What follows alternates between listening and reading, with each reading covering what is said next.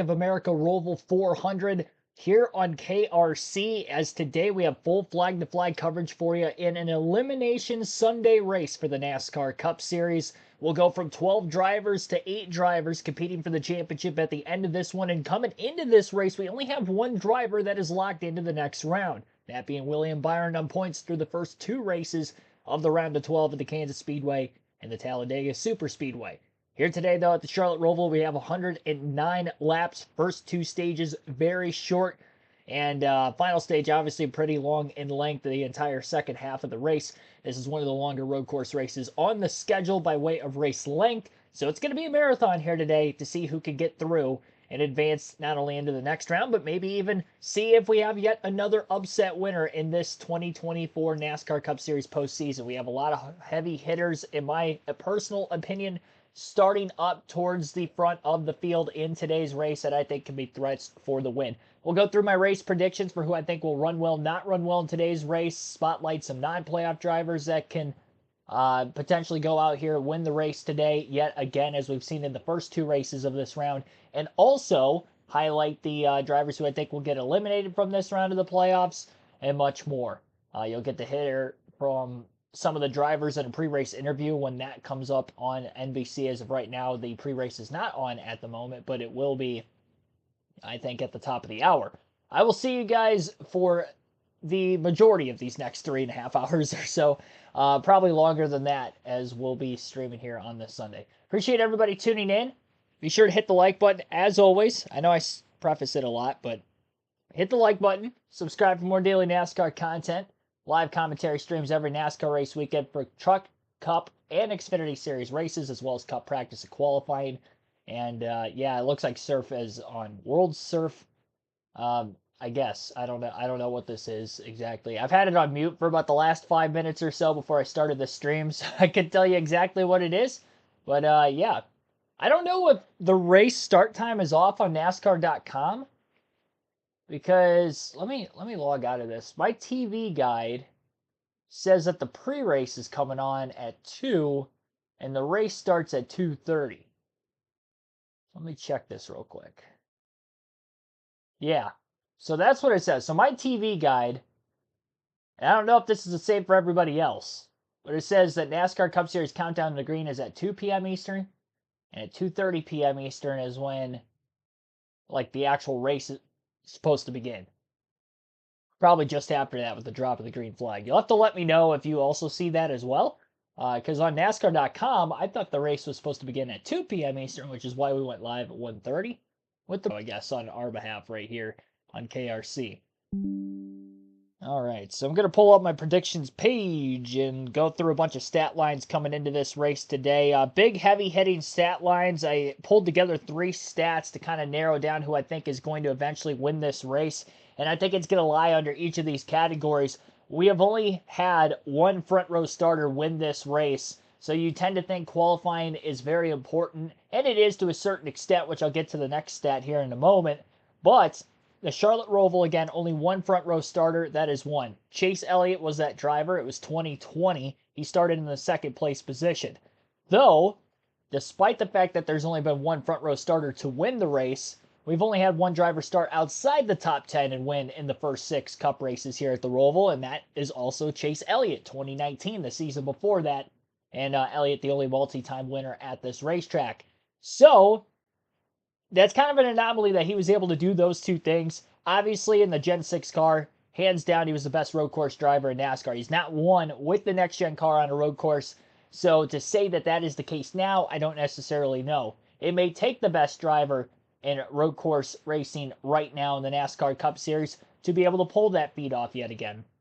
And if we look at the front row starter, we got Shane Van Gisbergen and Tyler Reddick. Tyler Reddick, who in my personal opinion is the best road course racer that is of the full-time NASCAR Cup Series regulars when it comes to road course racing with this next-gen car. He's not only tied for the most wins, but he also has the most top 10 finishes, most top 5 finishes with this car. So, with that being said,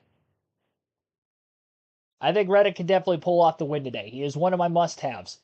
Qualified 2nd, as I mentioned. He was 9th in practice, 12th in 2nd practice, 2 20-minute practice sessions. So, 1st practice, he was 9th, 12th in second practice, he seemed to have a little bit better long run pace.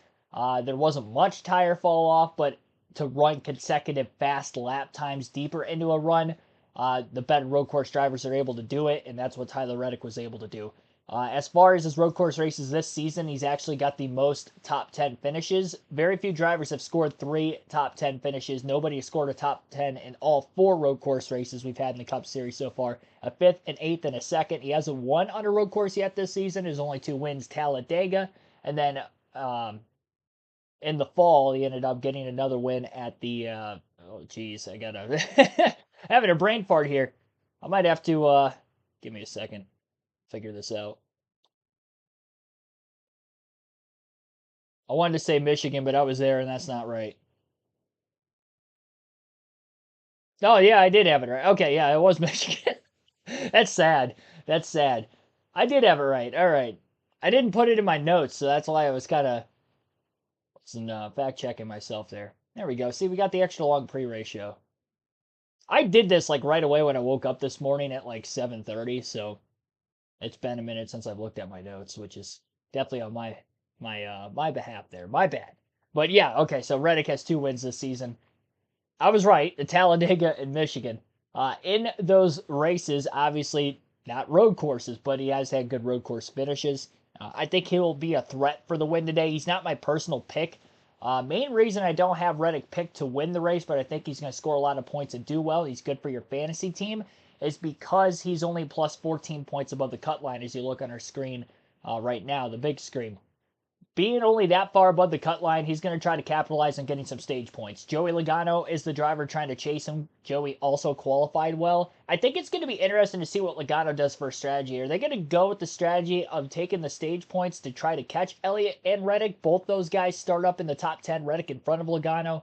Logano did out-qualify Chase, but he's going to have to beat him by probably 3 to 4 positions in each stage on average to be able to get his way into the next round on points. It's not impossible, especially if we don't see a lot of passing, which I don't expect to be seeing that today because we don't see that a lot with the next-gen car road courses, especially when we get into the longer green flag runs. But Logano could go with the race-winning strategy, or what I think will be the most likely race-winning strategy, which is to short pit before the end of the stage, sacrifice the stage points. But then, if he does that, you know for a fact you're not pointing your way in. So I almost wonder if he tries it in stage 1 and then doesn't do it in stage 2, depending on what the point situation looks like. You know, maybe Chase Elliott gets spun on the initial start and he doesn't get any stage points. And Joey Logano is like, hey, I'm running third, in the beginning of this race with the non-playoff drivers starting up in the top 5 like AJ and SVG. He's running third. I can get 8 stage points and cut the deficit down to 5, and we still have another stage left after this that I can get points in. Maybe take the lead or basically get to about even and just have to beat him straight up. Like, that could be a possibility, but if Chase doesn't run into any issues in the early going, same for Tyler Reddick, I think Joey Logano is going to have to win this race today. So he might go with that race win strategy knowing that that could be the case. Next driver in the point standings ahead of Tyler Reddick and Chase Elliott is Ryan Blaney. Alex Bowman, plus 26, plus 25. Blaney also qualified well. Alex Bowman didn't qualify as well as I thought he was going to. Pulled the starting lineup back up on the screen again here. Ryan Blaney, my bad, it was practice. So practice Blaney was second quickest. He actually qualified 14th.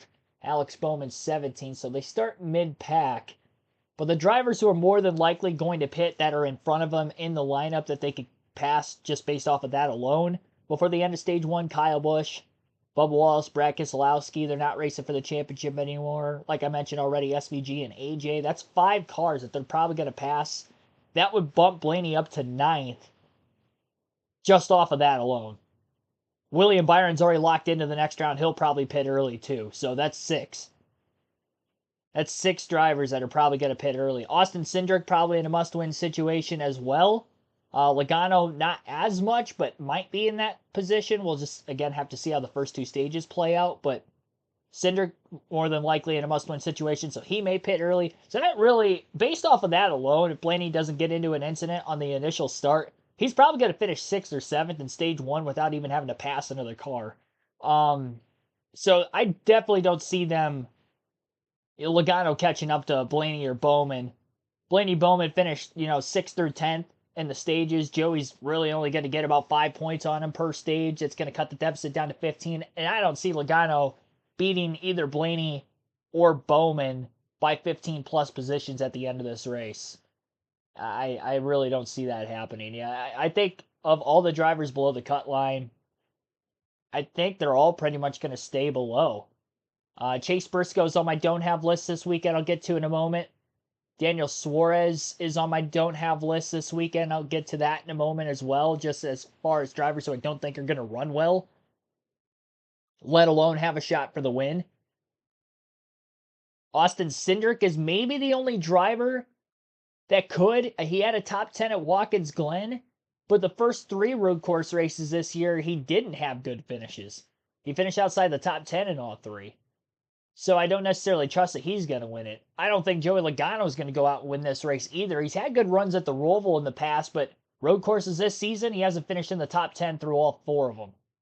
So I don't expect Logano to go out there and win the race today. I expect that he could have a good run. Same for Austin Cindric.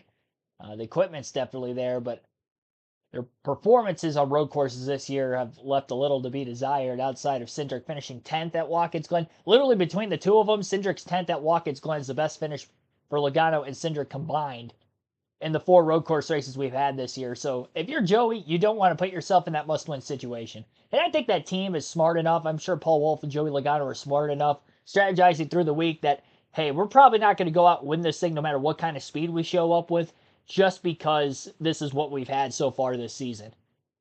I think they're very big at looking at the numbers and knowing that they're going to have to outpoint Chase Elliott, knowing that they're 3 positions ahead of him right out of the gate. He holds 3 positions ahead of him. He can cut the deficit down to 7, just like that. Not to mention, he's got 2 more spots in front of him that he could probably get off of the start. With SVG and Allmendinger pitting before the end of stage 1, he could get 2nd in stage 1. Chase Elliott would move up to 5th. Maybe Elliott loses a spot or so off the start, but even if he does, you got Brad and Bubba there. I think it's going to be really interesting to see how this plays out. I think Joey can make it close. I really think he can. I mean, he doesn't seem like a driver that makes a bunch of mistakes on his own merit, outside of, his younger years on super speedways, but that was about it. You don't really see that on any other style of racetrack. So I would like to think that Logano, even stay mistake-free today, will come close to Elliott, or can make it close to Elliott. And that's even with Elliott having a good day. Same with Tyler Reddick, but I don't see him getting in. I kind of went off of going through the must-haves because I was talking about Tyler Reddick at first, and then I started talking about the point standings. But you basically got my whole point standings outlook. So for those of you wondering who I think is going to advance through this round, there you have it. I think the same 8 we have above the cut line are going to be the 8 in. Obviously, Byron already locked in on points. Christopher Bell's probably going to lock himself in the first stage. Where does he start? He starts 12th. I think Bell will probably stay out to get points in stage 1 just to lock himself in the next round so he doesn't have to worry about the rest of the race. Just in case. That would be the smart thing to do. And then they can try to fight their way through traffic stage 2 as much as they can. It would give them the whole rest of the race. They don't have to do that through both stages. Same for Kyle Larson. Larson starts 6th. Mathematically speaking, he scores 8 stage points. He's locked in. He passes Cindric off the start. Allmendinger, SVG pit. He gets his 8 stage points in stage 1. He's good to go. So I could see Larson and Bell clinching after the first stage today. Denny Hamlin plus 30. Now, Denny Hamlin's an interesting one. He is particularly not ran well on road courses. I actually think if Joey Logano were to outpoint anybody today, I think it's Denny Hamlin, even with Hamlin being plus 30. Because he is plus 30, I think that he's going to stay out, try to get the stage points. But if you look at the drivers ahead of him, is he actually going to be able to get stage points in stage 1 today? Stage 2, obviously, as well.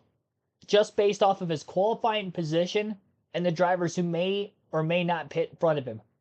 Because we could pretty much make sure that Tyler Reddick's going to stay out. Joey Logano may stay out. I don't think Cindric, but Larson, Elliott, that's 4. Probably jump down to Bell, that's 5. Suarez probably won't. Blaney 6. Bowman 7th. Maybe Hamlin sneaks in there in the back half of the top 10.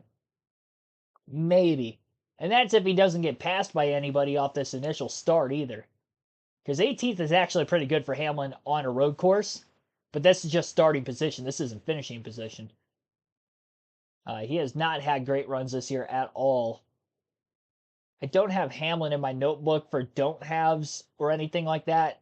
So we'll take a look at his road course finishes. 14th at Coda. Sonoma 38th. Obviously, that's when he blew the engine a couple laps in. Chicago 30th. Watkins Glen 23rd. So yeah, 14th is his best road course finish this year. And beyond that, I can remember him being on don't have lists on road courses earlier in the season with the predictions.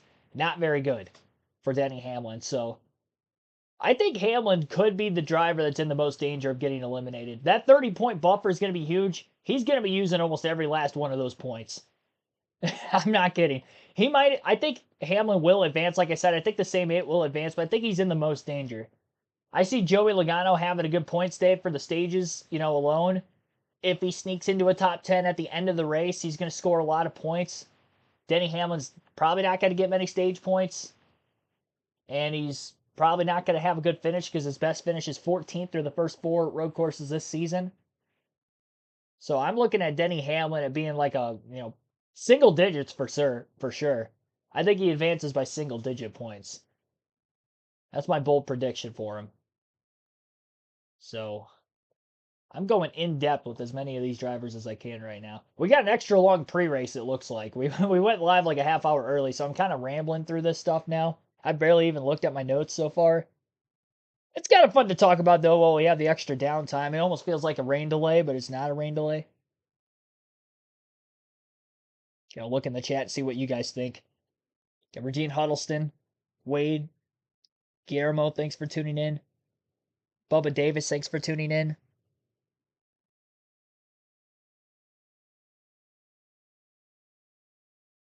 Temps at the track. I don't know what the weather's like there this weekend. It looked like a beautiful day yesterday. Based off of Xfinity race coverage. About 80. High of 80 degrees. Sunny. Wind below 10 miles per hour. Not bad. Won't be bad at all in the infield section of the racetrack. I think the speeds will be down even on the higher speed section compared to like a normal oval race. So I don't think the wind's going to really be a factor. So yeah, good weather out there for anybody going to the Roval today. All right, so talked about the point standings. I kind of wanted to go through that last, but I went through it first. I went out of order. Now I'll go through the drivers who I think are going to run well, not run well in today's race. I already prefaced about Tyler Reddick being a threat for the win, but I don't think he will win because I think he's going to go for the stage points to ensure he's going to stay in front of Joey Logano. So I think that's going to automatically take him out of the running. But scoring that many stage points with qualifying as well as he does, I think he can win the first stage, maybe the first 2 stages. And by the way, that's 2 more playoff points for him going into the next round. And when we get this points reset, he was the regular season champion, so he's going to get a bunch of playoff points back again. So that might actually be better for him in the long run by way of the season championship. Because if he goes aggressive trying to go for the win to get the 5 points and sacrifices stage points, he could miss the next round. So I think they're more worried about obviously trying to win the championship. No matter what you think about the points format, obviously these drivers and the teams, before the season starts, their goal is to win a championship. They're going to try to do that as much as they possibly can, especially now that we're in this point of the season. So they're not going to sacrifice stage points. As far as the other must-have picks for today, I do have Christopher Bell. And although Bell did not look particularly strong yesterday through qualifying practice, he seemed kind of mediocre. And we usually see Bell perform really well on road courses. Christopher actually has 7 top 10 finishes in his last 10 road course races. 1 win, which was at the Roval in 2022, 2 years ago. And he has 3 top 5 finishes in that 10 race stretch as well. So he's kind of a driver that doesn't necessarily compete for the win a lot, Only ones that come to mind that he competed for the win would be the Roval 2022, which he did win, and then Coda earlier this season where he finished second. Looked like he probably had the best car at the end of the race, but he was too far back in traffic by the time he was catching up to Byron and he ran out of laps. He probably would have needed another 5 to 10 laps to have a chance to get to him on that long green flag run towards the end. So, I do think that Bell will have a good day. He'll get stage points at stage 1, lock himself into the next round. That'll put him in a race-winning strategy going forward from that point. He'll be behind guys like AJ and SVG more than likely, who will stay on the race-winning strategy from the beginning of the race, rather than Bell, who will probably start it in the middle of the race once he clinches. But I do think he gets a top 10 finish today at the very least. So Christopher Bell could be a good fantasy start. William Byron is definitely a contender to win the race today. Again, he is locked into the next round on points. That means he can go for the win today. And not only he can go for the win, he has already won this year on a road course. He won at Coda, started on the pole, led the most laps in that race. I mentioned Christopher Bell finished second to him. Well, Byron, although he didn't have the best car at the very end of the race, had the best car on the Saturday through practice qualifying, fastest in both, won the race, and did capitalize off of that. He pretty much swept the weekend by way of that. All those statistical categories during the race weekend. Today, qualified 10th. Again, good starting spot. Only drivers I think he really needs to pass in this first stage to just get ahead of early Bubba Wallace, Brad Keselowski that start around him. He gets around them, he'll cycle out of the pits and probably restart stage 2 in third place, right behind AJ and SVG. And honestly, being right there with those guys automatically, it's going to put me into believing that those are going to be the 3 guys to beat today. Byron, AJ, SVG. I'm calling my shot right now. I say SVG, Allmendinger, Byron. They'll be 1, 2, 3 when we start stage 2. The only way they're not going to be 1, 2, 3 is if on their pit stop they have a penalty for speeding or something of that nature.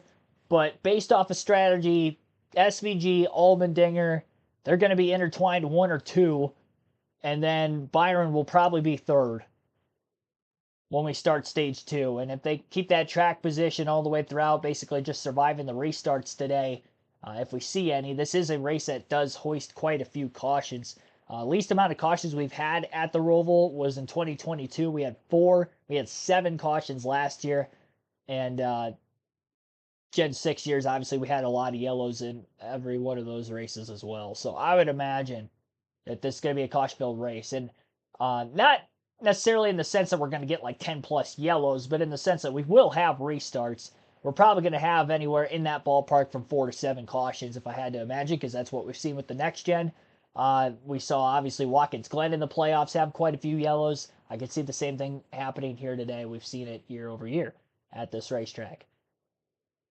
So William Byron, definitely a threat for the win today. Definitely a must-have. We roll into the sleeper picks. I want to stick to all non-playoff drivers for this. 2 of them, obviously, Xfinity regulars this year. SVG, AJ Allmendinger. I think they're obviously easy picks for the fantasy team this week, especially when you consider you're not going to start them every week. AJ was fastest in first practice, 5th in second practice, qualified 3rd. Shane Van Gisbergen qualified on the pole, and he was second fastest in second practice. I had that wrong. Let me restart. SVG on the pole, fastest in second practice, 6th in first practice. And then AJ Allmendinger was fastest in first practice, so they both won a practice session. And then 5th in second practice for AJ, qualified 3rd. They've literally had top 5 speed all weekend, and obviously qualifying where they did, and knowing the strategy that they're going to be on, they're going to be the most likely candidates to win the race here today. AJ is the defending winner of this race, and obviously we know his success in the Xfinity Series, winning 4 consecutive races here. He's actually won at the Roval 5 consecutive years. He didn't win the Xfinity race last year because he wasn't in the Xfinity race. He was in the Cup race, and he won that. He was in the Xfinity race yesterday. He didn't really lead many laps in that race. He did win stage 1, but he never got back to the lead. He did finish in the second place position, though, and SVG finished 3rd in that race. He led some laps as well, qualified on the pole. He actually didn't lead as many laps as AJ did, so that can be something to look out for here. I do think this car probably fits SVG's driving style a lot better than the Xfinity car, even though we've seen him outperform AJ consistently on the road course races. AJ, I think, also is probably going to have the better team in today's race as well. He's in that 16 car. That is actually a car that SVG has ran for most of the season when he has been running his Cup Series races. AJ has been in the 13 car, the third open entry for Kaulig Racing. SVG is in that car this weekend. So I don't know if they're keeping the same pit crews for those respected cars. I would imagine because the 16 is a chartered entry, and even though I know they're not in the owners' playoffs, they're still going to fight for every points position they can on that side of things. Obviously, they're going to go for the win today. They're not going to go for the stage points, but they're probably going to want the best pit crew with that 16. So I would favor AJ Allmendinger over SVG in today's race, personally. As far as SVG, again, he's won 3 road course races this year. And as far as this year on road courses, he finished second at Watkins Glen just last month, about 3-4 races ago now. Was leading on the last lap, got past, made a mistake there late in the S's, and that had costed him a chance to win. So we know he's going to be up towards the front in this one, considering he's got the track position. The other sleeper pick, who I haven't talked about at all yet today, as far as a non-playoff driver, I think this guy is not going to compete for the win, but I do think he gets a good finish, and that's Carson Hocevar. Hocevar finished third at Watkins Glen last month, and he actually showed really good speed again here this weekend. He didn't qualify particularly well. He qualified 20th, so he must have had a hiccup, maybe hit a turtle wrong in his qualifying lap, pushed it a little too hard, whatever it was. But in practice yesterday, he was actually 5th in first practice. Second practice, he was 6th, so had top 5, borderline top 5 speed, top 10 speed for sure all the way through it. So the speed is going to be there for Carson. They're going to be, again, on the same strategy they were at the Glen. They're not going to go for stage points. That will help them leapfrog all those playoff drivers except for probably William Byron. Just based off the first stage alone, that's going to pretty much get him to restart in the top 10 when we start stage 2 or right around there. It's going to be a matter of, can he just keep his car clean and keep it there, which I think the pace is definitely going to be able to do so. It's all up on the driver at this point to just not make a mistake behind the wheel, and he didn't at the Glen a couple weeks ago, so I have him going out there and having a good day again today. So Carson Hocevar is my long shot for a top 10 finish in today's race. So Hocevar, AJ, SVG are the sleepers, the must-have picks. Byron, Bell, Reddick as far as playoff drivers, who I think will at the very least get a top 10. My race win pick today, I'm going to go with William Byron. I read that stat line off the initial start. Nobody has started on the front row and won here outside of Chase Elliott, which was with the Gen 6 car, and he was the best driver, maybe ever, with the Gen 6 car. Yeah, not maybe. He was definitely the best driver with the Gen 6 car on road courses, so there's an outlier there. SVG, I think that's going to take him out of consideration based off that stat line alone. The stats don't lie. I'm going with the stats. So the only front row starter there, and then as far as somebody has to start in the top 10, because we've only had one driver start outside the top 10 and win, that would narrow it down between AJ and William Byron. We've only had one non-playoff driver win at the Roval, so you consider, despite all the strategy play that we see with the stages at the Roval every year. Remember, the Roval was introduced in 2018, so we've had stage racing every year with the Roval, but only one time we have actually seen a non-playoff driver win, and that was last season. So I'm going to go with those odds too. Now, the guy to try to beat the odds is the same guy who did win the race last year of AJ Allmendinger, so he could very well go out and win the race again here today. Now, he actually didn't really like his car much in practice yesterday, which I'm surprised because the speed was there. But not liking his car in practice, maybe that's something to look out for in the long run. William Byron, he's already won this year with the road courses. He's Mr. Consistency on this style of racetrack. Yeah, I'm just going to go with William Byron. I am going with the safe. Well, it's not the safe pick because you would probably think AJ or SVG would win this race today, but I'm going with what I think would be the safe pick. Safe pick for the playoff drivers to keep that streak alive of just, well, not really a streak anymore, but to keep the sake of a playoff driver winning a playoff race, I've got William Byron.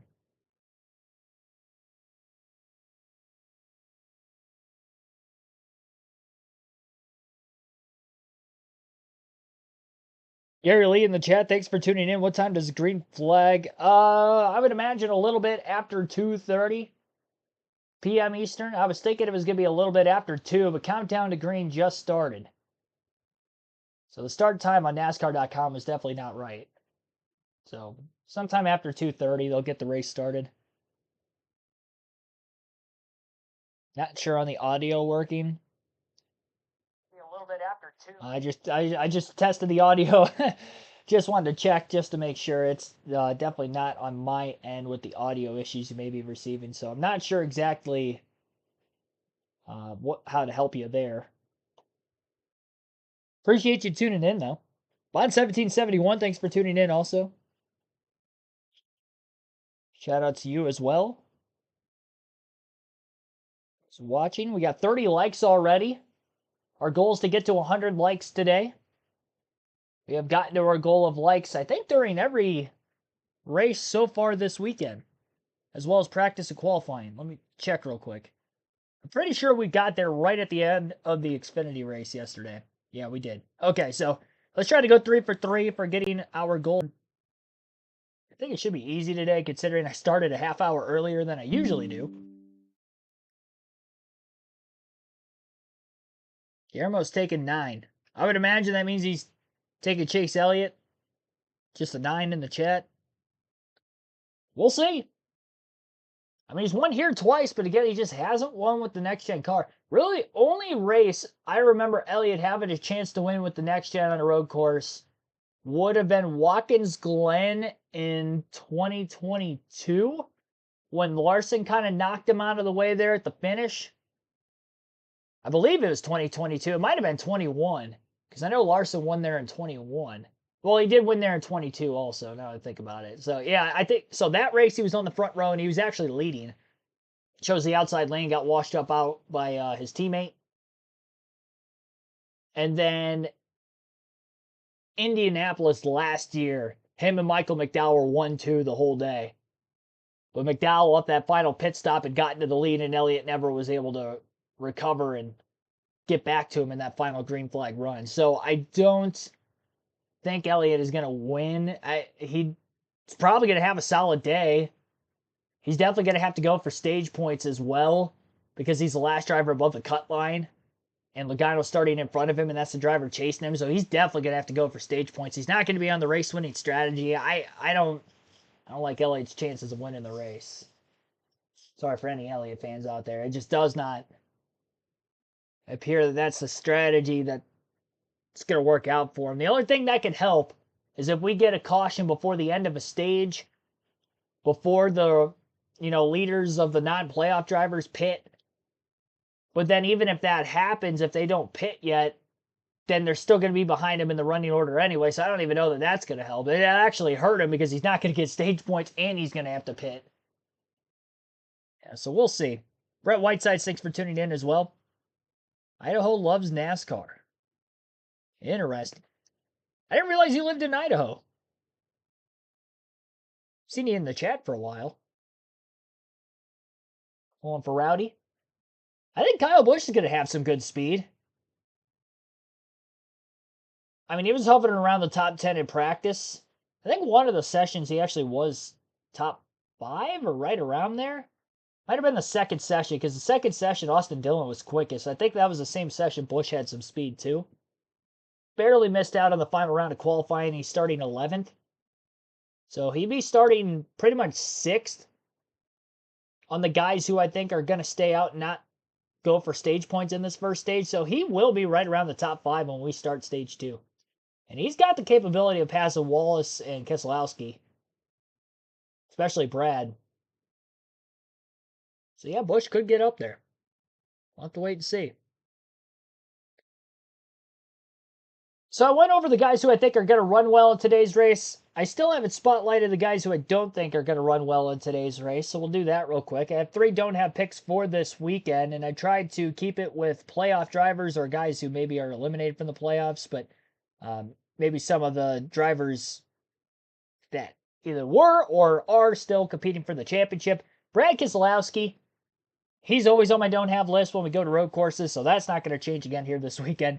I hate to pick on Brad, any Brad fans out there. My grandpa's a Brad fan, so, I'm not coming from a mean place, but he isn't good on road courses. 1 top 10 finish in his last 22 road course races for Brad Keselowski. That includes the Chicago street races as well. And his best finish, the only top 10 in that stretch of 22 races, was a 10th place finish. And it was at Sonoma in 2022. And he actually was leading laps that day. He was close to being in strategy for the win, and they had a slow pit stop on that final green flag stop, which cost him. Him and Harvick were both in contention for that one. They got taken out of it with slow pit stops, and Chris Buescher had the good pit stop for RFK, and obviously Daniel Suarez did as well. Suarez went on to win the race. I think it was still going to be tough to beat Suarez, but that race he was definitely looking like he could have finished top 5, but didn't, and it wasn't his fault that day.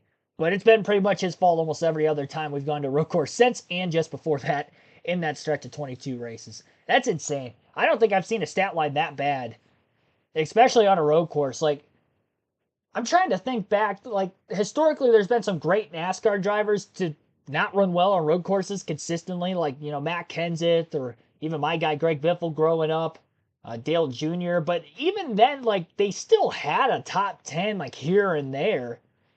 Brad's only had one in 22 races. Like, that is historically bad. Granted, we have more road course races nowadays than we used to. So it'd probably be really hard to go back through history and try to find somebody that, has gone that long with, like, literally zero success on road courses. He does have speed. The raw speed is there. He qualified 8th. So that's good for him. So to be on the race winning strategy, he could be about top 5 by the start of stage 2. But I just don't trust the driver. It's not the team. Chris Buescher won the last road course race at Watkins Glen. It's not the team. He qualified well, so again, there is speed there. I don't trust that he can put a full race together, though. That's the problem.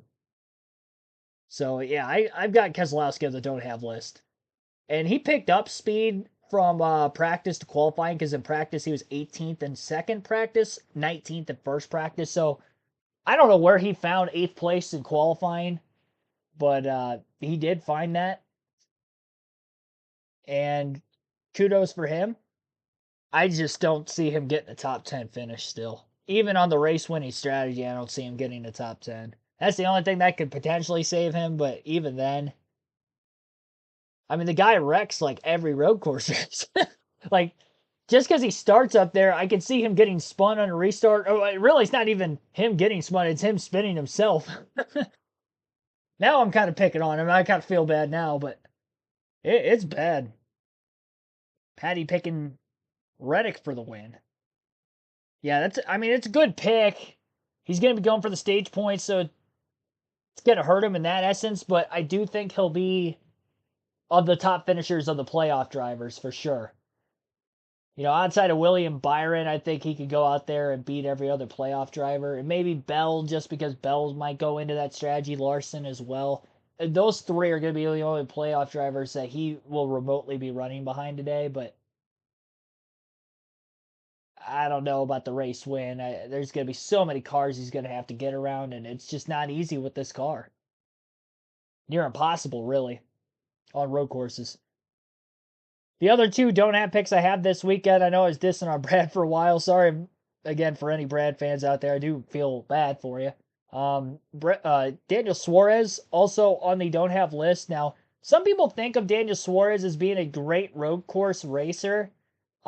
He did get his first career win on a road course in 2022 at Sonoma, but that is his only top 10 finish in the last 11 road course races.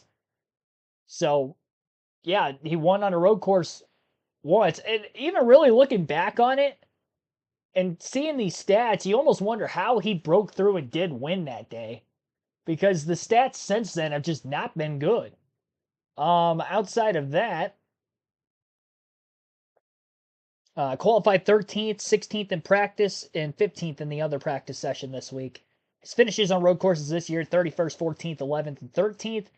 So that's pretty much about what the speed looks like in the car this weekend, considering he fluctuated between 13th and 16th between practice, 11th and 14th. So I think he could be borderline top 10 He'll be on the race-winning strategy, even though he's a playoff driver, because he's so many points back. I don't think he's going to try to go for him.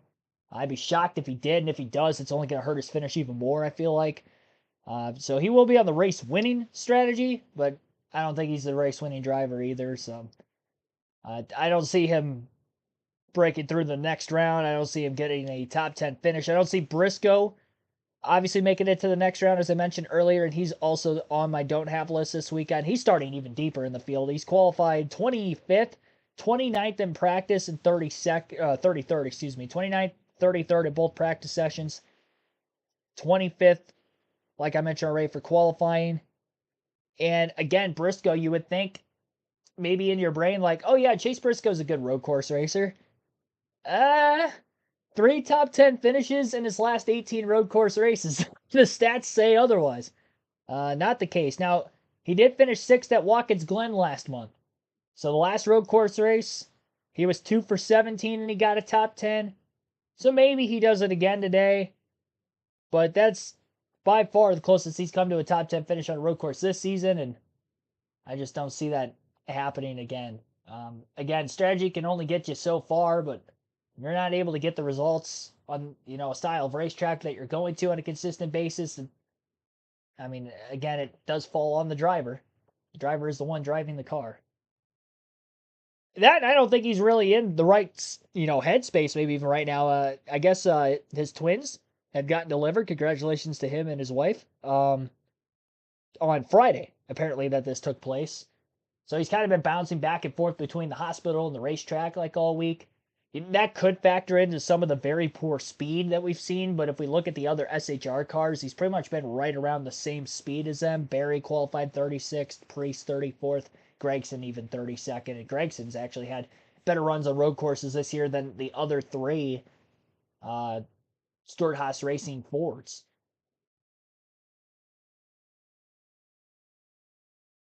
So yeah, I don't think Briscoe's going to be anywhere close to sniffing a win today, personally.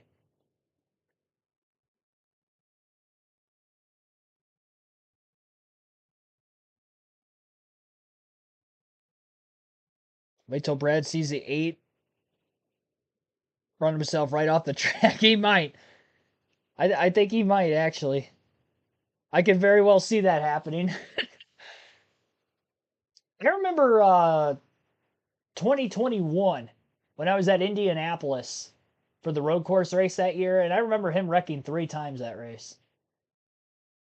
He wrecked, well, the first time he spun, it was like a lazy spin, he didn't have damage, and then the second time, he was on old tires, and they restarted him at the front of the field after a caution. Everybody pretty much pitted. He stayed out on older tires to try to get track position, and he didn't have the pace everybody else did. And he ended up over pushing the issue, and he got himself into the wall in the chute on oval 1 and 2. Backed it in pretty hard. And then with all that damage, somehow was still able to continue on in the race. And then he ended up wrecking it again for good. And I was like, get this guy off the track. And then we look at Watkins Glen last week, for instance. Didn't he wreck like 3 times last month at Watkins Glen, too? He was in that scary accident there in the S's with Byron, but I think he got in a couple other incidences as well. I mean, he is historically bad at road courses. I'm actually surprised he ended up winning one, honestly, at some point in time. But yeah, so just to go back through quickly with my predictions for the race today, the don't have picks: Brad Keselowski, Daniel Suarez, Chase Briscoe. Sleeper picks: Carson Hocevar, SVG, AJ Allmendinger. Must have picks: Tyler Reddick, Christopher Bell, William Byron. My 3 favorites for the win: Byron, SVG, and AJ. My race win prediction: I'm taking William Byron today, and not taking probably the 2 favorites, AJ and SVG. In that sense, I'm going out of the limb here. I picked Byron to win at COTA earlier this year when he won, so, I'll roll with him again. Went through the big stats of the race already. Again, AJ, the only non-playoff driver to win at the Roval in the 6 Roval races in the Cup Series. That was last season. Chase Elliott, the only driver to start on the front row. In 2020, he won that race from the front row, started second. So we'll see if SVG or Reddick can get that done today and be the second driver to do so. And Chase Elliott also the only driver to start outside the top 10 and win. I really don't see anybody starting outside the top 10 and winning. I think the only name I see that could win this race starting outside the top 10 is Christopher Bell. But I still don't. I see him having a good day, but I don't see him winning, even though he's won here before. I think that and the fact against 7 top 10s of the last 10 road course races, I think Bell gets a good finish, but he's going to be behind on strategy because he's going to go for the stage points, and he's pretty much going to spend the rest of the race just trying to get through traffic. Having that extra stage to try to get through it, I think he finishes higher than a lot of other playoff drivers because of it, but yeah, I don't see him necessarily competing for the win. Maybe he finishes 4th behind those 3 favorites. That could happen. So those are the predictions. You can join our fantasy league on the I almost said the KRC app, the NASCAR mobile app.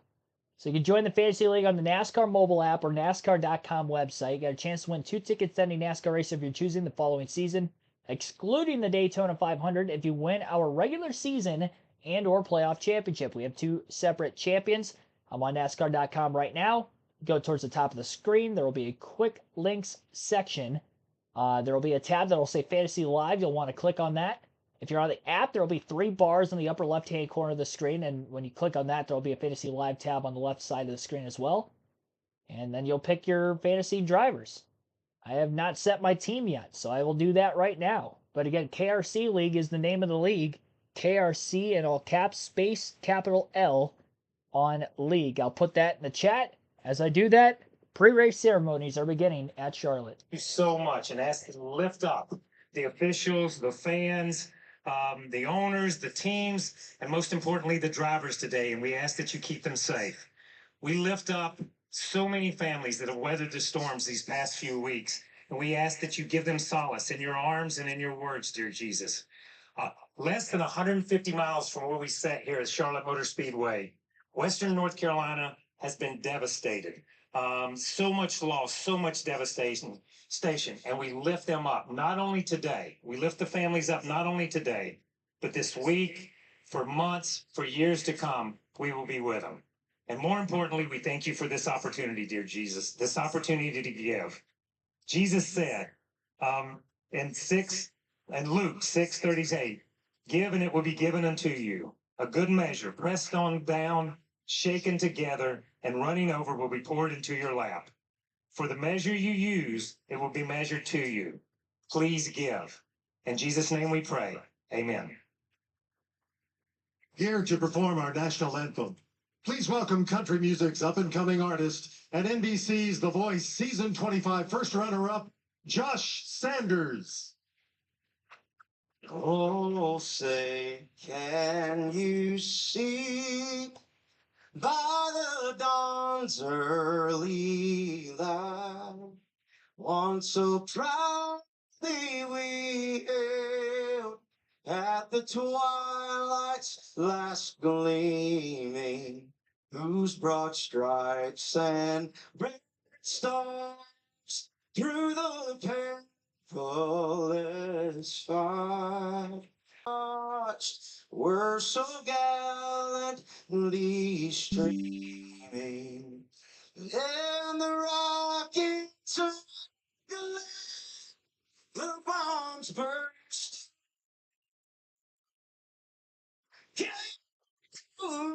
through the night, that our flag was still there. Oh, say does that star-spangled banner yet wave o'er the land of freedom?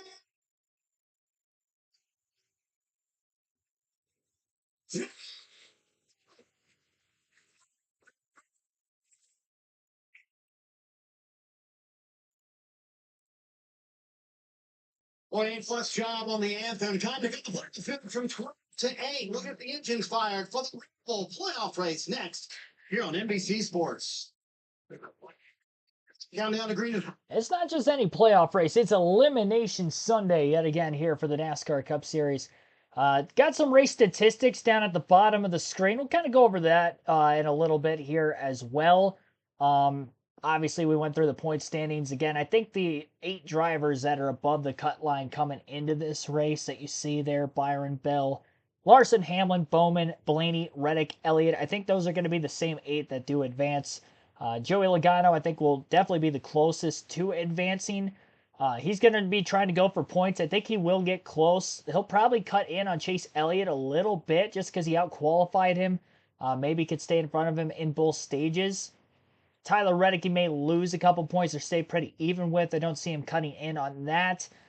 And as far as the other drivers above the cut line, Blaney, Bowman, I think they'll get enough stage points in the first couple stages. It's going to be tough for Logano to beat them by probably, just over 15 to 20 positions in the race by the end of the first couple stages. So I don't see either of that happening, especially with Blaney being in the same equipment as Logano. To think that he would just outrun him by 15 to 20 positions just doesn't seem right. And as far as Alex Bowman goes, he has been pretty good on road course races this season. And Denny Hamlin, I think, is actually a driver who is well above the cut line for points purposes. I honestly think that he is going to be the closest driver to being eliminated today. That's my bold prediction for the race. I do think that Hamlin's going to survive to the next round, but it's going to be on not attrition necessarily in the sense that he's going to get in an incident. He could get in an incident. He is running mid-pack. After all, at the beginning of this race, that could happen, but I think it's going to be attrition in the sense that he's not going to score a lot of points in the stages. Logano qualifying out towards the front. A couple guys in front of him are not going to take the stage points. AJ, SVG. Logano can finish second both stages, right behind Tyler Reddick. He gets 18 points. Obviously, he's not going to gain on Reddick at all. He'll gain on Elliott a little bit. Elliott will be right there behind him. But Denny Hamlin, if he doesn't get any stage points, that deficit's all of a sudden from 30 down to about 12 or so. If he gets 18 stage points to Denny 0, then he only has to beat Denny by 12 positions. I still don't think that's going to happen, especially if Hamlin goes with like a race-winning strategy. That could be the caveat to that, honestly. I didn't really think about this, but Denny Hamlin could do a race-winning strategy starting mid-pack like he is. So that way when the final stage comes around, if Logano scores, let's say even if he wins both stages, which I don't think is going to happen, but he'll be in contention for it, he gets 20 points, Hamlin's plus 10, but Hamlin's restarting ahead of Logano in the final stage. It's going to be a lot harder for Denny to fall through the field and still lose by more than 10, 12 positions than Logano for Logano to beat him in the next round. So that might be the strategy Hamlin goes with. I don't think he's going to have the speed that's necessarily going to be beatable if he does restart towards the front of the field on a race-winning strategy. He's still going to be behind the faster cars like a Byron, who's already locked into the next round, like I mentioned already with SVG and AJ, and even Bubba Wallace has looked pretty quick on road courses for the most part this year. Not race winning speed, but top 10 speed, and he's starting up in front of him. Christopher Bell's starting up in front of him, and I think Bell's going to go for points early. Shouldn't have to. He should lock his way into the next round before the end of stage 2. Same for Kyle Larson. So those are guys he's probably going to be behind for most of the day still. Definitely not going to win, but definitely I think is still going to make it to the next round, despite it looking very close by the end. Your Crypto, thanks for tuning in. Pick the win in your heart is Kyle Busch. Realistically, I picked Bell for the win today. Bell's a good pick. Yeah, Kyle Busch is definitely a bold pick. That is definitely picking with your heart, I will say. But we got a couple Busch picks down there. I think it's just a lot of people really want to see him get that win before the season's up and break that record for the most consecutive seasons with at least one win. But, maybe some records were never meant to be broken, so we'll see if this one will get broken or not. He's only got 5 races left. He's had good runs on road courses. Best track for him to win, personally, in my opinion, super speedways, but I think that next closest could be a road course, just based off of the speed that he has had on road courses. He's had top 10 speed almost race in, race out with road courses. Top 5s at times. I remember he had, 3 top 5s last season with RCR on road courses, so outside chance that he can get the win today. I don't think it happens, but you just never know. Has won. Does that streak continue? Maybe Shane Van Gisbergen from New Zealand. I believe that someone, besides one of the playoff drivers, wins here again today. Going to be a very interesting day from the Roval here in Charlotte. Let's get the engines cranked for the cutoff race from Charlotte Motor Speedway. Charlotte Motor Speedway. This is the moment you've all been waiting for. Please welcome NASCAR Hall of Fame Class of 2025 inductees Ricky Rudd and Carl Edwards. Drivers, start your engines!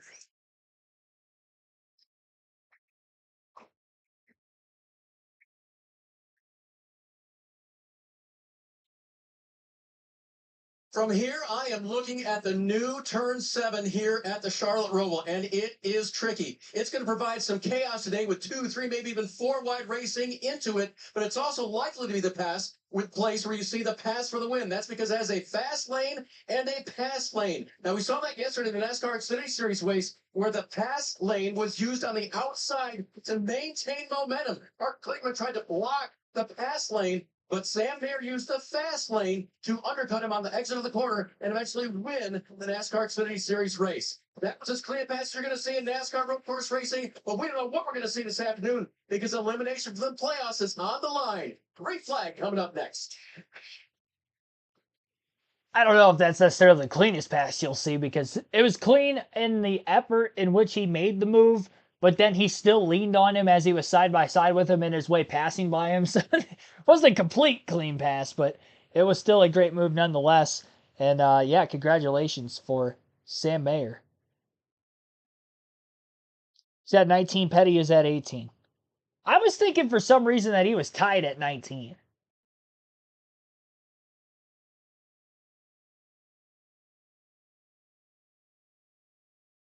But I guess, yeah, that would be, if he already has the record, yeah, he definitely would be just extending it. I was thinking whenever they show that graphic that he was at 19 and tied at 19 for some reason. Well, never mind. He's already broken the record. He's trying to make it unbreakable, I guess. Definitely be the first to 20 regardless.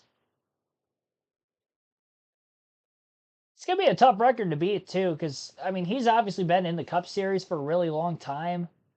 You know, I think of, like, Joey Logano, who's been in the Cup Series for a long time, but Joey wasn't winning right away in the Cup Series either.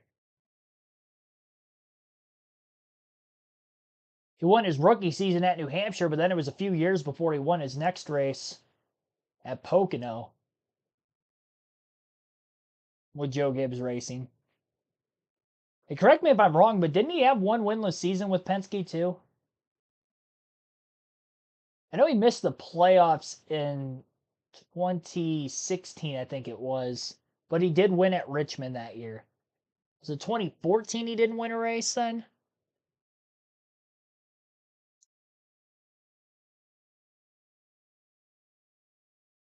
About to look it up. While we have the extra time.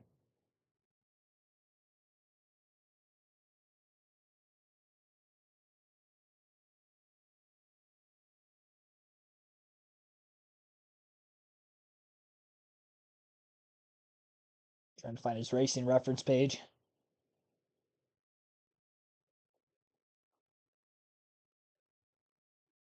Oh, let's see here.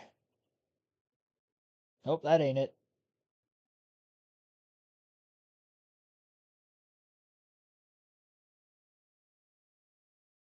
I don't know why it's so hard to find NASCAR stuff on the internet. I feel like it's harder to find NASCAR statistics than like any other sports statistics. Career stats.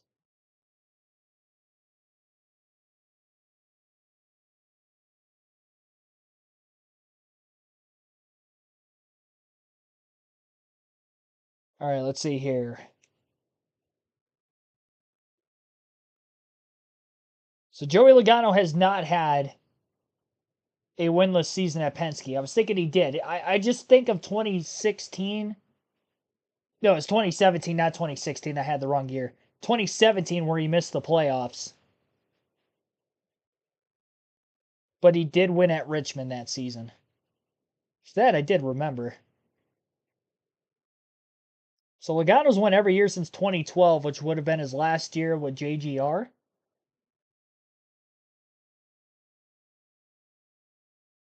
So he would be at 13 then. So yeah, I think Logano, if somebody were to break Busch's record, let's say Busch's record ends this season at 19, I think Joey Logano could beat it because he's only 34. He'd have to win every year from now to his age 41 season. I think Joey Logano would be the next in line to try to break Busch's record if Busch can't extend that. They keep it going for as long as he can following this season. One thing we haven't done yet in the pre-race is go through the starting lineup, and as we heard, the engines fired a little bit ago, and cars are now out on the racetrack for the first time, getting lined up for today's race. We'll go through that said starting lineup. Shane Van Gisbergen again on the pole for this one here today, trying to go for his first Cup win of the season after a runner-up at Watkins Glen last month in his last Cup Series race. Tyler Reddick will start outside a road course race, at least in the Cup Series. Tyler Reddick outside of Row 2, trying to get his 4th career road course win with this next-gen car. Also trying to boast his way into the next round of the playoffs. He's plus 14 entering the day. AJ Allmendinger, the defending winner of this race, will start inside of Row 2 with Joey Logano to his outside. Joey Logano comes in as the first driver below the cutoff line at minus 13 points. In the negative is Austin Cindric starting inside of Row 3, more than likely in a must-win situation entering the race today. And Kyle Larson outside Row 3, former Roval winner of 2021. Chase Elliott, Brad Keselowski make up Row 4. Elliott, the only multi-time Roval winner in 2019-2020. And Brad Keselowski still looking for his first road course win with the next-gen car. He's actually looking for just a second top 10 finish in the next-gen car. I think he should worry about trying to get that top 10 before getting that win, but we'll see if he can do that today. He does start 8th. Bubba Wallace and William Byron will line up in road number 5. Wallace also looking for his first career road course victory. Starts up in the top 10. He's had a couple of them this season. And William Byron looking for his second road course win of the season. One at Coda. He has won 4 times on road courses in his Cup career, but never at the Roval. Kyle Busch with Christopher Bell lining up in row 6. Busch also never a winner here at this racetrack, as one of many others in the NASCAR Cup Series circuit.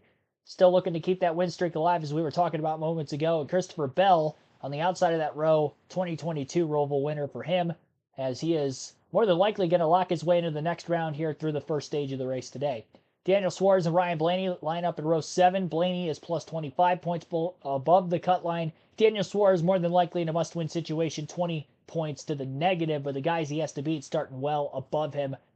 Probably not going to be able to capitalize on the stages, so we'll see if he can try to put that 99 car in victory lane. He does have a career win on a road course against Sonoma 2022, but that's his only top 10 finish in the last 11 road course races. Todd Gilliland with Ross Chastain will line up in row 8. Chastain, a former road course winner, and actually had a strong run at Watkins Glen last month. Led a bunch of laps in that race. Had a solid car, probably one of the top 3 cars of the day. Maybe we see Chastain compete for the win here today. Could be a dark horse. Alex Bowman and Denny Hamlin lining up in row number 9. Both above the cutoff line. Hamlin by plus 30, plus 26 for Alex Bowman. Ty Gibbs, Carson Hocevar will line up in row number 10. Hocevar third at Watkins Glen in the last road course try.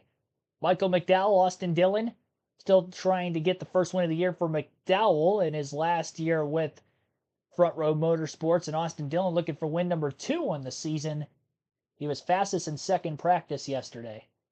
Second fastest in second practice yesterday.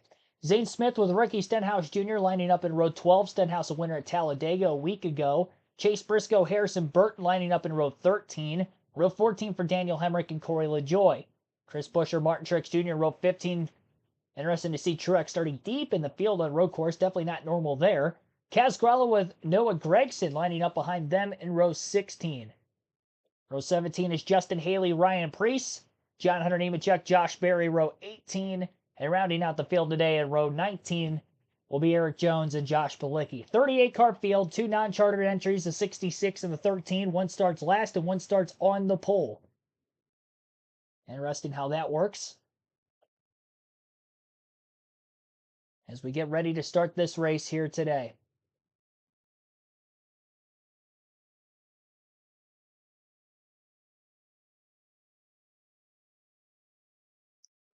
William Wiley, Frank Powers, also welcome into the stream.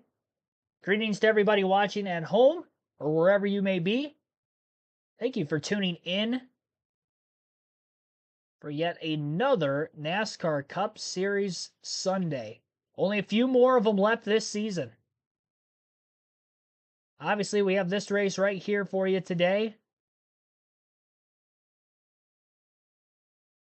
And just 4 more NASCAR Cup Series Sundays following this weekend. A round of 8 next week begins at Las Vegas. Following that, Homestead Miami Speedway, short track of Martinsville, and then the championship race at Phoenix to conclude the year. This obviously being the final road course race of the season out of 5 on the Cup schedule for this year. What channel is the race on? CW? No, it's not CW. That is only for the Xfinity Series. The race is on NBC. Local NBC affiliate is where you can watch the race today. Seeing some gigantic bounces off the turtles. We're definitely going to be seeing that throughout the course of the race today. That is nothing new when it comes to the Charlotte Roval. What is new with the Charlotte Roval, though, is turns 5, 6, and 7 in the infield section of the racetrack. It's been elongated, shaped very similarly to that of the Chicago street course layout from turns 2 through 5 on that road course, or street course in that nature. More of a faster, high-speed section of the racetrack, leading into a sharp hairpin into turn 7 to get back up onto the oval in turns 1 and 2.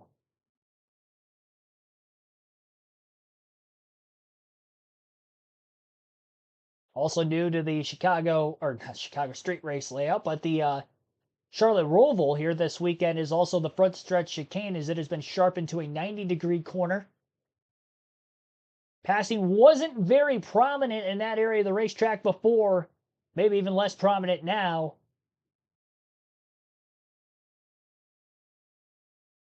So we'll see how that plays out. It led into a big incident on the front stretch in the Xfinity Series race following a restart yesterday. Drivers being over-aggressive and trying to make a pass there.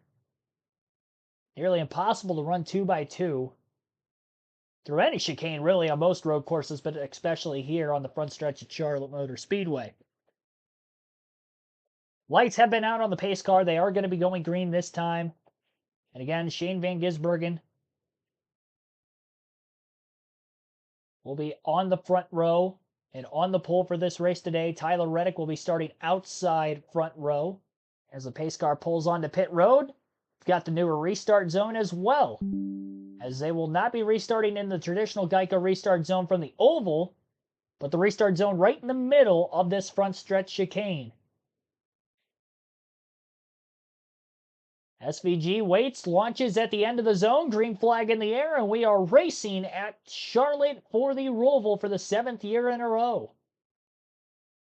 Already cleared through the first turn for SVG, excuse me. Man, Joey Logano up to the 2nd place position, just in line behind him. Kyle Larson to 3rd. Reddick caught napping on that initial start. Definitely did not fire off well, as he not only lost 2nd place, but lost 3rd and 4th as well. AJ Allmendinger looking to make the pass on the 45. Slams the door shut up off of turn 5. So not even going to be side by side down into the hairpin. Top 5 now 6-car single file. Cindric is also in line right behind Reddick. Locking the brakes up on the inside into turn 7 was Chase Elliott. Bit of a logjam. A few cars 2x2. Entire back half of the field mostly still 2x2. More than a half a lap into the opening lap of the race now. Joey Logano pushing the issue early. Trying to get to the back bumper of Shane Van Gisbergen. I don't think he has to race him very hard. Again, I don't think SVG is going to be going for the stage points here. So for Joey Logano, really just trying to keep the 5-car of Kyle Larson behind him through the entirety of this first stage. Leader at the end of the opening lap of the race is Shane Van Gisbergen. As we complete this first lap. Now working lap number 2. Field rushes into the infield section of the track again through turn 2. Joey Logano trying to stay as close as he can to the back bumper of the 13. Only if the 13 of Van Gisbergen starts to hold up Joey Logano. Is Joey going to have to push the issue and trying to make a pass on him? Big keep for Logano again, just trying to keep the 5 car of Kyle Larson in his rearview mirror. 25 laps in this first stage, so they will not have to go a full fuel run in stage 1 today. Larson dive bomb into turn 7 for second. Uses Logano up on corner X, and that's going to cost Joey a few more positions. I don't think he's happy about that. Logano gets ran wide off of turn 7 after Kyle Larson had drove it in well deeper than the 22. Passed him on the inside. Logano went so far wide on the exit of the corner. Larson running up the racetrack that Reddick and Allmendinger get by, and they're still side by side for third. Big bounce off the turtle on corner entry into the backstretch chicane for the 16 of Allmendinger, and Reddick is clear for third. A quick battle for second. Third place allows for SVG to pull away. He's got a 1 second advantage at the start-finish line over Kyle Larson. With Larson in second again, Reddick is up to third. He's 1.6 seconds off the lead. 2 seconds back is AJ Allmendinger in fourth.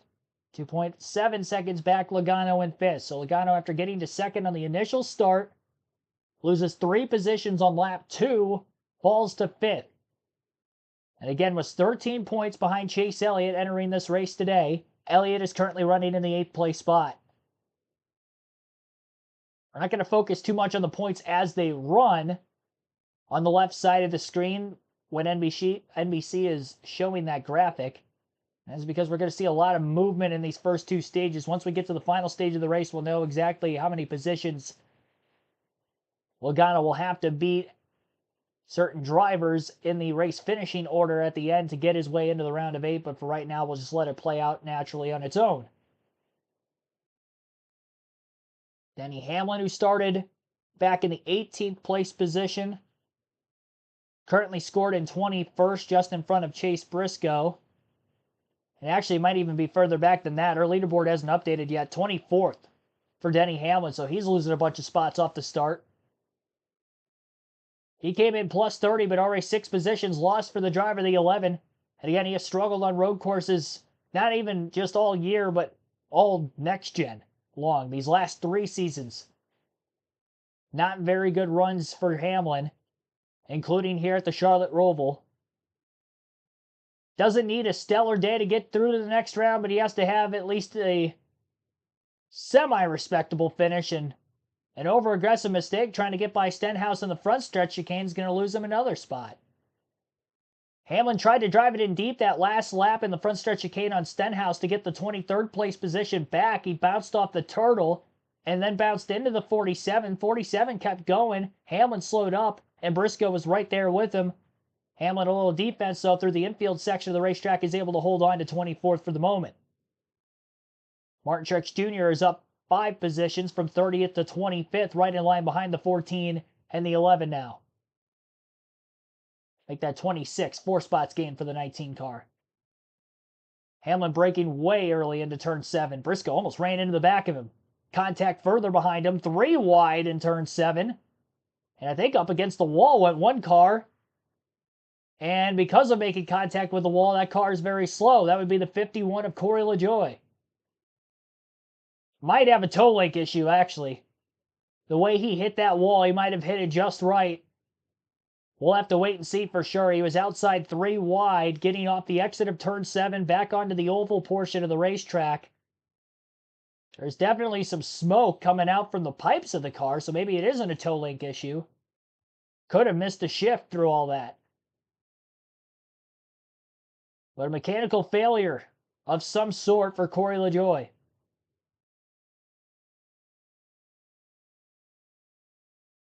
Also looking at the replay of Alex Bowman on the front stretch chicane, hitting the Michael McDowell. Ty Gibbs got around him. He was battling Ross Chastain at the time for 16th place. Kind of a blind corner running up in line behind another car. And that seemed to be what the problem was there for the 48. Nice over-under move. Saw the 77 was probably going to dive bomb him going into 7, so he gave him that line. Went to the outside. Perfect textbook clean crossover for Bowman to get back by Carson Hocevar, taking the rookie to school. Try not to lose any more positions than he's already lost here in the opening laps.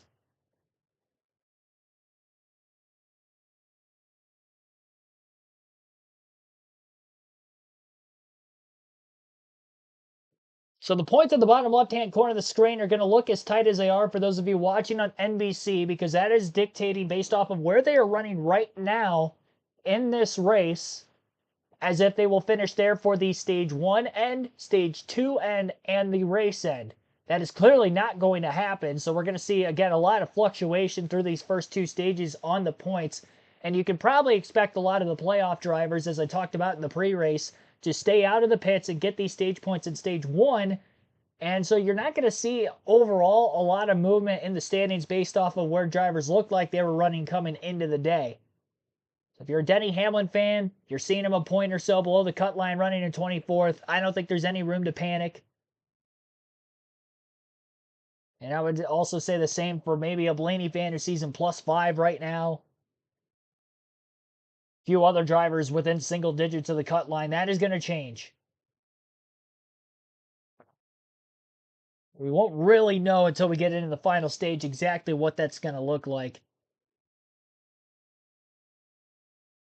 This first two stages basically a whole different race compared to what the final stage will bring.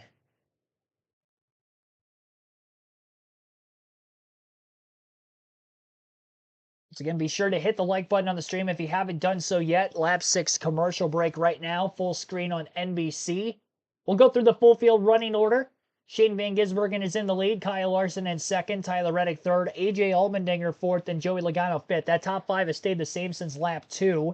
Austin Cindric is in sixth, Chase Elliott seventh, Brad Keselowski still where he started in eighth, same for Bubba Wallace in ninth, and William Byron 10th.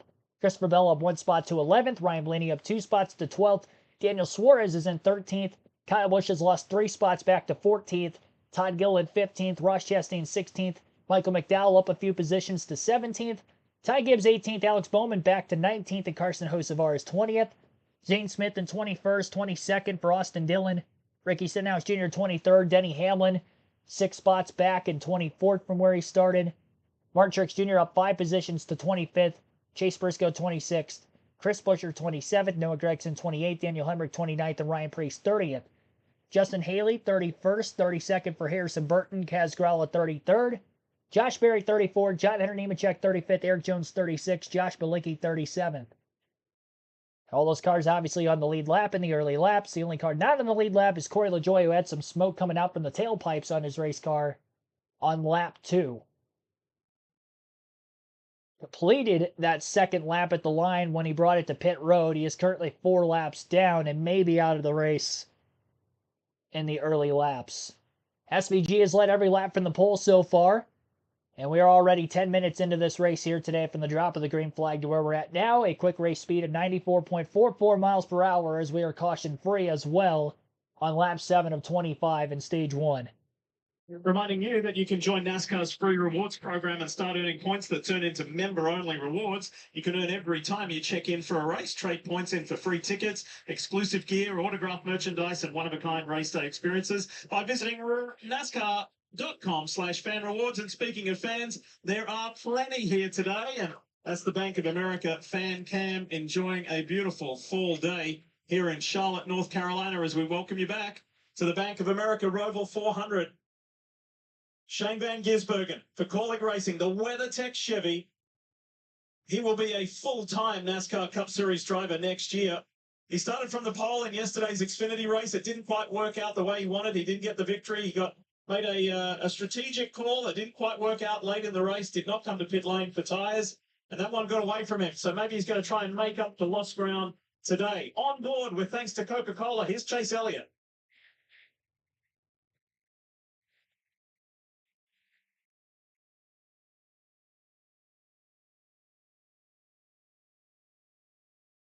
Jeff, a lot was made in the lead up to this race about the changes that have been made to this 2.25 mile Roval track. The driver's feedback has been pretty good, don't you think? Yeah, it's been really positive just because of the passing opportunities it has created.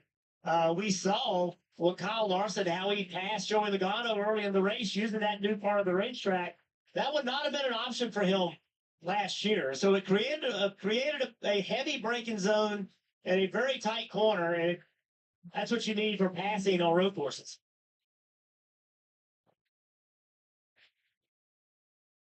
Chase Briscoe is currently the final playoff driver And he's a lot further down, Dave Burns, than where he would like to be in the order. He's 26th. Lee, it's a must-win today, and he's already lost one position on track, saying the car is lacking lateral grip and forward drive. Yesterday's practice and qualifying were not good at all. In fact, Steve, you noticed in practice a squishy look to the back end of this Mustang. I asked crew chief Richard Boswell about that when I talked to him this morning. I said, will that car look better to us? Because I know you made a ton of changes. He said it should look better. Well, we still got a long way to go. Steve, what do you think? I agree, Dave. So yesterday, we talked about loose and tight, the back sliding around, and the front not working, but the overall platform of this car, the rear of it, just looked like when he leaned on it, it would kind of cave in or squish like a trampoline. Like it just didn't have enough response. And I felt like it looked lazy and was kind of driving him. The back would swing and he'd have to correct. It looks like the platform is a little bit more consistent. So far, though, it hasn't really equated to lap time as we're on board with Chase Elliott chasing the 2-car through the infield. Tough place to set up a pass. You almost have to just press a guy into a mistake here. Yeah, and Cindric in the position that he is in points, I believe that they feel like they need to win. I had a great conversation with Brian Wilson's crew chief this morning, and he feels like they have to win if they're going to advance to the next round of the playoffs. So he's going to make this pass very difficult for Chase Elliott. Let's see what Chase Elliott does right here. Does he turn to the left? Nope, stays to the right of the racetrack. Even further right than Cindric. Going to try to turn underneath it and corner exit. Cindric blocks it. Cindric did a nice job of rolling the corner, actually overslows the corner and leaves lower. It took that lane away from Chase Elliott. These Cup drivers watch that Xfinity race because that's a pass we saw a lot yesterday. Cindric already had a defensive move. Well, the driver of the number 2 Menards Ford, Austin Cindric, thought that he was going to get that win last week, Jim, when he was leading at Talladega with 4 laps to go before the biggest of big ones went down. Shane Van Gisbergen continues to lead, just under 2 seconds out in front of Kyle Larson, who's made up 4 positions from his starting spot. Then Tyler Reddick runs in a really steady third, and that is going to help Reddick as far as the playoff point scenario, which will be updated all race long, bottom left of your screen. And we get back to Armandinger, Logano, Cindric and Elliott, the battle that we're enjoying right now. And Bubba Wallace is in the top 10 in 8. Brad Keselowski and William Byron, who is already locked in to the round of 8. Oh, Cindric's almost around. Really loose. Elliott has a big smile underneath that helmet, thinking that the rear grip is going away on the 2. More reason to keep pressure on. We talked about what Cindric needs to do to make the next round of playoffs. Chase Elliott in a completely different situation. He can point himself in. He wants his spot. But at the same token, he doesn't want to force the issue and get himself in a wreck. Same move, trying to cross it underneath him. And Cindric is just not going to give him that spot that easily. This time, Chase has stayed closer.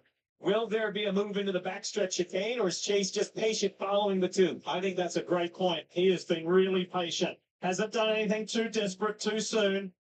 We're on lap 11 of 25 in stage 1. Kim Kuhn. And we saw Trace trying to work that hairpin, that turn 7 2 times in a row. His spot of tray pull after the first time said, put that in your memory bank. No to ease up. So Chase talked to me about having to kind of relearn this racetrack. We're seeing that in real time right now. They're reading the radio on. Oh, I'm sorry, Marty. That's right, Steve. I was going to say it's fun to watch this battle for 6, isn't it? And when I talked to Austin Cindric this morning, he said, there's only one scenario for us, and that is to win. Jeff, to your point, that's the way they're focusing on things. And in some ways, does that make it simpler behind the wheel? When there's only one strategy, go for the win. Don't worry about stage points. Well, nothing simple right now because Chase hasn't enough. Chase wants his spot, and Cindric's holding him up. That patience has run out for the driver of the Uni First Chevrolet. The 9 of Chase Elliott. Reading on the radio, Alan Gustafson continues to coach his driver that he believes they will be better in the long run. So I think that is adding to some of the patience we saw. But as you can tell, finally the 9's patience is there. I even think Cindric knows it. Cindric almost conceded the position there in a good spot where he wouldn't lose a spot to the 23. And he's going to let the 9 drive away. Chase Elliott let him know through the infield part of this course, I've had enough. Yeah. And he did it in a way. He didn't spin him out, didn't put him in a real bad spot, but Cindric got the message. He said, all right, I'm faster. You need to cut me some slack. If not, I'm going to take it from you. And Cindric wisely let him go. And the positioning here is very simple.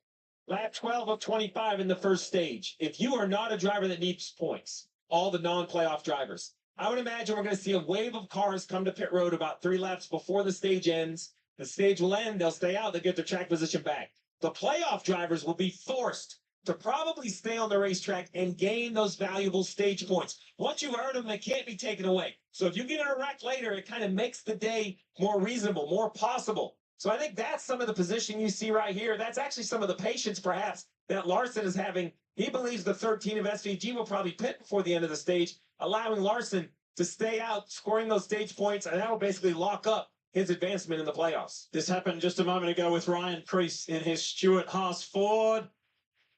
All by himself. Wasn't tagged, and unfortunately, the United Rentals Ford goes all round.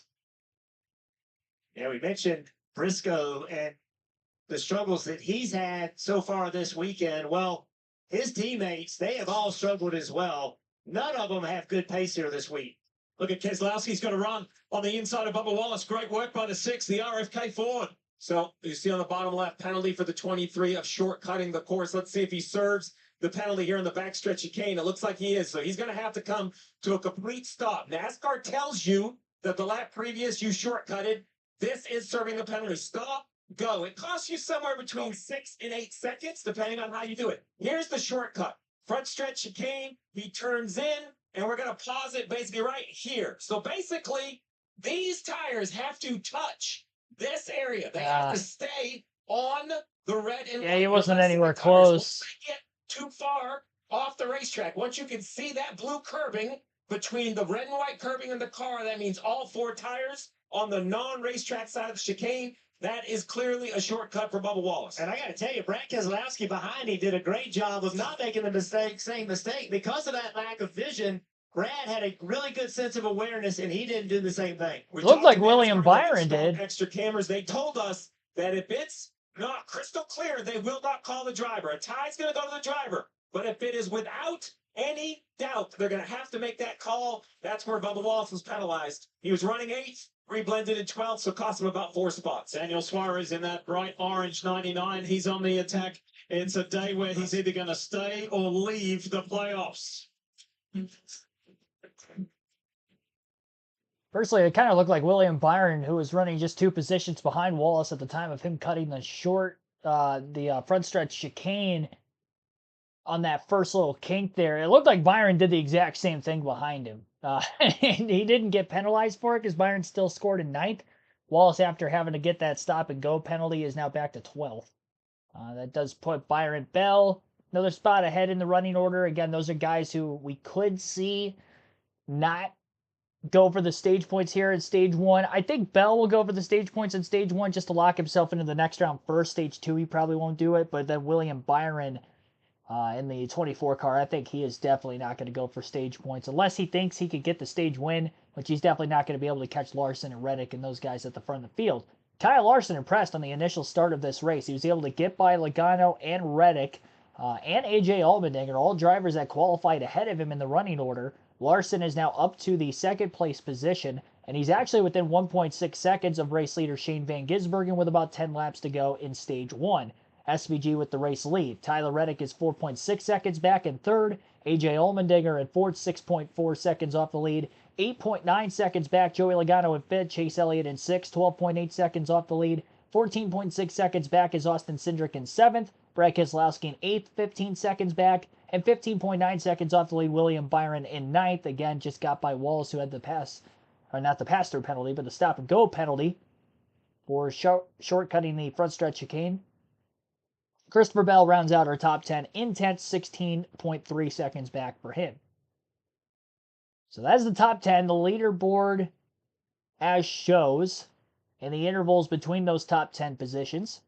Still in the first just over 20 minutes of this race, the Bank of America Roval 400. Again, this is the longest road course race on the Cup Series schedule by way of race length.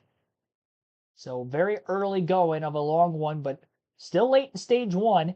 Yesterday's Xfinity Series race went caution-free through stage 1 in their 20 laps, despite having 7 yellows and just a 67 scheduled lap race. Ended up going 72 laps, 5 laps past the scheduled distance with an overtime finish, but expect there to be, in my personal opinion, around the same amount of cautions today. I think we're going to see 4 to 7 yellows It's kind of what we're looking at there. That's what we've seen with the next-gen car these last 2 years at the Roval. So we may very well see it again. So we'll be coming up on 9 laps to go in stage 1 here shortly.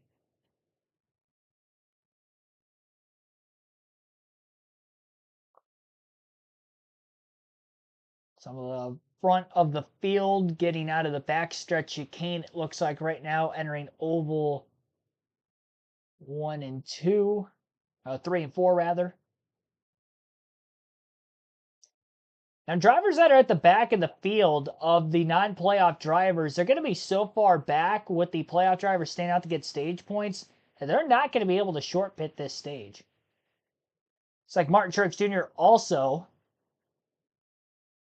cut the curb. So he is getting, or has already received, the stop and go penalty. It looks like he already did the stop and go penalty because he is now back in 30th. He was 25th behind Hamlin earlier. I mean, there's a lot of drivers that are like really cutting it close on a lap by lap basis through there.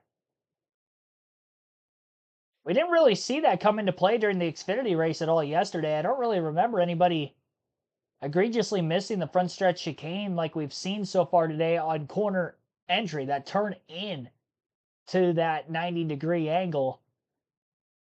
Again, that has been sharpened off from where we have seen it originally with this next-gen car. In fact, that's the first that the front stretch chicane in general has been modified in what is now the 7 races here at the Charlotte Roval for the NASCAR Cup Series. Top 10 still remains the same as it was prior to the commercial break. Only changes in position really since lap 2 in the top 10 was Elliott getting by Cindric for 6th. And then Byron Bell moving up to 9th and 10th, ahead of Wallace, who had the stop and go penalty for missing the front stretch chicane about a half a dozen laps ago or so now.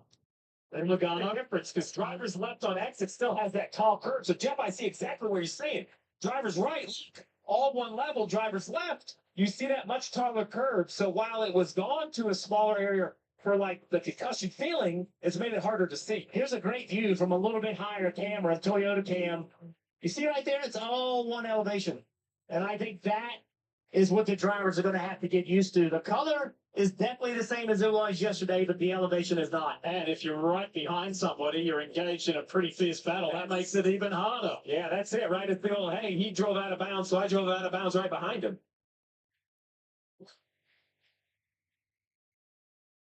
"17 laps led by the WeatherTech Chevy of Shane Van Gisbergen. And even though he's already a NASCAR Cup Series race winner, he's led more laps than he's ever led in Cup Series competition today, starting from the pole position.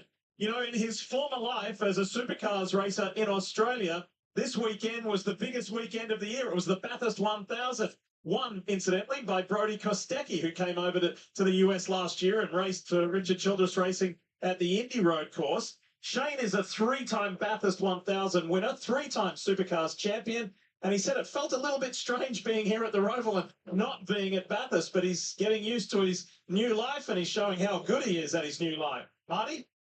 Yeah, Lee, I asked him that very question. He said, it is weird not to be in Bathurst this weekend, but I'm certainly loving it here. SVG in the Cup car and the Xfinity car yesterday as well. Well, what he told me is I feel so much more comfortable in this Cup Series car. It's way more what I used to do, much like what that was back in Australia. Meanwhile, Tyler Reddick is being told he's in the 3rd spot. The only place he's really losing time is the backstretch chicane. That's where the lose the most time would be. It starts to come maybe and flip the stage. They're going to try and get stage points here in stage 1 and stay out here at the end of the stage. Kim?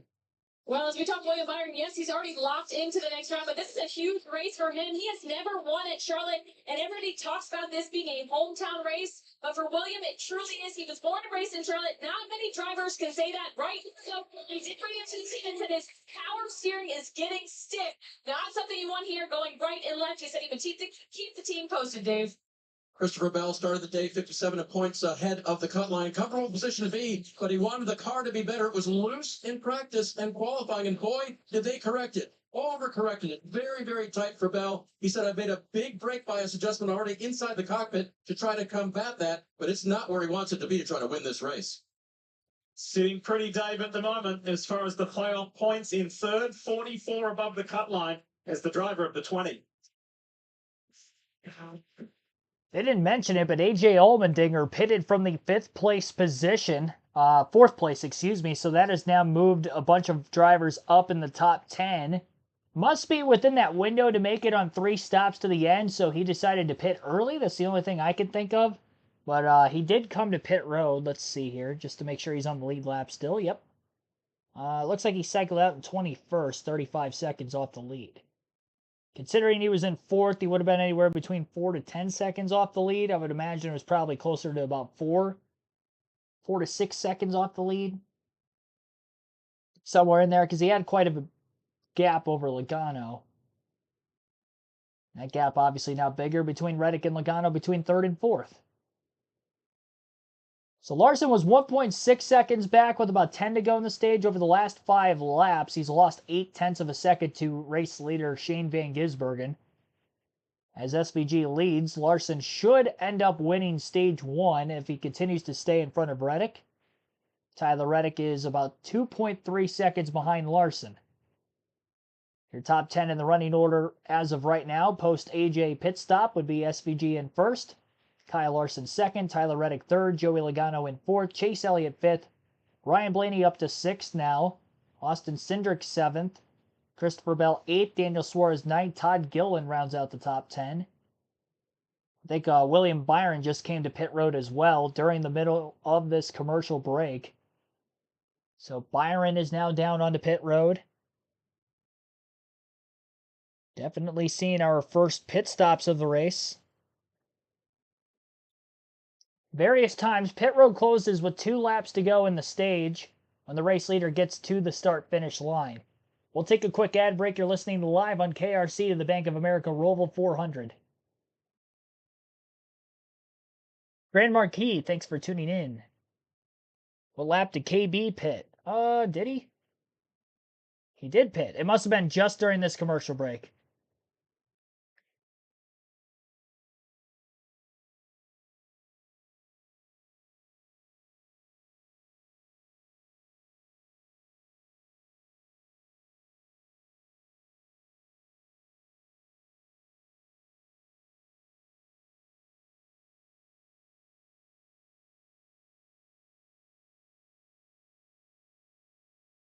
Waiting for them to come back from the full screen commercial break currently airing on NBC. And they are back, and we've got pit stops. The cycle continues at the Roval. Kyle Larson now gives up the 2nd place position to come to pit. Pretty well under this driver today. He was running in the top 5. Gets 4 Goodyear tires, will be filled full of fuel. No major adjustments for Kyle Larson. Got a whole bunch of cars come to pit road. We saw Hamlet. So I'm surprised Larson is pitting in stage 1. I thought he would have won for the stage points here in the first stage, but they must feel very confident about their points position, obviously, that they feel that they don't even need to get stage points at all. So he's in. Another playoff driver, Alex Bowman, outside the top 10's in, and a lot of other non-playoff drivers are in as well. Remember, he was involved in that stickle mid-pack that almost put him into the front stretch wall. So hit 4 Goodyear tires and fuel here. Adjustments for Alex Bowman. So the highest placed driver who has been down pit road already is AJ Allmendinger, who runs in 10th place. So you've got Van Gisbergen, Reddick, Logano, Elliott, Blaney, Larson, Suarez, Gibson, McDowell. We're waiting for them to hit pit road. Larson obviously just did pit. Yeah, and it's going to be pretty chaotic here for the next lap or 2 until pit road closes. 3 to go this next time by, so we might see some more cars. So Larson is still in 6th place even with pitting there, so that's actually going to work out well for him. Shane Van Gisbergen now down on the pit road, and Reddick will take the lead. 10 points for Reddick. Marty.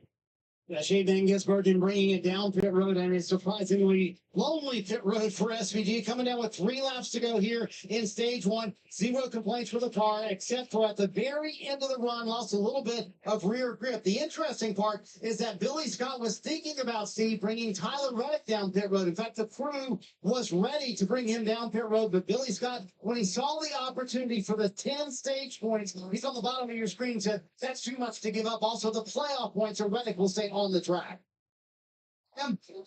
So we see Daniel Suarez pitting. They are a win and take all strategy, so they were not going to try and get stage points. Daniel were complaining about a snug condition, especially too tight in turn 7, that hairpin. 4 fresh Goodyear tires, air pressure, Sunoco fuel for Daniel Suarez. We'll see if the 45 of Tyler Reddick dares to stay on that strategy. I agree. I like the 10 stage points, but he is so far out. I think he could pit and land 6th or 7th and still finish inside the top 10. So it is decision time for Billy Scott and the 45. I don't know. I think Reddick's going to stay out and go for the stage win, honestly, at this point, especially with Joey Logano in 2nd. He would probably end up being about 7th, 8th place when he cycles out of pit road if he were to pit right now, but he's not going to. So he will bypass pit road. Pit road will be closed at the start-finish line for Reddick. 2 laps to go, stage 1 now, and a 6.5-second gap between the 45 and the 22 at the front of the field. So just as predicted before the start of the race, Tyler Reddick will win stage 1 based on this pit strategy. I am surprised Larson did pit, but it looks like it's going to work out for him. Kyle Larson's currently running in 5th, despite already pitting for 4 tires. That's how much pace he and SVG had over the rest of the field, that they were 1st and 2nd. SVG was leading. Larson, a faster pit stop, was able to cycle through ahead of the 13.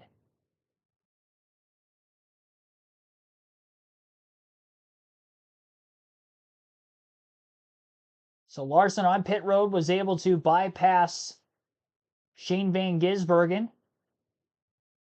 And it's by a few seconds, too. He's 5 seconds ahead of him. It's not like they're very tightly nose to tail. Larson 5 seconds ahead of him now, and he was about 2.5 seconds behind him when they both pit. Now, Larson did pit earlier, so whatever tire wear we are seeing, he was able to gain a couple laps, and maybe that's why he was able to put a 5-second gap, but he probably had a faster pit stop on top of it. Yeah, he definitely had a faster stop. SVG's 4-tire stop, 11.5 seconds.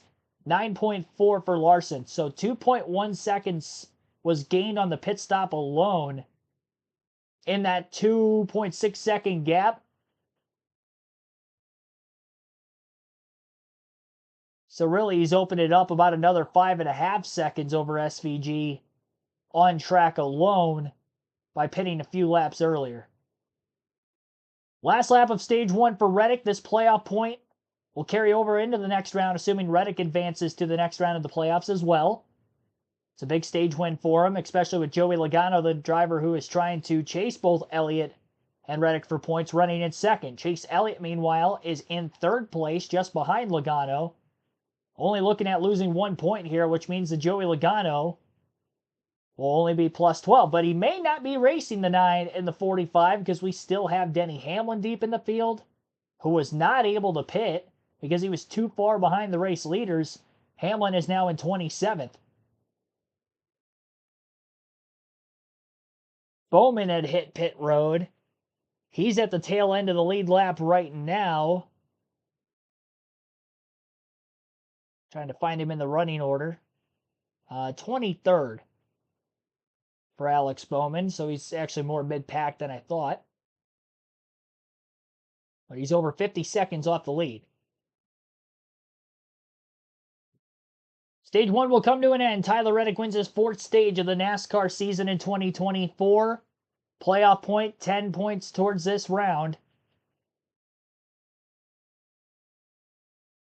2nd place for Joey Logano, Chase Elliott 3rd, Ryan Blaney 4th, Kyle Larson 5th, Shane Van Gisbergen in 6th, Ty Gibbs 7th, AJ Allmendinger 8th, Brad Keselowski 9th, and Austin Cindric in 10th.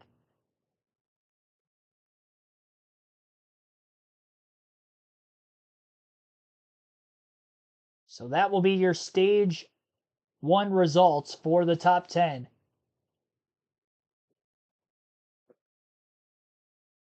SVG had a long stop. Yeah, he definitely had a long stop. Austin Cindric also had a slower stop, 11.4 seconds.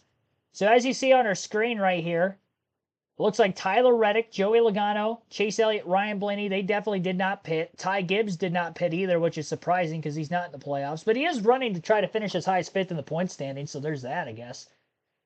Michael McDowell didn't pit either. And then further back in the field, Josh Berry, Eric Jones, Kaz Gralla, and Josh Bilicki also did not pit. So in total, we had 1, 2, 3, 4, 5, 6. We had 10 drivers that did not pit. So Reddick, Logano, Elliott, Blaney, they are going to be in the last 10 in the running order on the lead lap. They're going to be very, very deep in the field. The risk of getting stage points. I think the biggest thing in that is just hoping you don't get involved in an incident on the restart. Keep the nose clean on the restart, and you're going to end up moving your way through the field if you try to go for stage points again in stage 2. No, I don't think their chances of winning the stage are going to be as high as they were in this first stage. They could try to stay out of the pits here too, and then pit middle of stage 3. I'm not sure exactly what the fuel window is for the Cup Series cars, but I know for the Xfinity cars it was 32 to 35 laps. I didn't see the graphic on NBC during this Cup race today. I would imagine it's going to be somewhere around there for a full fuel run on green flag laps. So with that being the case, save fuel during the caution, maybe short pit in the middle of the next stage. If you're going to make this race on 3 stops, you're probably going to have to hope for a few yellows at some point in stage 3 or middle of stage 2 to get to that. But that could be on the cards as well for those top 4 especially. Top 4 and then 7th of Gibbs. I'm surprised McDowell and Gibbs didn't pit unless they are going to stay out here. And that's the only thing I can think of why they didn't. Especially considering, again, they're not competing for the championship anymore. They're not in the playoffs.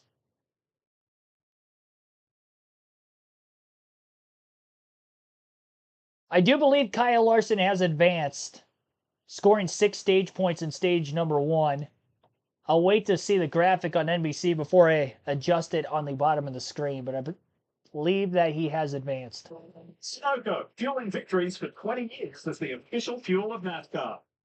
And by Progressive. Save when you bundle auto, home, or motorcycle insurance. Visit progressive.com.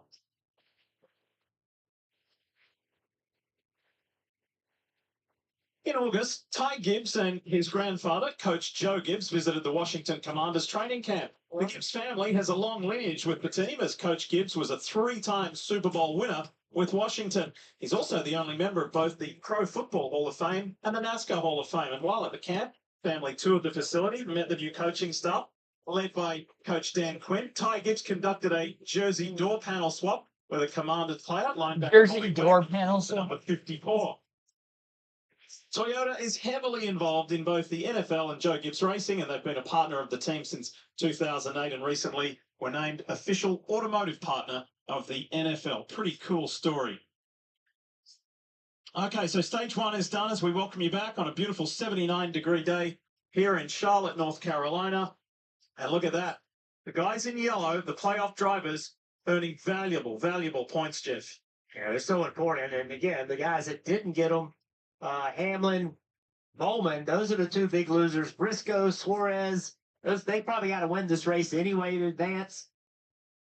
Hamlin and Bowman, those teams got to be building a plan to find how to get a little more speed. Stevie, is today going to be a day where we get shocked by a big name being left out of the playoffs? They're close enough. Yeah, one mistake, and I believe we can have a monster name be left out. All right, they're coming to pit road. They're coming your way, Kim Kuhn.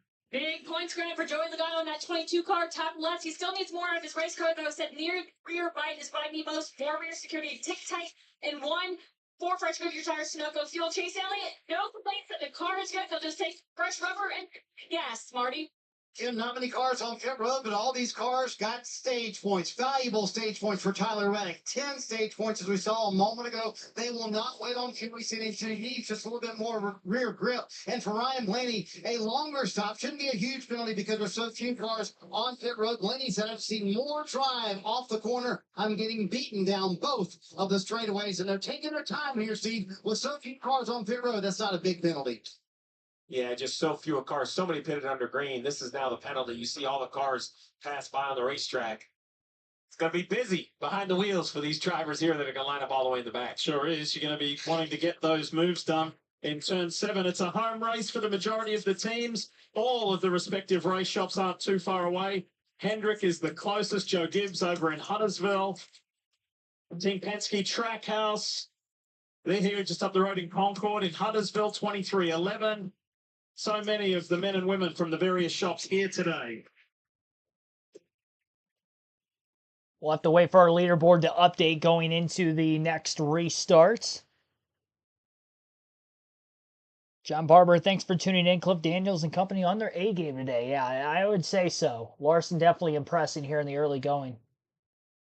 He tries to add on to his wins list. He's the only driver above 3 wins this year, currently sitting at 5, and is definitely a threat to try to get his 6th here today. Surprisingly, I did not mention him as a must-have, or one of the sleepers or don't-have picks. I don't think I have him on my fantasy team either. I'm about to check. I don't remember putting him on my fantasy team. Although I didn't really want him on my fantasy team because I did want to save him for one of these last remaining races yet this season.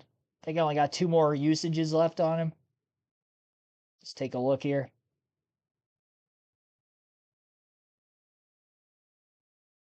No, I do have Larson on my fantasy team. Okay. Thought so. I will have 2 more usages left on him this year after today, but no, I did have him on my team. Yeah, my fantasy team today, I got Shane Van Gisbergen, Tyler Reddick, AJ Allmendinger, William Byron, Kyle Larson, and Joey Logano. I think Byron was the only one of those drivers not to get any stage points in stage 1. The thing that scares me about Byron, he was talking about the power steering feeling a little sticky. So hopefully he does not have any sort of an issue with that going forward. We'll have to wait and see. He is advanced to the next round of the playoffs, so it wouldn't hurt his championship case much, but I did pick him to win.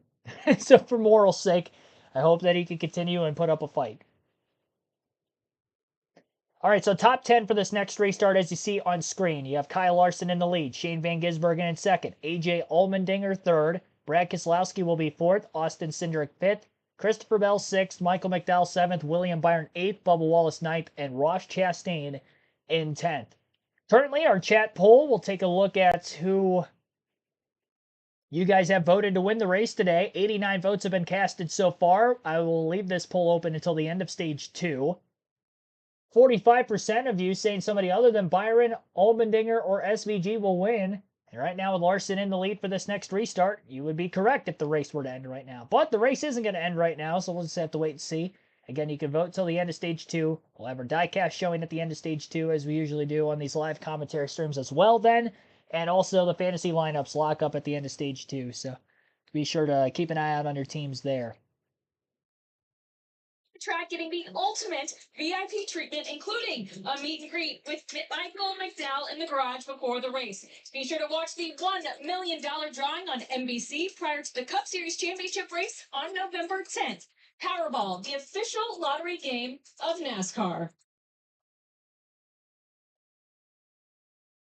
Here on the outside, coming up to the booth, there's so many fans here today. Jeff in a great mood on a day like this. Here in the Queen City, why wouldn't you be? Playoff time in the NASCAR Cup Series. Yeah, the playoffs and the weather's perfect. I mean, it's absolutely beautiful here. The infield is packed. Big party going on all weekend.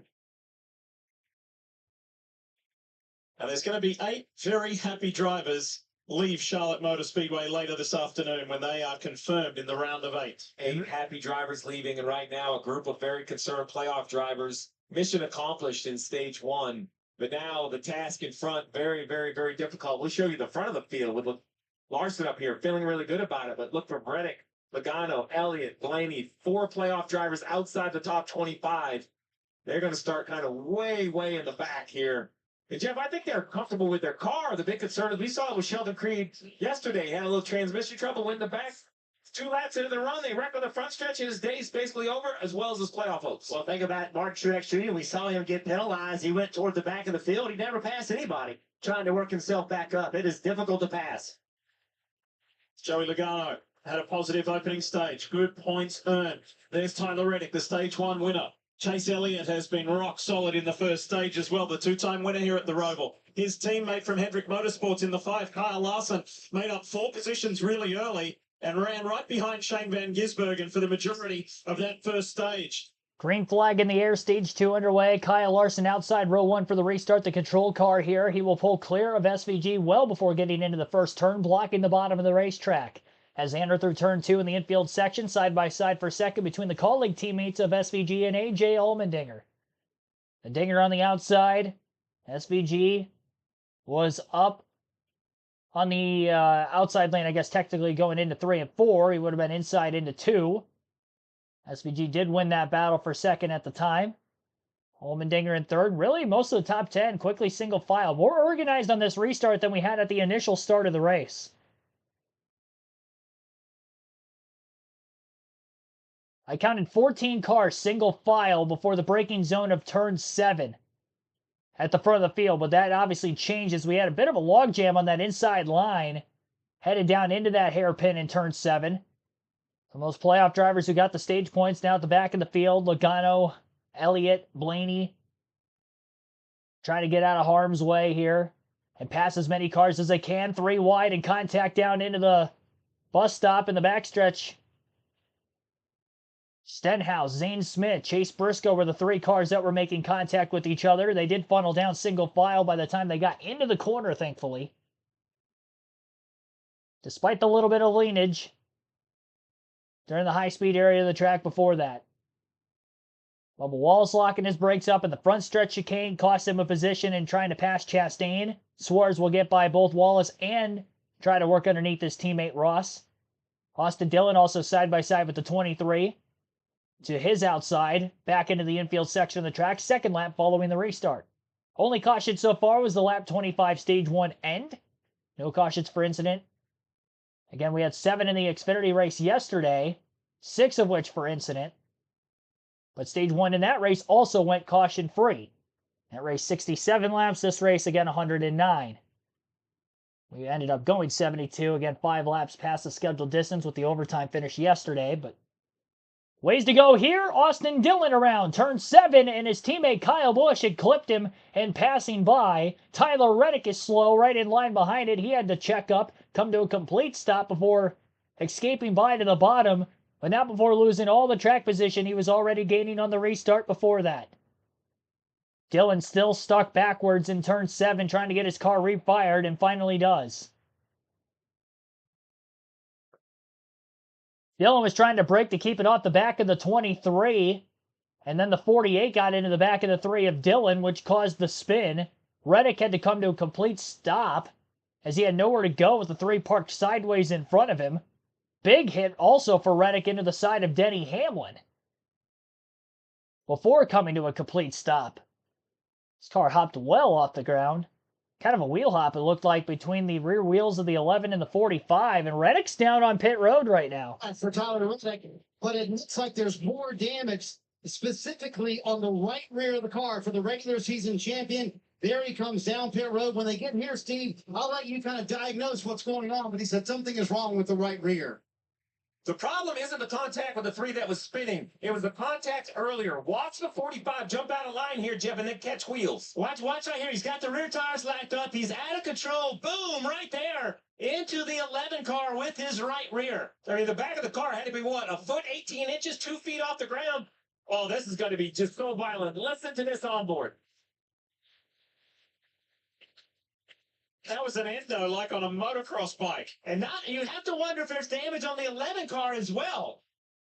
You see, he was just in there. The 3 was spun out. I'm not so sure that he even knew the 3 was spun out. Yeah. Now he's on the brakes. The rear tires are locked up. He's out of control. Big contact. Look at the left rear of the 3 car.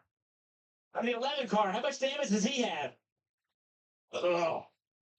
Chris Buescher did a nice job up ahead, by the way, skipping through on the inside to miss all of that. How bad is the 11? Look at that left rear. That is the concern. The sense, really the areas of these cars as the pushing and the shoving continues. Tire smoke above for Denny Hamlin or in front. Kind of the weakness of these cars are those toe links. They're basically like tire. Well, I would imagine a toe link is broken on the 11 just because he's continuing out on the racetrack, but you do see a little bit of scuffage around the left rear kind of sidewall just outside the tire. Obviously, the lettering of the Goodyear rubbed off as well. But Hamlin continues on in 22nd.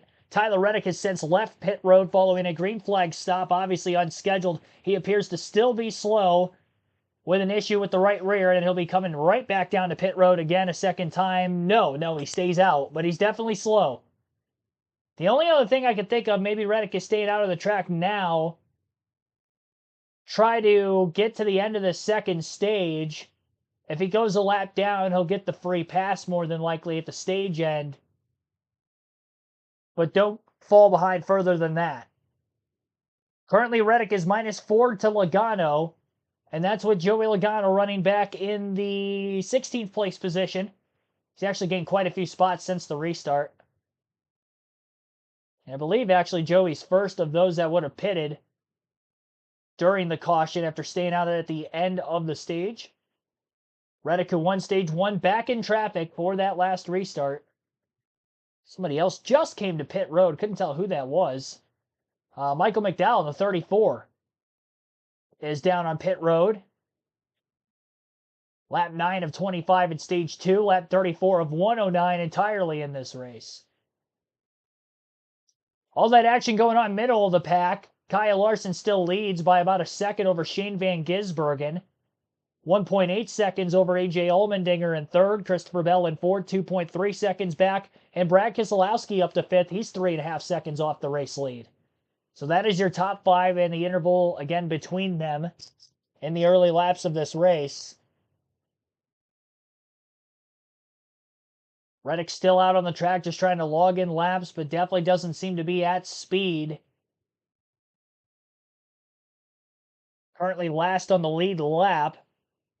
60 seconds off the lead, so it'd be about maybe, the leaders are running about 84-second lap times, about 24 seconds out in front of our current race leader of Kyle Larson. That last lap Tyler Reddick ran was an 88.898, so he's definitely slower. The damage is damaging to the 45. 4 seconds slower a lap than the leader. That is not good. Again, Reddick, who had won the regular season champion, came in plus 14 points. Huge that he won that first stage.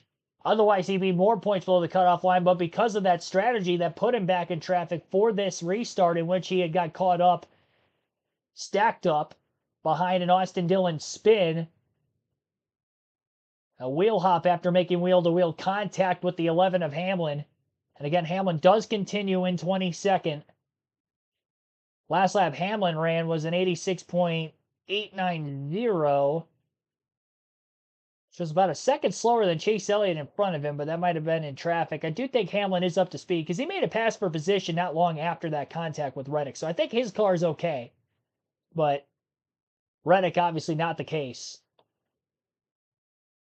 And this is going to be a tough drive for the 45 the rest of the day. It may need some help to get in through to the next round. Yeah, toe link, not toe lick.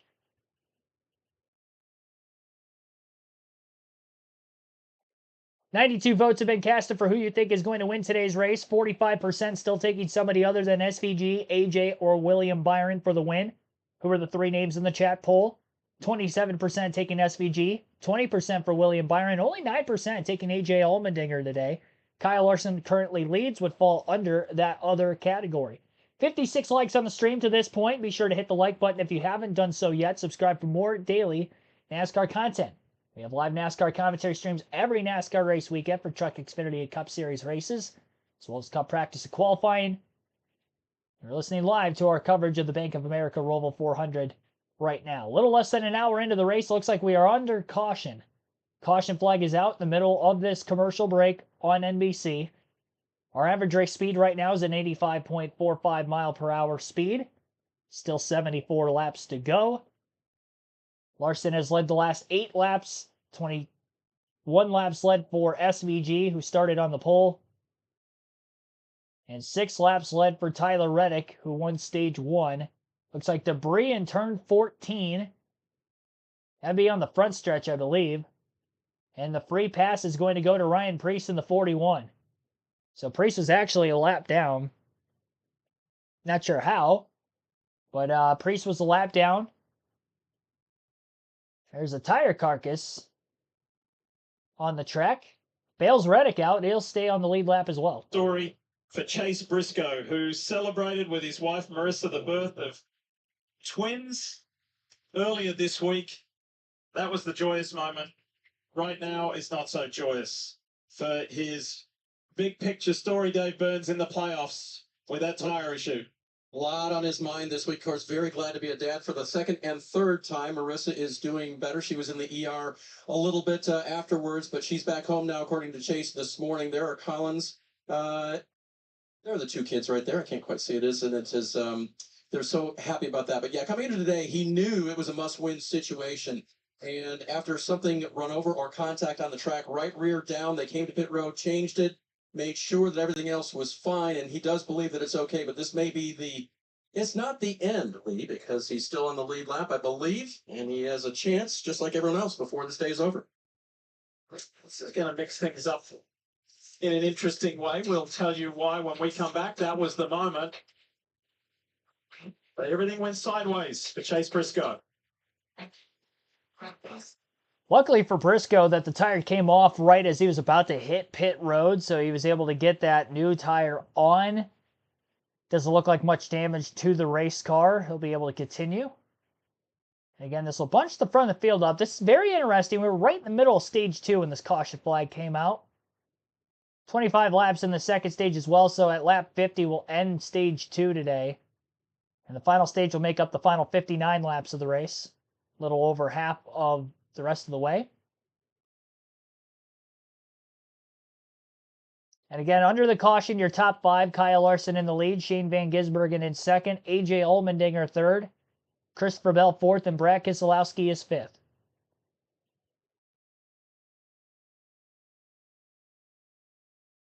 I don't imagine we're going to see many pit stops here. Maybe we will. Said it already, but this definitely helps Tyler Reddick, who is still in the lead lap and is, again, 4 seconds off the pace following the damage to the right rear of his race car. Preece getting the free pass, so 37 cars back in the lead lap. Corey LaJoie, by the way, must have been an engine failure or something. You know, whether he missed a shift, whatever it was, there was some white smoke coming out of the pipes of that 51 Ford earlier. And that was back on lap 2. He has not returned to the track since. Didn't cause a caution, so he wasn't under a DVP clock, but I would imagine his day is definitely done. Again, he's the only driver out of the race so far. While we're under caution, we'll take a quick break on our end. You're listening live on KRC to the Bank of America Roval 400.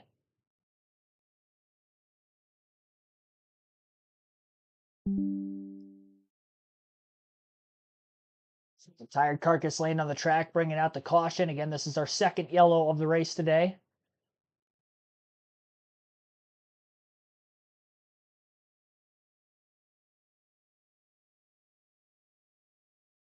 Looks like Larson, at the very least, down on pit road, might bring many more.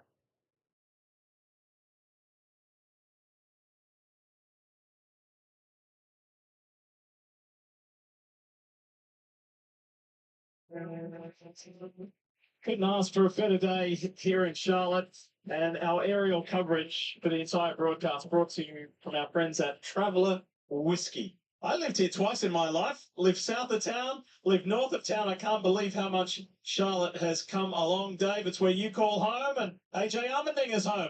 Good to be home as well. And the 16 starts the pit cycle, or at least takes an early pit cycle. Again, he'll get 4 tires here. Car's been very good, Marty. Continuing to show that they're fighting for the win today. Austin here, one of the drivers pretty far outside the window for them. He said the car feels much better, but I still need more help to make it more connected. Meanwhile, Denny Hamlin is on here to check to see how far out his steering was. So they did check that. They put 4 Goodyear tires on Hamlin, and he left. Meanwhile, Tyler Reddick, they have determined that the right rear toe link is bent enough. Dave Rogers, who leads everything here, competition side for 2311 Racing, told me we have to make this change right now. We'll be back with more from the Roval. 13 to go and safe 2. There you go, rear toe link brake. I'm surprised he was actually able to drive around with it, even at only 4 seconds off the pace, for as many laps as he was out there for before the debris caution. Luckily, the debris yellow came out when it did. Again, it kept Reddick on the lead lap, especially not knowing that Priest was a lap down. So he wouldn't have gotten the free pass if he would have fallen a lap down, because there's no way he would have had the pace to stay in front of the 41 running that slow. We'll see if they can get it fixed and keep him on the lead lap. It's going to be tough. I feel like to fix that, they're going to have to stay on pit road for that lengthy period of time. The only good news is for Reddick out of that being the case, this is a road course. And it's probably the best style of racetrack to have this happen on, because he's more likely to stay on the lead lap, because these caution laps are going to be a lot longer. Obviously, in NASCAR, only full yellows, full course cautions. Not the case in some other motorsports when it comes to road course racing. But it is the case here. Easy Network, Kathy Smith, also thanks for tuning into the stream. Earl Arnold Jr., thanks for tuning back in as well. Larson looking good. Hamlin, Reddick. So does he? Hamlin was still in 22nd. There's no way he has a bent toe link and is still able to run 22nd. I would imagine it's just for Reddick. Unless you're saying for Hamlin and Reddick, because Hamlin is also a team owner with Tyler Reddick. To an end here at the Roval in the Bank of America Roval 400. Toyota Camry pace car, lights are off. It's left the racing surface. Kyle Larson, Shane Van Gisbergen ready to go, as Tyler Reddick has had some recent repairs and he has been released, but he's got a lot of catching up to do. All right, green flag back in the air. 12 laps to go in stage 2. Kyle Larson and SVG on the front row, with Larson on the outside, SVG down on the bottom. Much better restart for Van Gisbergen this time around, as he is still side by side. Led off the initial start of the race, hasn't led since. Still door to door with Larson through the first now 3 turns of the racetrack. Christopher Bell squeezes his nose underneath SVG as Larson pulls clear for the lead off turn 4. And Christopher Bell is going to take over the second place spot now into turn number 5. Byron battles with Keselowski for 4th, just in line behind the 13. And Byron not going to be able to pull clear out of turn 6. He'll have the outside into 7 with Keselowski still underneath. 3 wide, Keselowski gets spun off the front of Suarez, and that stacks up the 77.7 and the 14 on the bottom lane behind him. Second car to go for a spin. This time it was off the front bumper of somebody else, not with the logjam in front, though. There was a logjam in front of Austin Dillon before he got hit from behind on the last restart. That time, Keselowski might have been the logjam. Suarez just overcooked it, really. There were 3, almost 4 wide in there. Hocevar sent it in on Suarez as Suarez sent it in on Keselowski. And Keselowski, the innocent bystander after running top 10 all day today, is now going to be towards the tail end of the lead time around. Plenty of time to try to get back up through the field. Kyle Larson leads the first green flag lap following the restart. Stop and go penalty on the front stretch chicane, it looks like, for Austin Dillon in the 3. Might have cut the corner. Very well did cut the corner. Showing the replay of him missing the front stretch chicane. And it was after contact with the 14 of Chase Briscoe. So Briscoe got into him, and that's what caused Dillon to miss it. That's really Dillon's fault there. Probably came to a stop and go just to be safe.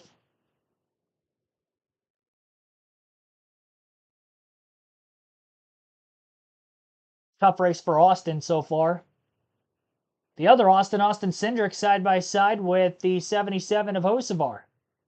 Zane Smith up inside the top 10 battling Chase Elliott for 8th on the racetrack. Elliott get out, break him into the backstretch bus stop. Joey Logano, Daniel Suarez also battled for position. Joey Logano out on the racetrack. Second in stage 1. He's currently 7th in stage 2. He's 14 points above the cut line with where he runs right now, as he looks to get stage points for both stages today. Wheel-to-wheel contact between the 77 and the 2. They were battling side by side for most of that last lap, and they were still door-to-door into the front stretch chicane. That didn't work out very well. Better than what it would have been most of the time where we've seen incidents running side by side through there, or both cars missing the corner. Nobody missed the corner in that transfer.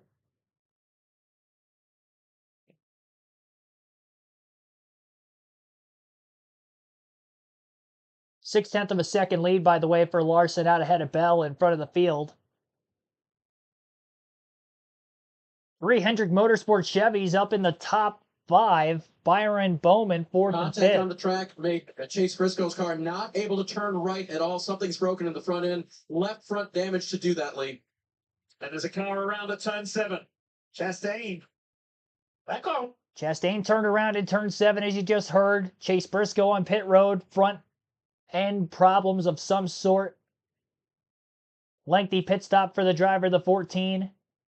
3 wide into the backstretch bus stop. That definitely didn't work. A lot of contact with Eric Jones and 15 car of Kaz Gralla. Still 3 wide, and there was contact between Gralla and Jones some more in the middle of oval 3 and 4. These two were going at it, and then Jones probably sent him into the front stretch chicane. That's what it looks like. Sent him so far into the corner he didn't make it. And a stop and go penalty for the 15 after missing the front stretch chicane. That was some short track shenanigans on a road course there between Kaz Gralla and Eric Jones. Tempers are flaring. Truex had gotten into the back of the 1 of Chastain. It looked like he was basically there, and the 1 kind of turned down on him. It didn't look like the 19 was breaking very deep into the corner to try to make the pass attempt, but there definitely was contact between the 2 cars, which spun the 1 around that last time by. Logano still trying to stay in front of Elliott. We'll see if they try to go for the stage points again. Quite surprised Logano's actually gotten all the way up through the running order that he did after finishing 2nd and having to pit in the middle of that last stage.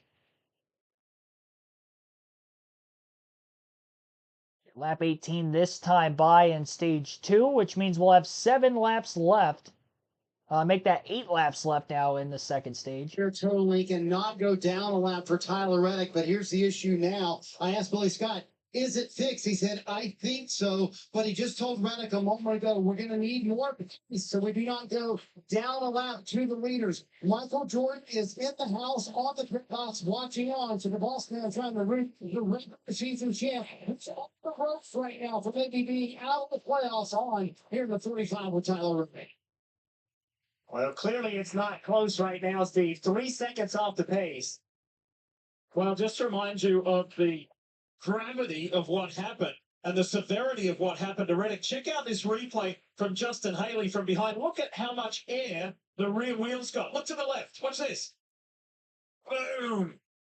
Well, that's the problem. So they know they fixed the tolling, but that's one of many components in the rear suspension that are fine-tuned pieces of equipment, right? This is measured to the thousandths of an inch. These cars are meant to withstand quite a bit, but I'm not sure a 3 or 4 foot drop of the back of the trailer what they had planned. I wonder if he recognized that was his boss that he ran into and didn't have.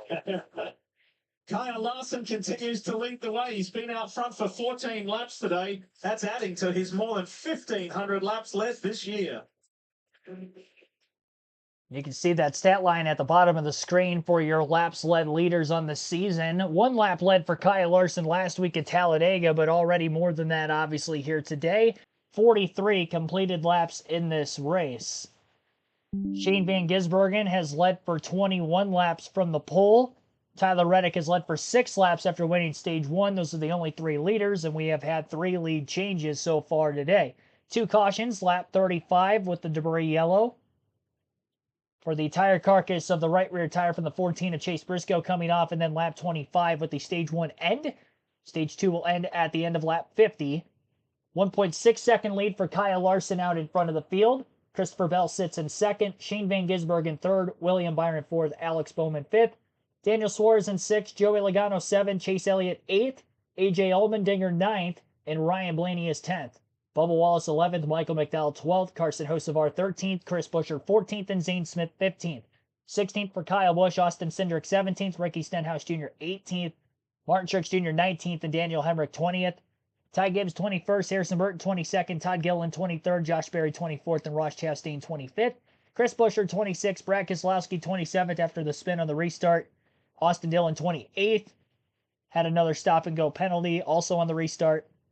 Justin Haley 29th, and Eric Jones 30th. John Hunter Nemechek 31st, Ryan Preece 32nd, 33rd for Kaz Grala, Josh Bilicki 34th, Noah Gragson 35th, Tyler Reddick still the last car on the lead lap in 36th. As he tries to stay on the lead lap to the end of the stage, it's going to be tough. He's only about 8 seconds or so in front of the race leader, Kyle Larson. And he is running a couple laps slower per lap. A little bit quicker for the 45 than what he was. Instead of 4 seconds slower lap, he's about 1.8 to 2 seconds slower lap than Larson, but still not completely fixed on the damage to the right rear of the 45. Chase Briscoe 3 laps down after making his last unscheduled stop. Now 4 down as they continue to work on the front end of his race car. And Corey LaJoie, again, the only driver out of the race, will finish last in 38th. Just over an hour and 14 minutes from the drop of the green flag initially to where we are now. Again, 2 cautions. Our average race speed at this point, 82.69 miles per hour. And that is our mid-race update. Let's take another break. You're listening live on KRC, the Bank of America Roval 400.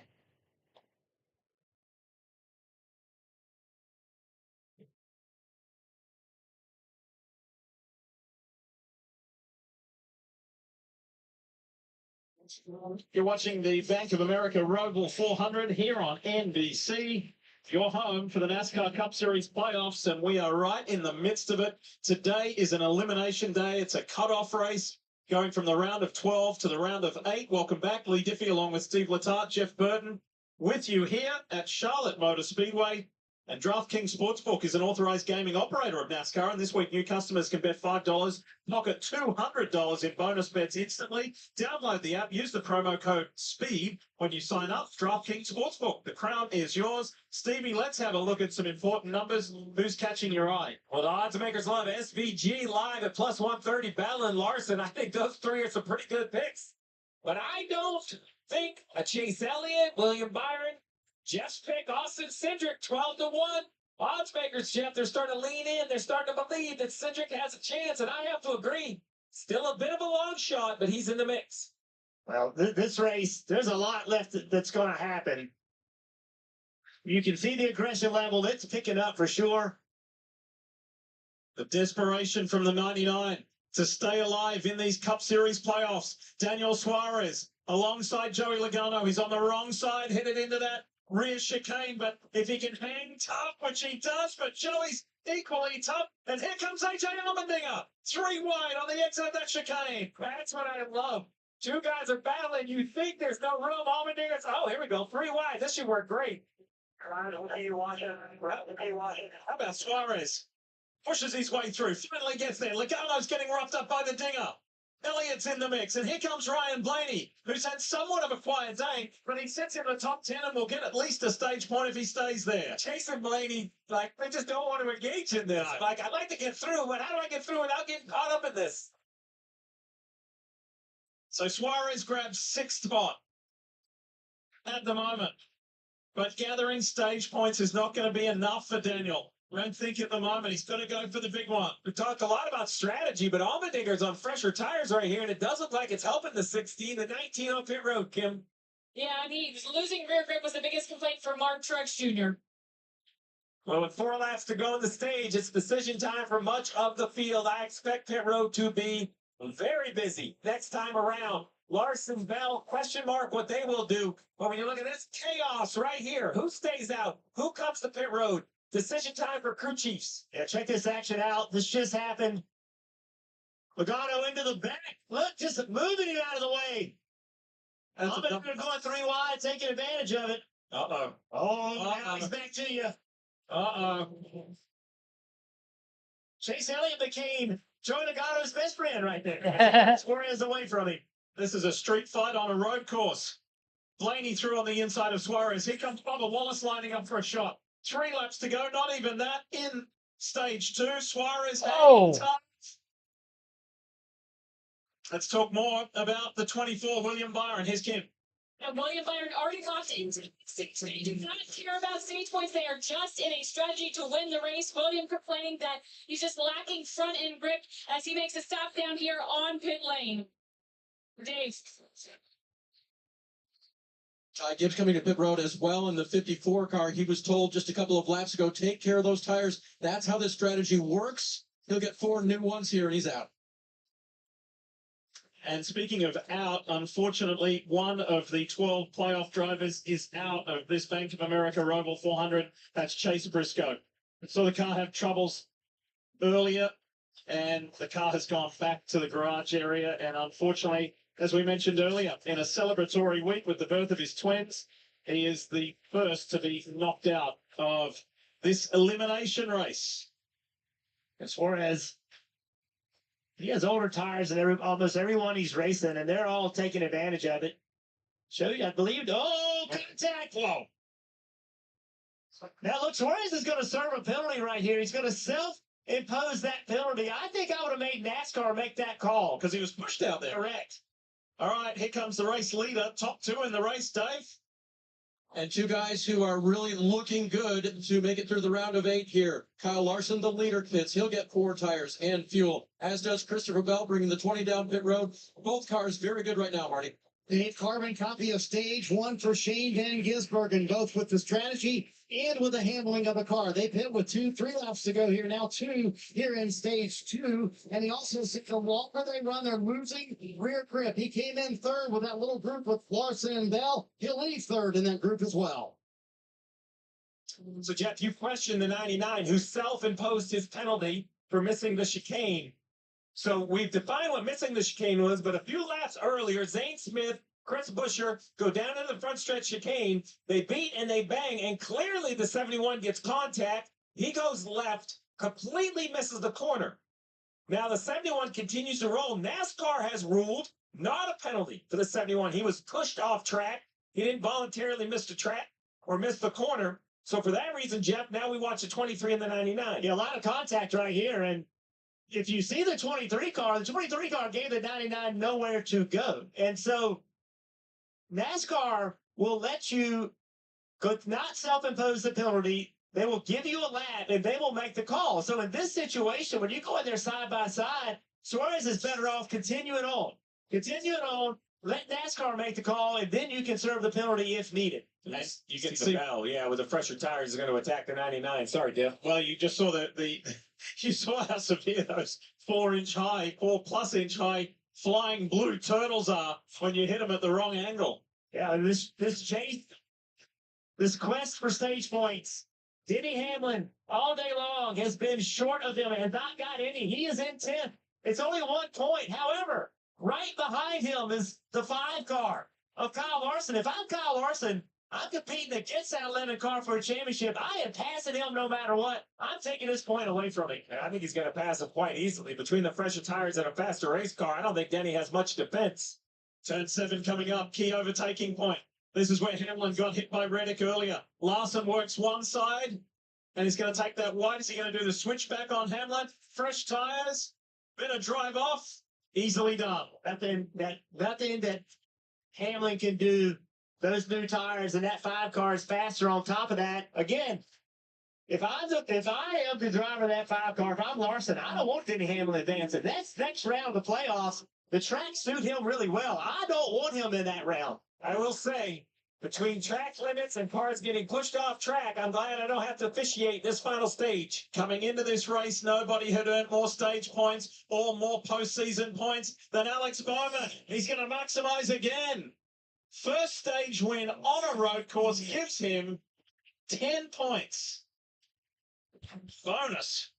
That was big. And Logano capitalizes too. Remember, stage one, so it's good for the Team Penske driver. Again, here we go.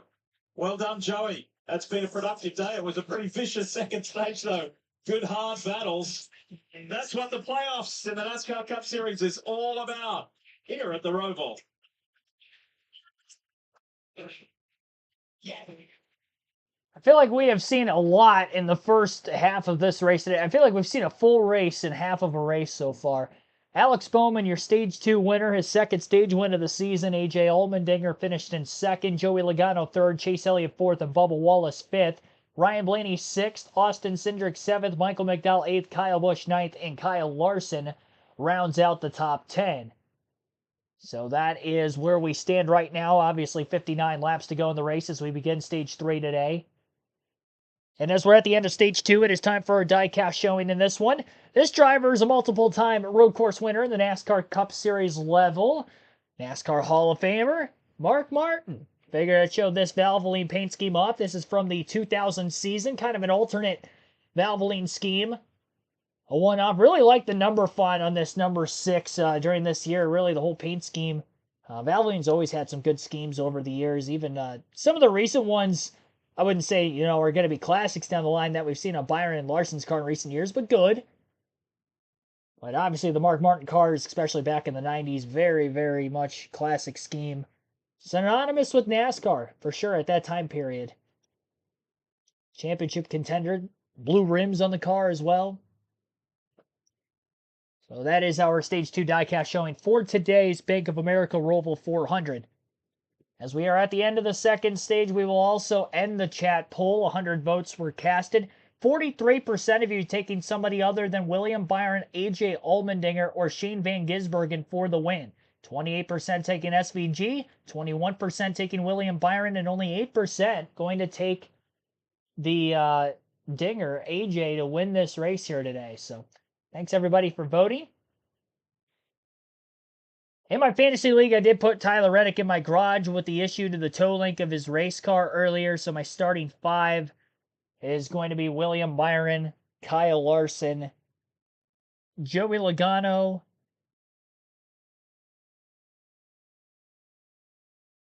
I think Larson and Bell will be locked in now. Yeah, definitely should be. I'll just put advanced down on the bottom of the screen just so there's no confusion there in case something happens later in the race.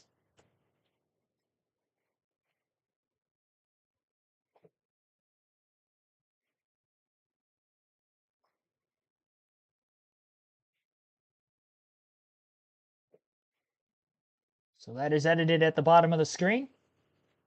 It's Charlotte, North Carolina. We are slightly north of uptown Charlotte in Concord, North Carolina, and the Bank of America fan cam has been busy today with a lot of passionate NASCAR fans having a terrific fall day. And goggles. Well, he's got T-shirt for the warm weather, ski goggles, a winter hat in case the front blows in. Never know.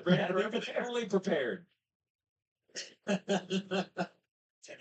So the first 2 stages complete, and unfortunately one driver who will no longer be a playoff driver in 2024. And to have it come to an end like it did is definitely unfortunate, but yeah, wish we could have kept going for it. I mean, all the guys that get eliminated, right? I wish they could keep going for it, but we knew, I think, as a team, even going into it, this was going to be the one round. And if we could get through this round, we really felt like we could get there for us. So I feel really good about it. Obviously, wish we were racing for a championship still, but yeah, just one of those days, and honestly, kind of one of those weeks with everything that's happening. Well, he gave us so much to remember this year, especially that victory in Darlington. When Chase Briscoe put a move on this guy, Kyle Larson, caught Kyle by surprise. Even Kyle said, yeah, that was a pretty cool move that Briscoe did. And we're showing you the 5 because he becomes the second driver to clinch a spot into the round of 8 even before this race is over. That's how productive today has been, and it's the fourth time, in Larson's career that he has made it through to the round of 8. Back to Kimmy Coon. And here's Chase Elliott. Snug, but they'll make no adjustment. Fresh Goodyear tires, no go fuel as Joey Logano stays out. Dave Burns. See the Purple Ally Chevrolet of Alex Bowman on the left-hand side there. He said he was losing grip over the entire run, not just in one place, but mostly everywhere. So that's what Blake Harris tried to get him. Marty? Dave, so far, mission accomplished for Ryan Blaney and Jonathan Hassel. They have earned the third stage points today. And if I told Blaney a moment ago, is just finished the race. His biggest handling complaint, Lee, just 2-3 on corner exit. So, first 2 stages complete. We are going to ease our way towards stage 3, which is going to be the all-important. Here in Charlotte, a city that is constantly changing, evolving, and growing significantly. So much to do here in the Queen City.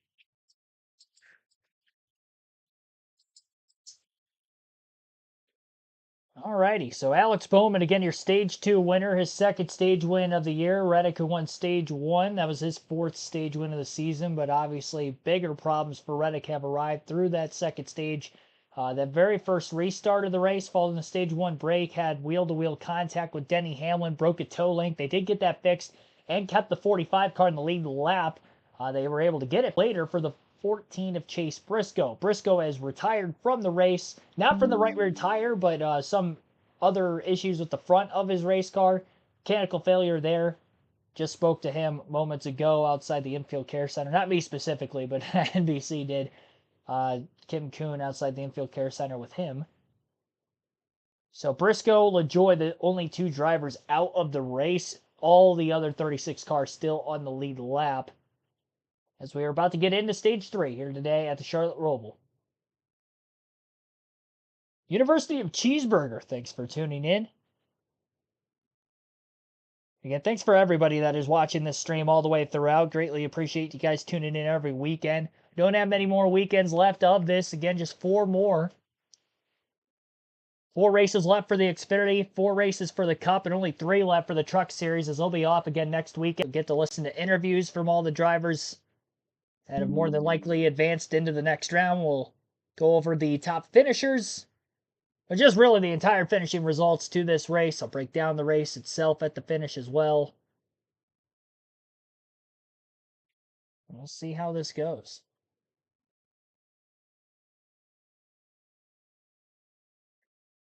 Stage 2 was definitely wild. All the way through that final 12-lap green flag run, I mean, there was action everywhere. In the middle of the pack, back of the pack, we had tempers flaring there. I don't know what were the tempers bigger for Joey Logano and Daniel Suarez, or were they bigger for Kaz Grala and Eric Jones at the tail end of the field, racing for about 30th? My goodness. Live scoring, in-car camera, and radio broadcast. You can upgrade to premium for full access to driver audio channels and a completely ad-free experience. Search NASCAR in your app store, download it, and start a free trial as we welcome you back to the Roval here in North Carolina. And we're going to take a look at the Toyota driver update. Who is the best placed at the moment? Well, that's Bubba Wallace of 2311. Playoff drivers highlighted in yellow. Denny Hamlin in 8th at the moment. And let's talk more about the Joe Gibbs racer. Here's Marty. Yeah, Lee, it's been an interesting day for Denny Hamlin, who's been a topic of conversation this entire playoffs. Right now, in a decent spot above the cut line. Just talked to Chris Gabehart just moments ago, and he said, I think the car is about 85%, but there's nothing we can do to fix it. If we finish, Dave, in the bottom half of the top 20, I think we'll be fine. We'll advance, and that next round looks a lot better to us. Marty, I love it when we can be the bearers of good news, and that's what Cliff Daniels, crew chief for Kyle Larson, just gave through us to his driver.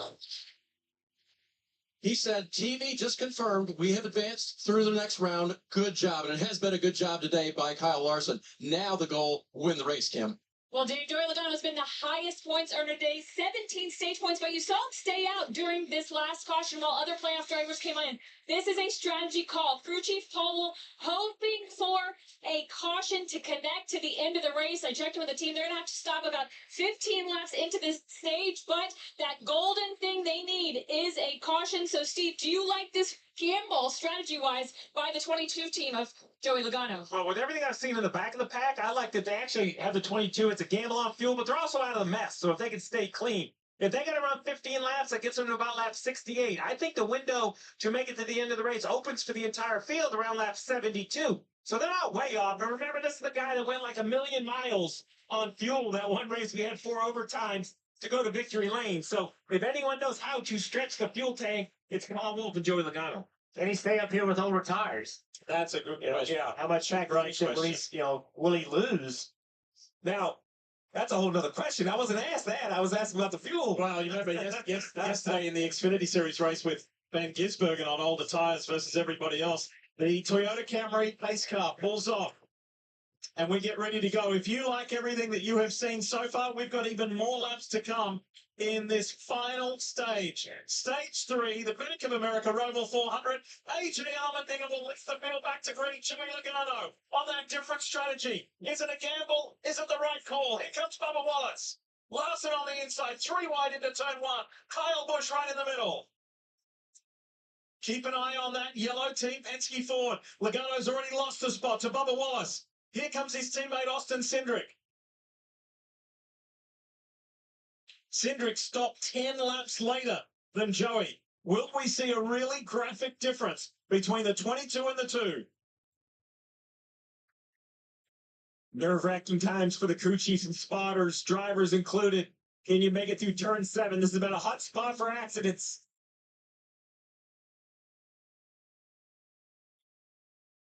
The picture of the playoffs is getting clearer. Chase Briscoe eliminated. Kyle Larson has already been confirmed. He joins his Hendrick Motorsports teammate William Byron as the first 2 to be confirmed to go through to the round of 8.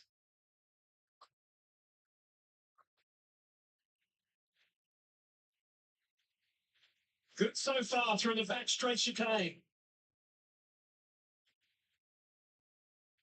Now let's get into a rhythm as we ride aboard the Valvoline on board with William Byron. One back.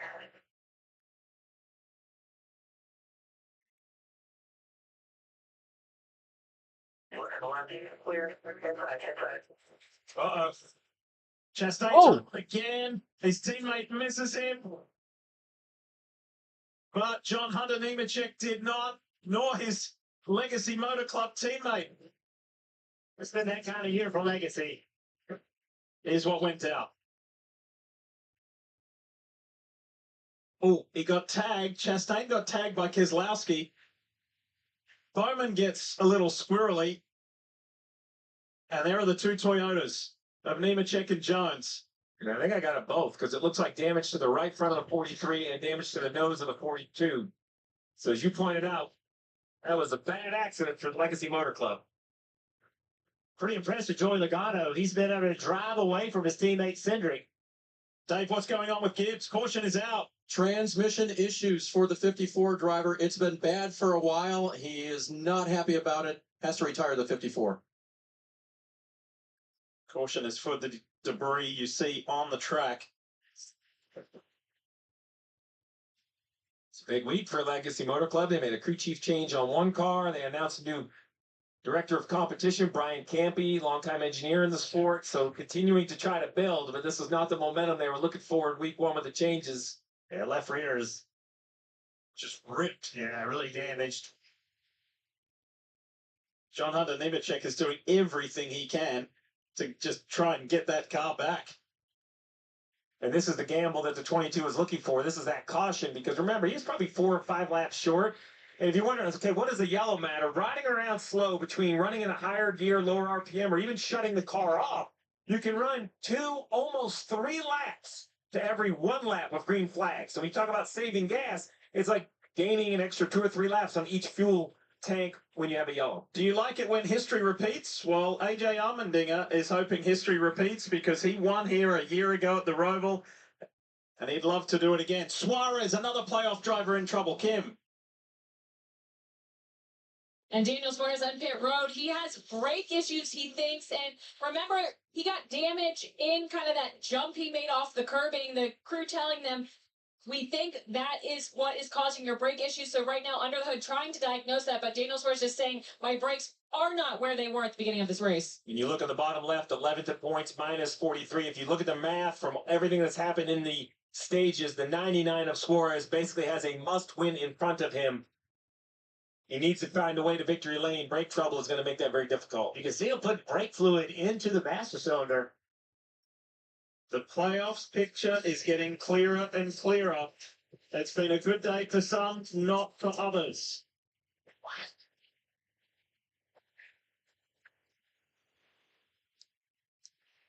All right, well, under caution for the first time in stage 3, just on the second green flag lap of the stage when the yellow flag came out, our second debris caution of the day. Our fourth caution entirely, 2 for debris and 2 for the stage yellows. Current race leader AJ Allmendinger is out in front for the first time. He has not led up until now. He's led the last 4 laps. 20 laps led for Kyle Larson in this one. Shane Van Gisbergen has led 21 laps today. 48 of Alex Bowman, who won Stage 2, has led for 5 laps, and Stage 1 winner Tyler Reddick has led for 6. Those are the 5 different drivers to lead at least 1 lap in the race. And we have currently 5 lead changes as well, as they've all led 1 time.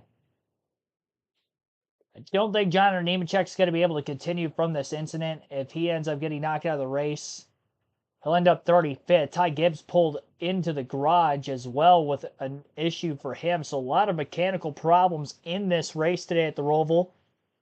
Some of that could be the curbs, of course, causing havoc. Daniel Suarez, a brake issue. Still scored on the lead lap, but that is worth monitoring as well. We'll go through the full field leaderboard again here as we are about to get to this next restart. Again, AJ Allmendinger is the race leader. Bubba Wallace is in second. Joey Logano third. Kyle Larson fourth. Austin Cindric in fifth. Kyle Busch sixth. Christopher Bell seventh. Michael McDowell eighth. Todd Gilliland ninth. And Denny Hamlin is 10th. William Byron 11th. Shane Van Gisbergen in 12th. Chris Buescher 13th. Martin Truex Jr. 14th. And Carson Hocevar is 15th. 16th, Ricky Stenhouse Jr.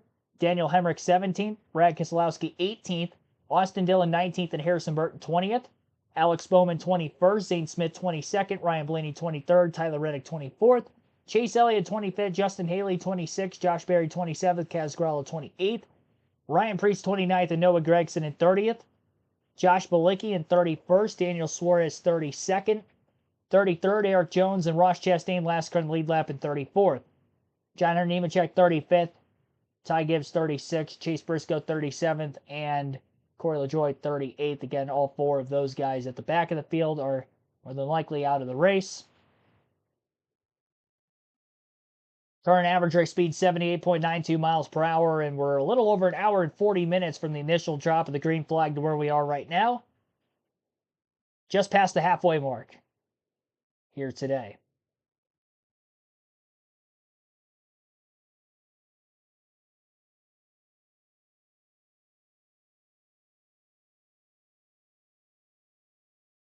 Ran the Roval since 2018. Yep. Definitely another wild one. Chevrolet and Giz, or SVG, or whatever you want to call him, owns that fastest lap of the race thus far, with still a good chunk of work to do. Let's get an update. We showed you Tyler Reddick earlier with the Xfinity Mobile onboard. The day started great, Marty, but then it went away with that collision where he got the rear of the car airborne, slamming into Denny Hamlin. What's the latest on the 45 as he is fighting a playoff points struggle? Yeah, the stage 1 win, but since then it's been a really chaotic day for this 45 team, but they have fought all afternoon long, and through all this chaos, they're only 3 points below the cut line right now. So what Billy Scott has done the last few stops is that, number one, they changed the right rear toe link, but they've also worked on the steering to make it a little more straight by working on the shims for the camber and also for the toe on the car. So they've gotten it much better for Reddick, but the speed, Steve, just still not there. But though the regular season champ has been on the ropes for much of this Roval race, there's a path forward, and that's what Billy Scott keeps telling him. There's a path forward. I know you're not happy with the way the car is right now, as MJ, Michael Jordan, the boss, sits and watches on, but there is a path forward for us to get to the round of 8.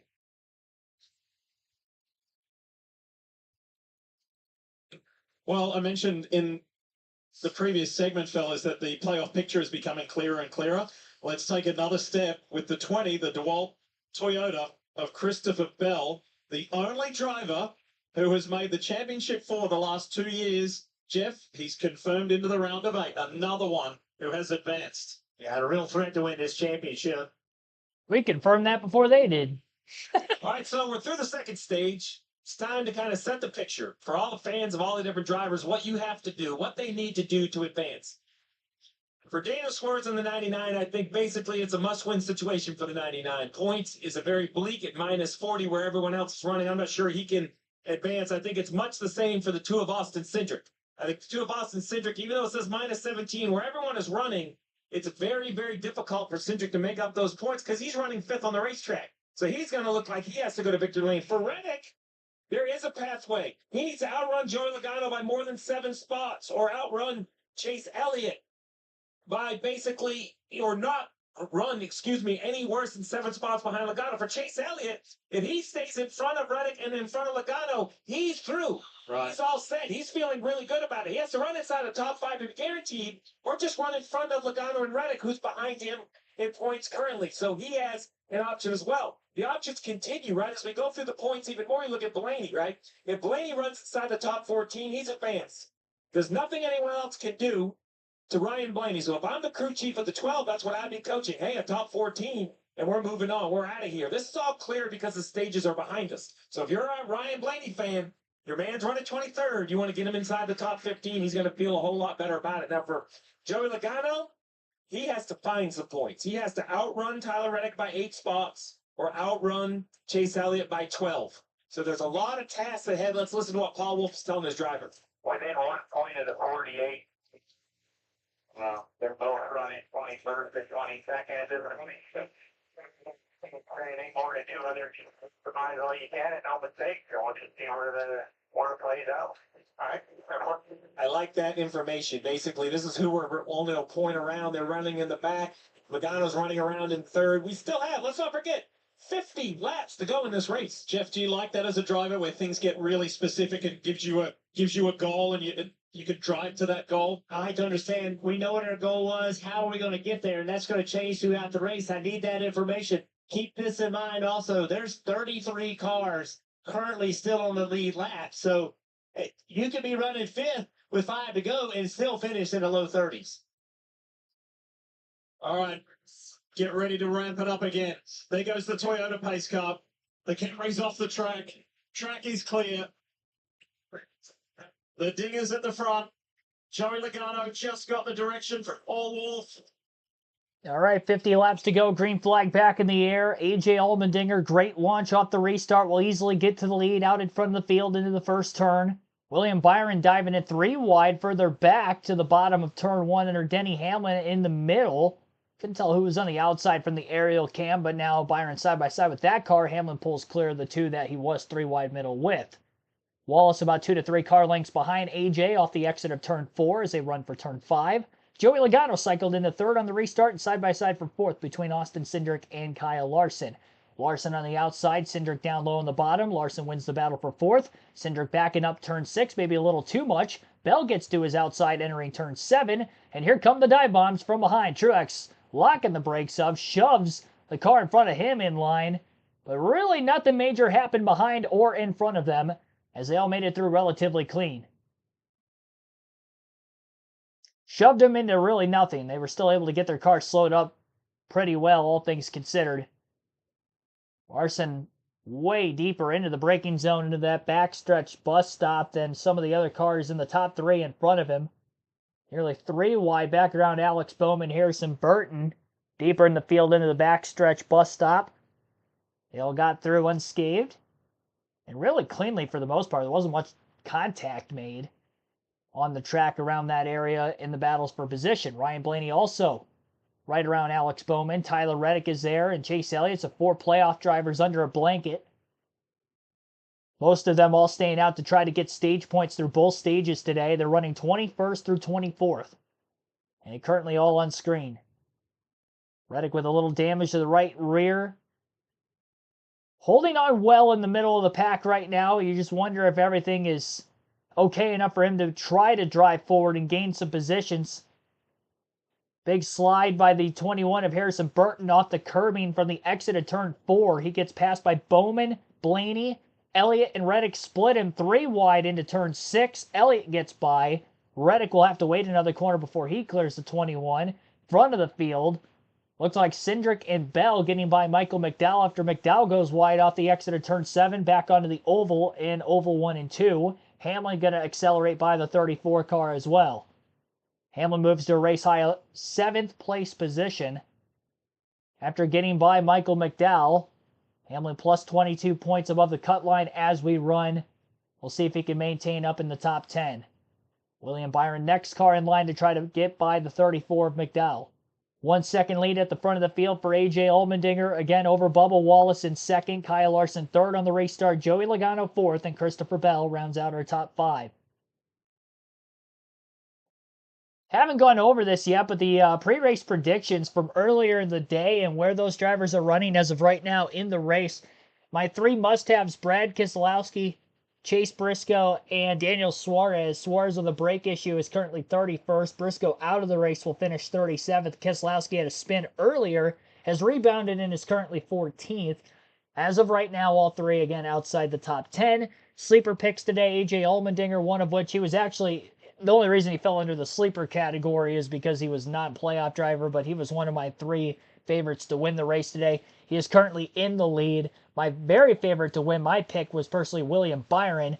He has just passed Michael McDowell for 8th on the racetrack, and Shane Van Gisbergen is back in traffic, currently 23rd right now. So SVG, and actually SVG having a little bit of an issue, it looks like. There was contact around Chris Buescher on the racetrack in turn 7. I think Van Gisbergen was trying to miss the spinning 17 car. Now, so chain reaction of events there. So what happened? Keselowski got into the back of the 19, who then got in the back of the 77, and the 77 clipped the 13. And then behind all that was Chris Buescher, who slammed the brakes, and he ended up, I think, getting turned from behind as well.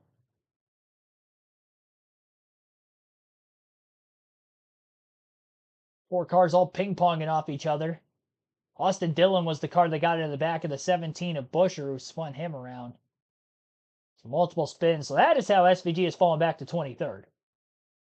Before he got it back going in the right direction again. So obviously he's well outside the top 10. The other sleeper pick, Carson Hocevar, who I predicted to get a top 10 today. He is currently in 11th. Hovering right around there. Good run for the rookie yet again. After a 3rd place at Watkins Glen last month. 3 must-have picks today would have been obviously William Byron, who again was my pick to win. Christopher Bell up in the 4th place position as well. Having a solid day.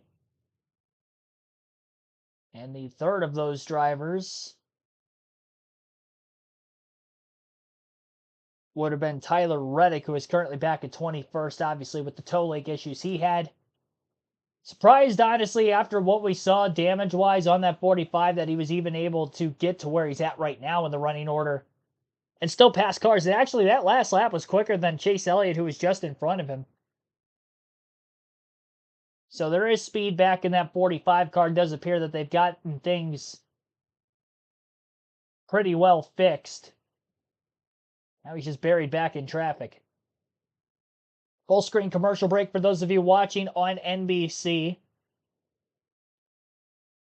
We will take another quick break ourselves. You're listening live on KRC to the Bank of America Roval 400. So we continue our live commentary coverage.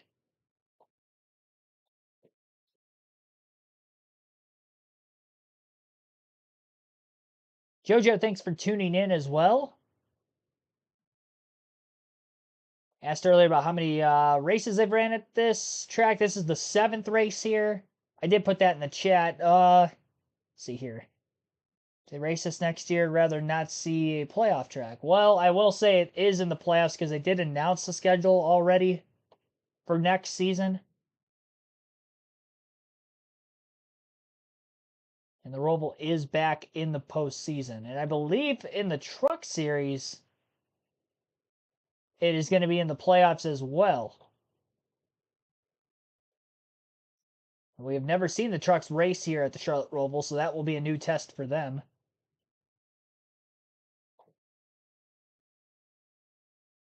Pete Kramer, thanks for tuning in as well. Not sure if you were in the chat earlier or not, but appreciate you watching. I see you in the chat now, at least. Trackhouse complete failure today. Yeah, Chastain spun twice. Brake issues for Suarez, and they are both currently 32nd and 33rd. It's right off the heels of a race in which Ross Chastain was very much a competitor for the win all the way throughout Watkins Glen in the last road course race in September. But he hasn't really been in the top 10 at all here today. Both for stage points and for trying to cycle out of the pits early in the stage in the lead. Allmendinger 0.4 of a second ahead of Larson. Christopher Bell 2.6 seconds back in third. The gap between first and second is closing. At last lap, Kyle Larson was 0.6 quicker than AJ Allmendinger. Not that AJ had that slow of a lap. He had an 85.2. It would have been faster than everybody from fourth on back. But second and third place were definitely faster. During the commercial break, by the way, Christopher Bell was able to make a pass for third place on Bubba Wallace. So we'll see if Larson and Bell can try to run down AJ. 45 laps to go.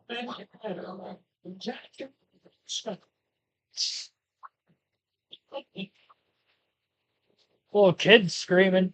That's what it's all about. And especially when there's so much on the line. And for these drivers here, position 7, 8, and 9, somebody is going to miss out.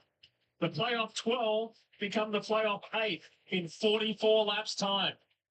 Who's it going to be? Who's going to make it? Who's not? But Joey Logano, he started the day on the outside looking in. And if he can advance and transfer, what a day that's going to be. And it will come at somebody's expense. And currently that would be Tyler Reddick, who won the first stage, but then involved in that accident. Thankfully has those 10 points in the bank from earlier. The question is, does the 45 have enough left in it after the damage and the change tolling? Does it have enough speed to get the points required? All right, so there's a difference in when these two cars last stopped. For AJ Allmendinger, it was on lap 37. For Kyle Larson, 48. Larson's in better shape with tyres, and that's becoming very, very obvious here as he's reeling in the dinger. He'll also be in better shape in fuel. When they come to pit road, Larson will need less fuel than Allmendinger. Allmendinger may have to sit in his pit stall and wait on gas. Now, Larson doesn't wait for the pit stop. He wants to try to pass him on the track.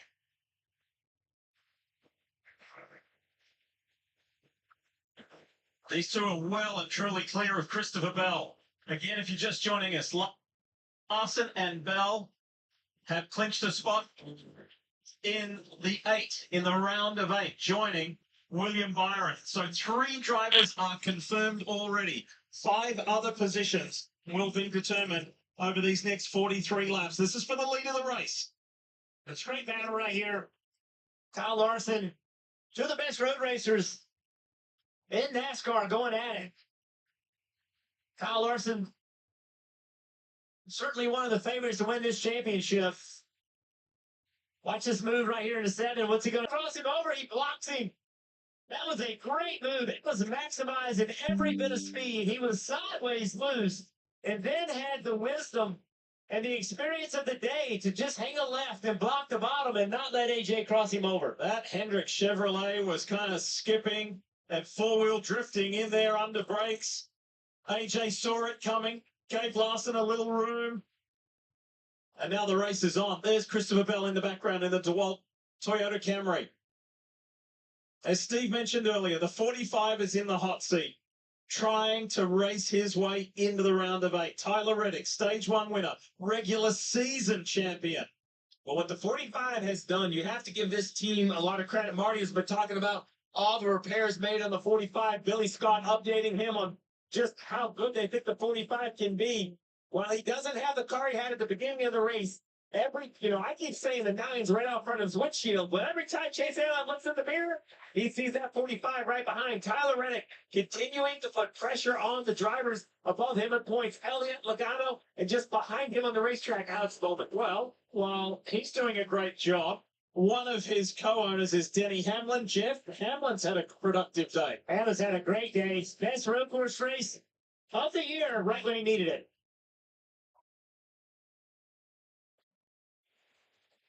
.42 laps to go. Another side-by-side commercial break going on right now on NBC. We'll go through the full field running order again. Kyle Larson with a 1.3-second lead after just passing AJ Allmendinger a few laps ago. AJ still in second, Christopher Bell in third, Austin Cindric fourth, and Joey Logano is fifth.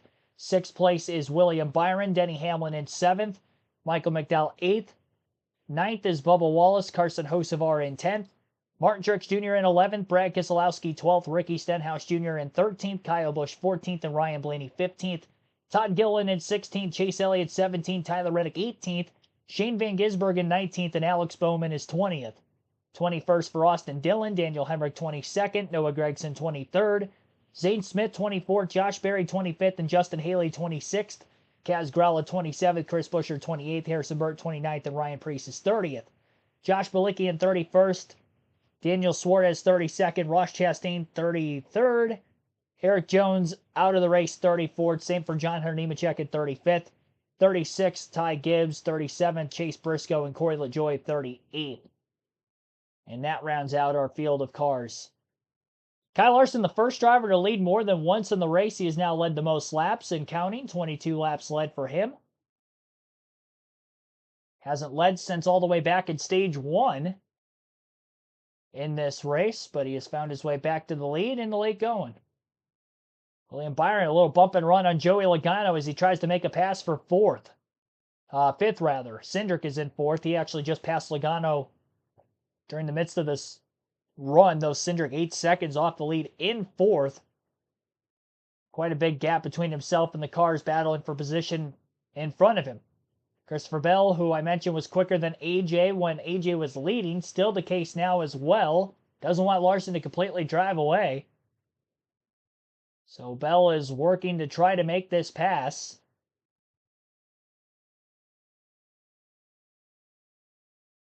Again, Chase Elliott, the only driver to win more than once at the Charlotte Roval, but each of the top 3 in the running order right now have all won here before. So looking to maybe get yet another repeat winner here in this very race.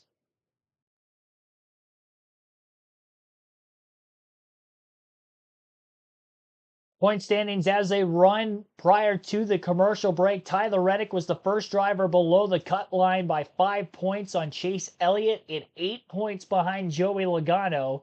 Those seem to be the 2 drivers he is trying to chase as of right now. Looking at a good scrap here between Christopher Bell and AJ Allmendinger, second and third. Kyle Larson has skipped off to a 2+ second lead out in front in the 5. Behind these guys, Austin Cindric, William Byron, Joey Logano hanging tough on a much different pit stop strategy than everybody else. He's hanging tough. He's out there and then gathers it back up and gets going again. One guess what corner. Would it be 7? I think 7 is a good option. What happened? Reddick just actually won Reddick. Oh, it was Van Gisbergen. Reddick almost got him, but Yeah. the FPG did get him. At the back of Reddick's car.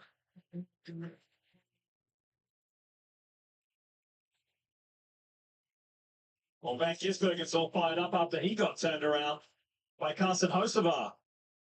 Kim, here comes Michael McDowell. Yeah, Michael McDowell, they are on a 2-stop strategy. Last one on pit road, 33, lap 33 right now. Michael just saying the brakes sticking just a little bit more fresh Goodyear tires. Sunoco Field will have to wait a little bit longer since they haven't pitted in a long time. Well, and we figured they could go about 35 to 39 laps. So some guys like McDowell, short on fuel, have to pit right here with 39 to go. If you can run a couple extra laps, it would help you for overtime as we see Bell get to the inside of Allmendinger. The concern, Nip, is if 8 or 10 cars pit, the caution comes out, they're going to stay out. You're going to lose some track position if you're one of the leaders. So let's see if any of the front 3 or 4 decide this is the lap to come to pit road. Think about Christopher Bell. He's won here at the Roval before. He did not grow up racing road courses like AJ Allmendinger did in open wheel. And he went to work really hard on becoming a better road racer. Part of the bigger picture. I spent some time with his crew chief, Adam Stevens, yesterday. He is super impressed as the dinger decides it's time to come to pits. So the calling Chevrolet, the Celsius machine on pit road, and Dave Burns is standing by. As he brings it down, can he make it 2 in a row? That's a question for AJ Allmendinger. He need a little bit of an adjustment to this race car. Remember, loose in the right-hander. So as he brings it down, he'll get 4 fresh Goodyear tires, and then he will get full of fuel till the end. Got a check it full here. Wait on it, Kim. Gunnell on pit road. He was reporting a tight condition. It freed up in clean air, but he said, I don't think the clean air helps my balance. Also, had a little bit of a brake shift on the straight, but first Goodyear took the way up. Marty. Austin Cindric trying everything they can to take it in the round of 8 of the playoffs. They've had a pretty quick car, but we'll see if this strategy plays out for them. Ryan Wilson told him we're going to have to wait a little bit on fuel, and he said the car still has not felt connected all day long. Hearing Austin Cindric just saying he needs the car to be a little bit better. You wonder if that was the opportunity, Steve, to make the change that they needed to get his car so that he can win with it. And that's what he's got to do. He's got to find a way to win. Maybe he's just a change away. See Larson staying on the racetrack. We'll see if it's this time that he decides to come to pit road. Already clinched and advanced to the next round. The pressure of points and the playoffs behind the 5 car. He can enjoy the rest of this race and try to win.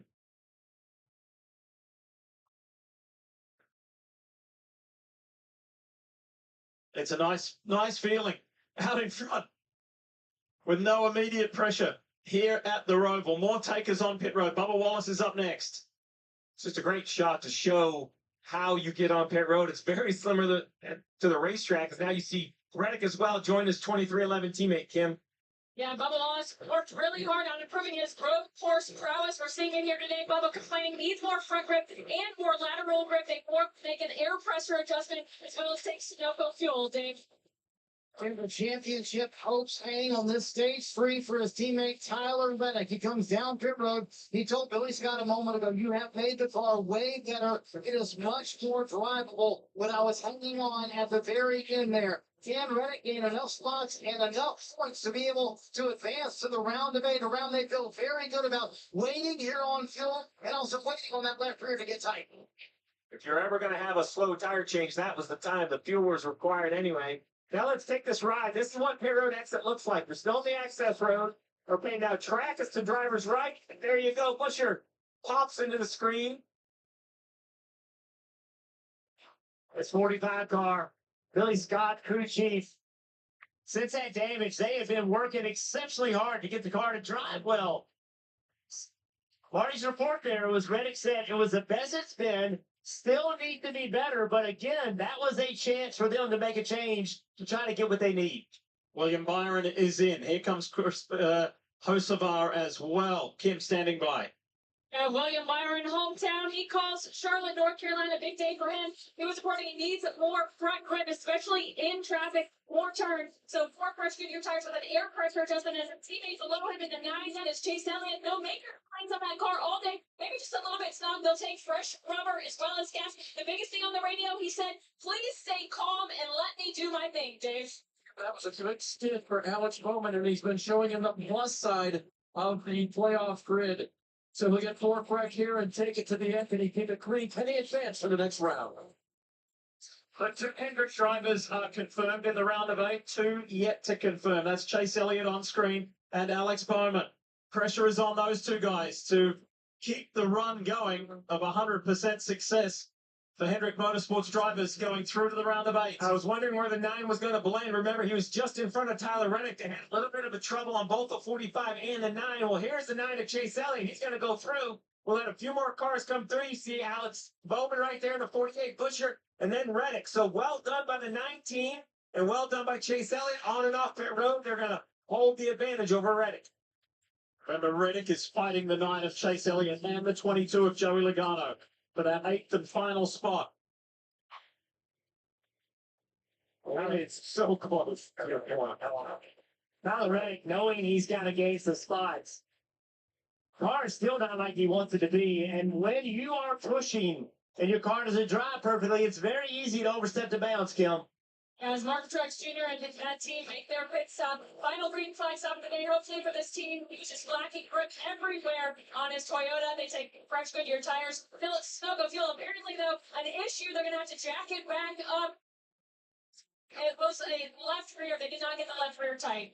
It's just not been the year for the 19 of Truex. Just small miscues consistently and kind of spread out throughout the whole team. Driver was speeding at Bristol, which you rarely see. We've had some pit stop issues on the 19.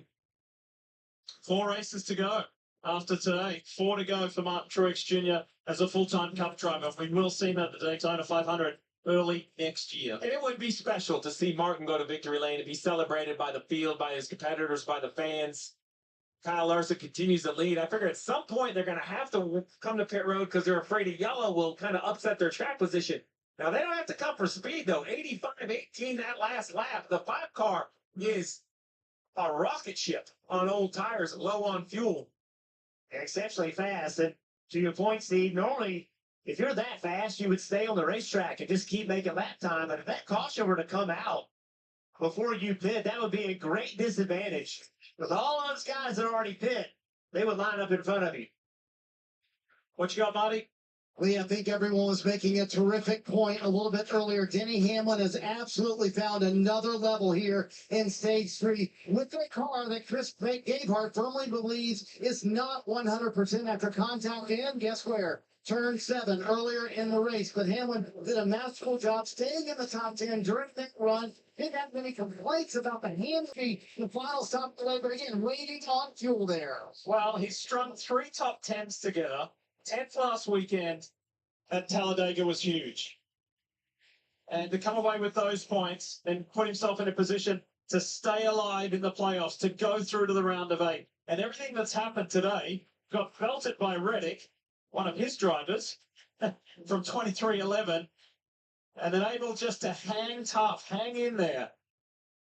As Kyle Larson decides to come to pit road for the final time, Dave, he's headed your way. Here comes Kyle Larson, and what a day it's been for him. He called the car comfortable when I talked to him this morning in practice, and it's been able to enable him to work on his lines around here. He was always good in the infield, but he's improved in the backstretch chicane. No changes here except for the 4 Goodyear tires and fuel to get to the end. Now that last stint for the 20 driver, Christopher Bell, very, very good. Team telling me that he's very happy with the race car now. He's kept it up front, Marty. Well, the theme for the 12 team has been let's have a clean end of the race, Dave. That's all they need. In fact, Jonathan Astor told the pit crew that as well. Just a nice, solid stop here because Ryan Blaney and Hassler have done everything they didn't do today so far. Blaney says the car just limit 2-3 on exit. That's his biggest complaint. And they're one of the group that pitted later in stage 2, so they do not have to wait on fuel for Ryan Blaney. So since they dropped the jack right there, he'll head back out on the track. We'll see where he cycles in. Well, with the cycle complete, other than Brad Keselowski, Kyle Larson will resume or continue as the race leader.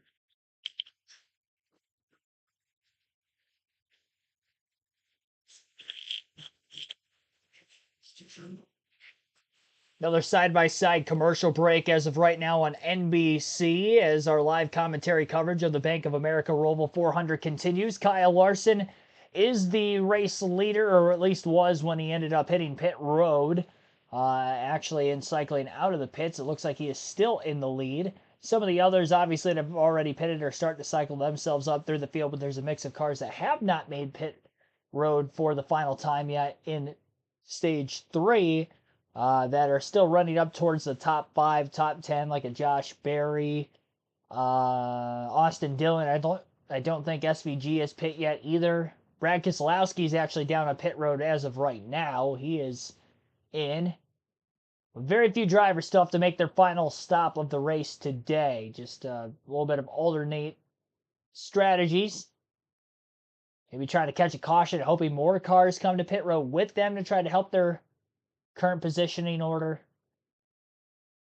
A lot of the drivers that have stayed out as long as they have right now had gotten into spins earlier in the race.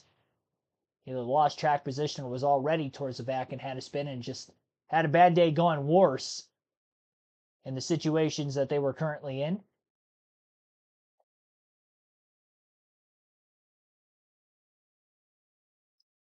Might be some more drivers outside the top 10 that also haven't pit.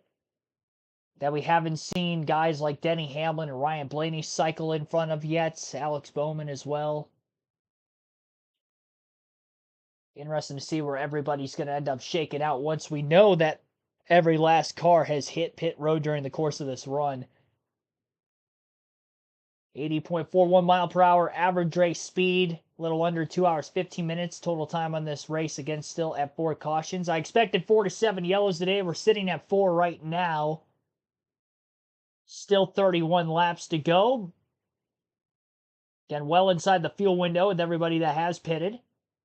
Kyle Larson now in the lead for the third different time today. He has led for 31 laps, most in the race. 21 for pole sitter Shane Van Gisbergen. AJ Allmendinger has led for 14. Stage 1 winner Tyler Reddick has led for 6. Stage 2 winner Alex Bowman led for 5. Christopher Bell led 1 lap in the middle of those green flag pit stops.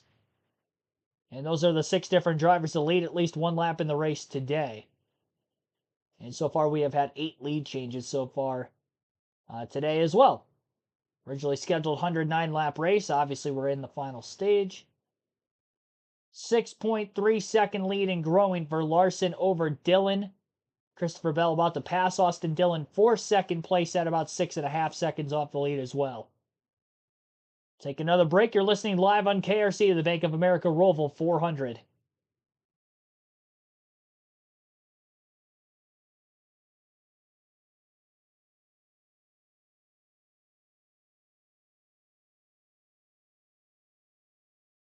Villanor, Billy Kramer, thanks for tuning in. Yeah, most of the road course races, they seem to average it out in kilometers over the years and not miles. Yeah, this race roughly around 250 miles. Partner, which is thermal control. Jeff, you were telling me before that they've been around forever, right? Yeah, great family-owned business. Served this industry for a long time. After the race, the nets will be autographed by the drivers and auctioned off to charity. And if you would like to be part of that, you can go to the ericjonesfoundation.org to bid on the window net of your favorite driver. The proceeds go to the Window of Hope, which helps expand access to early breast cancer detection. All right, the race is on. The race, not only for the win of the Bank of America Roval 400, but the race to stay alive in the NASCAR Cup Series playoffs. And Joey Logano, we ride aboard the Team Penske Ford. He is right in the thick of it, Steve. Logano has put the pressure on Reddick behind. He's put a great drive all the way up to the 8th position for Joey Logano. Tyler Reddick in 20th. So if you look at the math, Reddick 5 points behind. Logano can gain points, but a big gap between the 45 and the 22. In Reddick, take a wounded 45 Monster Toyota and find his way back past 6, 7, 8 cars, whatever required, Marty, to advance in the playoffs.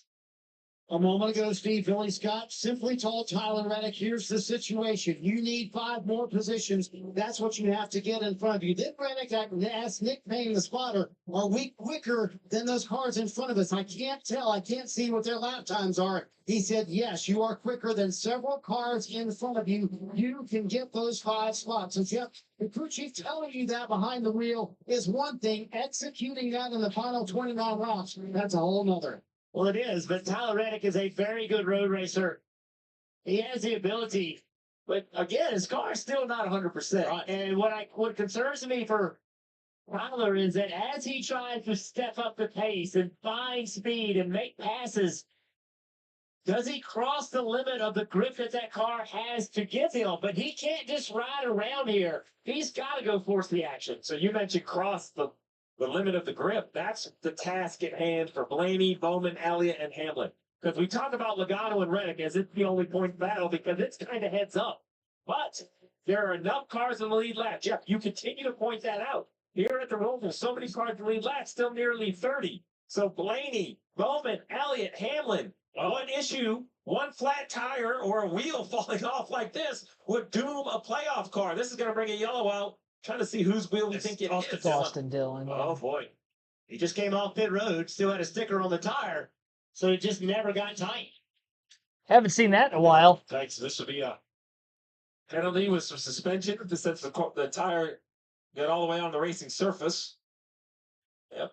There it goes. There it goes. You see the sticker on the tire. That means it's brand new. And this is nerve-wracking because now, the task at hand was tough enough. We just kind of laid it out.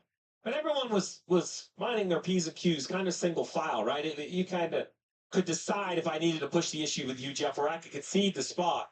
But now, doubled up in the restart, you can't concede anything. You just have to be aggressive and take. And everyone will be aggressive. Oh, I think Tyler Reddick is saying yes, thanks. Thanks for that caution. For the three of Austin Dillon, it'll be a 2-lap penalty. And so pit crew members are gonna be suspended. Let's see if there was any sort of clue. Hang on the left front. Oh, late on the gun. Oh. They know. Oh.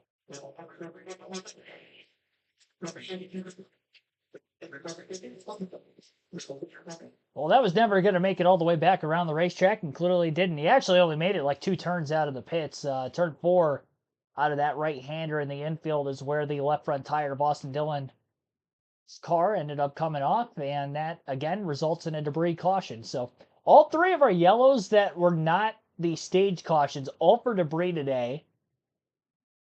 And the incident that was recorded on track with a spin on a restart or anything of that nature, that has not warranted a caution. What debris following maybe some of the incidences have. Half a lap, 2 laps later after the fact when a piece of the car comes off, or in this case, debris following a green flag pit stop for Austin Dillon. So Kyle Larson leads by 6 seconds again over Christopher Bell. And it's going to be interesting to see how this is going to go about. Again, 28 laps left here at the Charlotte Roval from the time of the caution. Things are going to get wacky, let me tell you.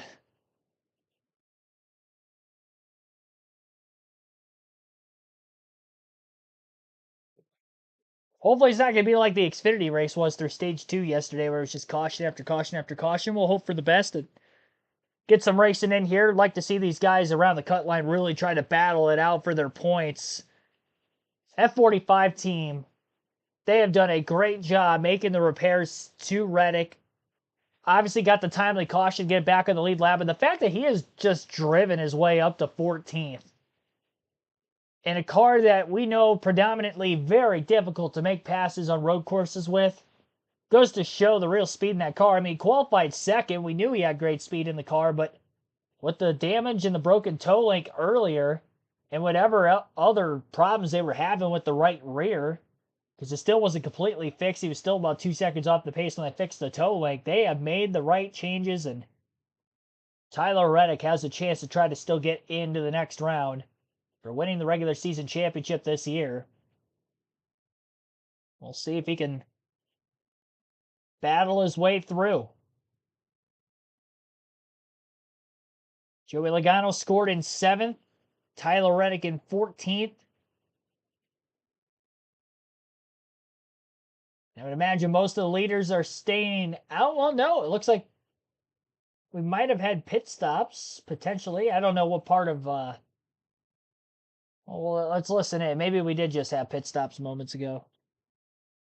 Keep gripping, because this is fighting to stay alive in the NASCAR Cup Series playoffs. Yeah, what a bold call by Billy Scott here. They were towards the back of the playoff drivers, but he comes in and puts on 4 fresh Goodyear tires for Tyler Reddick, who said he had been locking up the left front just a bit, but he thinks that's more because of the damage they sustained earlier on, Dave. So we'll see if these 4 fresh tires help out Reddick and can get him through the field. So Marty giving up their top 3 running position. AJ Allmendinger was called to pit road. AJ said to the team, we are not going to win the race. We're not going to beat the 5 and the 20 and maybe even the 13 like this, or the 5 and the 20. So let's come to pit road and do something. 4 fresh tires. A lot of traffic in front of him now, Lee. His teammate at Corley, Shane Van Gisbergen, had to pit as well because he was the last one left out there. So both those Corley Chevrolets came in on the same lap. So the wheel has been grabbed from Austin Dillon's car by the AMR safety team. Everybody's made their decision on whether they're going to come to the pits or not. They're regrouping to come with 26 laps to go when they come to the line this time. And Jeff, to quote you in the ad break, it is going to be on. Yeah, it is going to be on. Tyler Reddick was running 18. He pitted, put on 4 tires. Came out 26, gave up 8 spots to get fresh tires. With 27 to go, though, there's just so much racing ahead. We can see another round of pit stops, wrecks, craziness, chaos. Hey, optimistic, Stevie. I was. I'm optimistic for the fans. That's everything they're going to see. Jeff and I have lived this. We're so happy to be up here covering it. More on the Reddick situation. Marty, what's the latest? Yeah, just real quick, Jeff. I did check in with Billy Scott. He said, no matter what I do here, I have to figure out how we can gain 6 spots on Joey Logano. I wasn't going to do it on old tires, so I thought that was our only option. Take fresh tires. We'll see if it helps Reddick. The 28-year-old Californian. He's a scrapper. He's a fighter. And let's see how hard he's going to need to fight here in these last 26 laps of the Bank of America Roval. There goes the Toyota Camry pace car. It's clear. It opens it all up for 2 guys who are already confirmed. Actually, 3 of those first 4 cars you see are already through to the round of 8. They're going for the race win. Let's go back to racing. Larson, who has been out in front for 35 laps today, is the car to beat. Here comes his teammate William Byron around the outside of Christopher Bell. They touch through that very narrow and undulating canyon there on this Roval track at Charlotte. Austin Cindric comes out of that fight in 4th place. Must-win situation. He hasn't quite had the pace to win this race. But now that he's in this position, can he find it? Watch how aggressive he gets in turn 7. All day long, this has been the place. Bowman goes in that tight side. The 11 of Hamlin goes out way wide. Think about Armendinger and Shane Van Gisbergen coming through the field too. After that late stop, fresh tyres, full of fuel. How far can they climb through this order? And has anybody got anything for the 5 of Kyle Larson? Has been the standout car and driver today. Here's Hamlin. He's duking it out with Kyle Busch. Kyle Busch back underneath him. Stood out to the outside of Busch. That slowed down his run.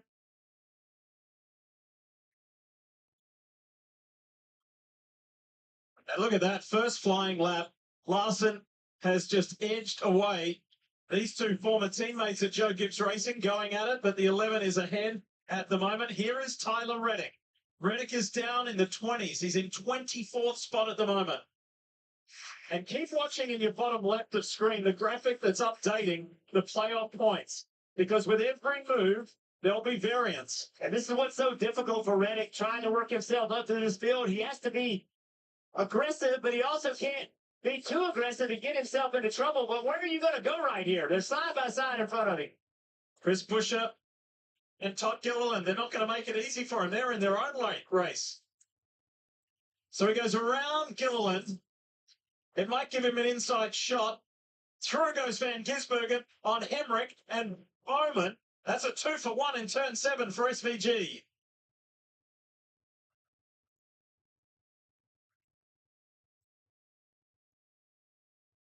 Reddick up to 23rd now. Look at this. 3 wide. Hemrick on the inside of Van Gisbergen and gets him back going into the back straight chicane. And that's where Reddick wants to be, Stevie. He wants to be up a couple of positions. Gain more points. He's 11 below the cut line. 11 below, but I think Jeff pointed something out, which is patience. Don't throw it away with 25 to go. This is the length of the entire first or second stage. There is a ton of racing. And remember, Joey Logano isn't guaranteed to run 5th. He is doing a nice job in 5th. But Chase Elliott's right on his rear bumper, and all of these cars right here between them would overtake Logano. Frustrating for Logano's Team Penske teammate Austin Cindric as well. Leading at Talladega last week, wrecked out, and at the moment he's on the wrong side of the cut line. Liberty Mutual customized my car insurance, so Another quick commercial break. It looks like on NBC. Again, off this restart, Kyle Larson leads. Christopher Bell 1.7 seconds back in 2nd. William Byron in 3rd. Austin Cindric 4th. And Joey Logano is 5th. Chase Elliott 6th. Bubba Wallace 7th. Carson Hocevar 8th. Michael McDowell 9th. And Martin Truex Jr. up in the top 10 for the first time today in 10th. That is the top 10, obviously, in the running order as of right now. 23 laps to go here at the Charlotte Roval. And who is going to go on to victory lane here today is going to be the question. Larson is definitely the guy to beat. He's led the most laps in this race for a reason. Already the most laps led on the season.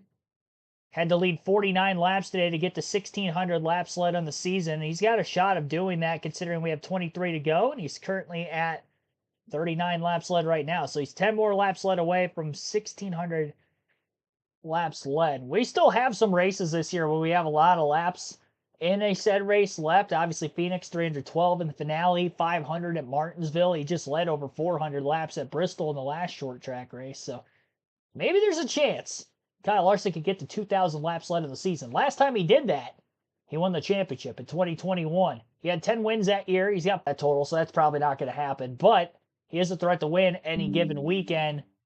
So looking to add to that. In the next-gen era, I believe Chase Elliott in 2022 had the most wins that season. Didn't he have 6, if I'm not mistaken? He had 5 or 6 wins that year. I think he had 6. You have to correct me in the chat if I'm wrong on that. So looking to match to that. Again, with this current car, obviously only the third year with this car, but we don't usually see these kinds of seasons anymore. Just quietly having a good year, and that's even with missing a race earlier this season as well. Considering he's ran one less race than the rest of the competition, he's still at where he's at. Only lost the regular season championship battle by 1 point despite missing a race. If he just would have started that race at Charlotte, finished last, he still would have won the regular season title with the tiebreaker. And that would give him more playoff points than he already has. He was the #1 seed as it was, even without the regular season championship, and looking to add 5 more playoff points to that total when we begin the round of 8 at Vegas next week. Down to 22 laps left under the caution. Continuing through the infield portion of the racetrack. We'll take another break. Again, you're listening live to the Bank of America Roval 400 on KRC.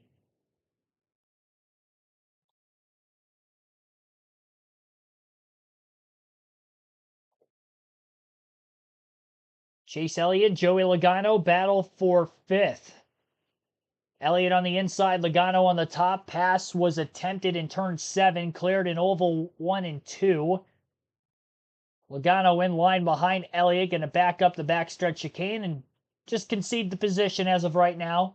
Logano 7 points ahead of Tyler Reddick with where we run. 21 laps to go this time by for Kyle Larson. Patient with him.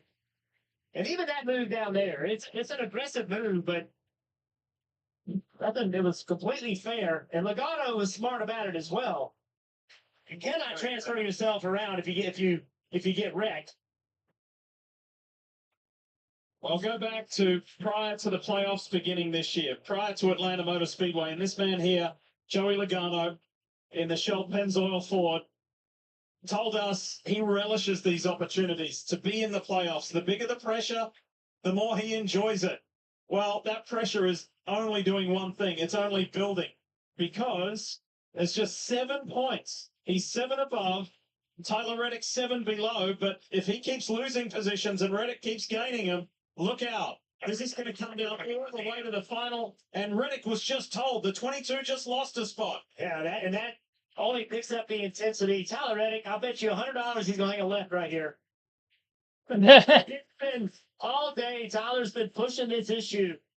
And Bowman not really wanting to be in the middle of a fight, right? Bowman's like, hey, I'm in pretty good shape. Progressive more than I do. I'm going to let you go.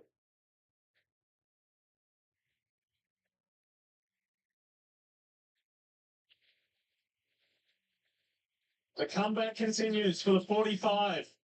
Is it going to be a comeback all the way to the round of 8? He made it to the round of 8. But if he doesn't, it'll be the first time that a regular season champion has not progressed, not advanced to the round of 8. He does not want that attached to his regular season championships. Massive lock-up up ahead by somebody. My goodness, looked like a wildfire. That's the other concern if you're Joey Logano, right? An accident between you and Reddick will gift Reddick some position. So Logano in 6th, Reddick down the road in 19th. There are positions available, but the racing between them is fast and furious. somebody else's frustration can be a Christmas present for Reddick. For those of you joining us late, let's tell you the bigger part of the Reddick story. This is why he's on the comeback. Look at that car up ahead, the black car. Boom! Smashes into one of his bosses, gets the rear end of that Toyota airborne, damaged the toe link, and the 45 team for 2311, Jeff, did a heck of a job to get that repaired. Yeah, Tyler Reddick's done a great job of gaining these. Oh, no! Oh, he spun a 31 out. He was so loose. Tyler Reddick, the back of the car around, and he gets into Hemrick and spins Hemrick out. Drew fast kick to the Hemrick because he's what saves the 45 from going around. Yeah. The 45 car. Watch the back. Right there. He's got the rear tires locked up. Super loose. There it is, riding along. This has been his move all day. Oh, you can hear it sliding the rear tires. That's like slicing one off the tee. It hits a tree and comes back into the middle of the fairway. Yeah, Reddick's exactly right. Reddick got saved by the 31 of Hemrick. If Hemrick's not there, Reddick spins out. Yeah. I resemble that remark. Me too.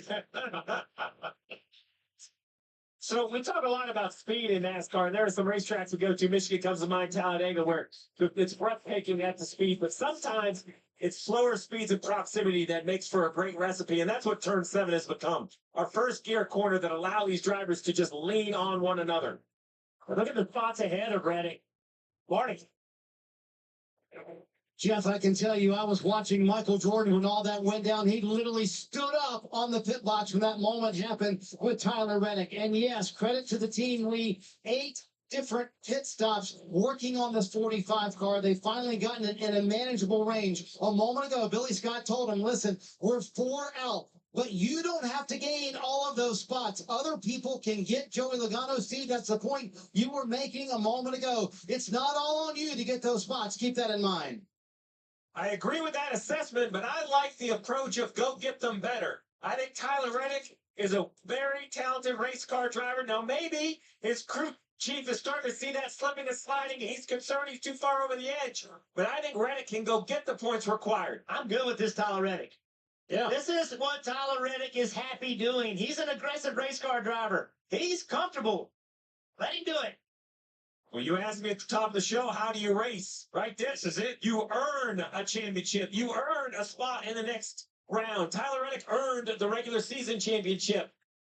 You know, you want to be a superstar, be a superstar. The guy on top of this pit box, he wants the ball, right? He wanted to be the guy taking the shot. He didn't hope the other team missed.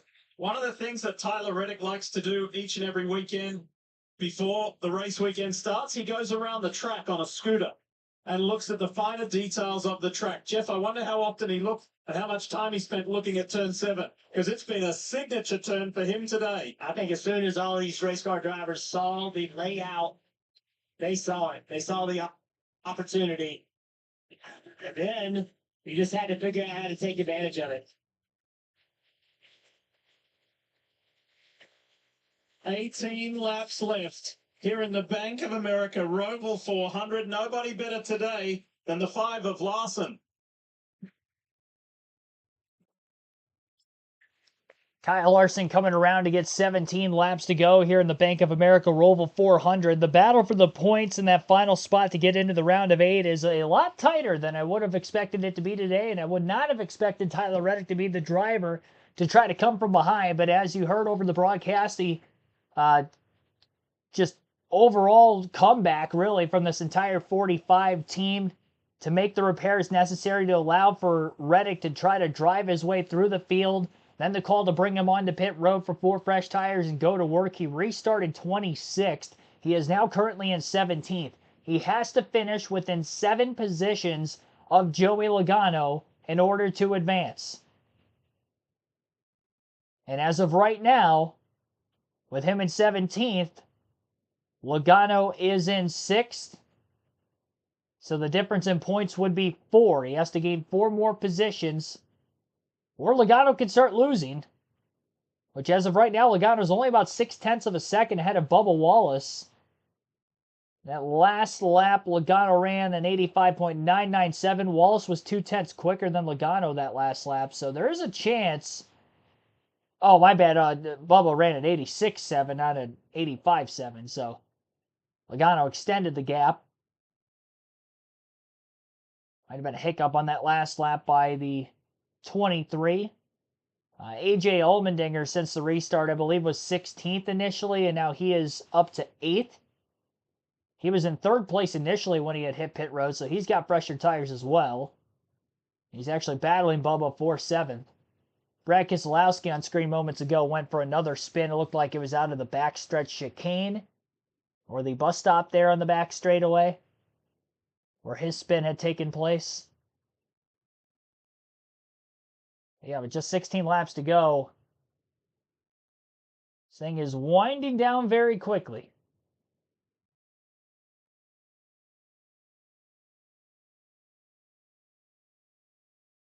Larson extending his lead over Christopher Bell. About 0.04 of a second quicker than Christopher that last lap. Only a 2-second lead. You would think it's more, but the domination that Larson's had, just very, very gradually growing that lead over the 20. Byron in 3rd, but not running anywhere near the lap times the 2 cars are in front of him. And Austin Cindric in 4th in a must-win situation to make it to the playoffs. 7.3 seconds off the lead where he is at. Are on the move, but let's see which drivers are on the move. Brought to you by Valvoline. AJ Allmendinger and his Corlick Racing teammate Shane Van Gisbergen.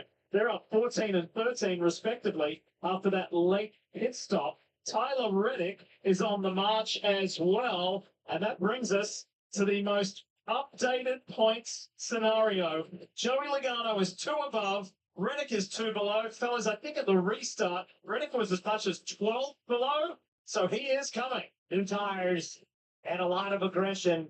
And keep in mind, you just mentioned the 2 colleague teammates, Allmendinger and SVG. They're on new tires, and they potentially are going to catch Logano, could pass Logano and move him back. And then there's more positions right ahead of Reddick that he can go get.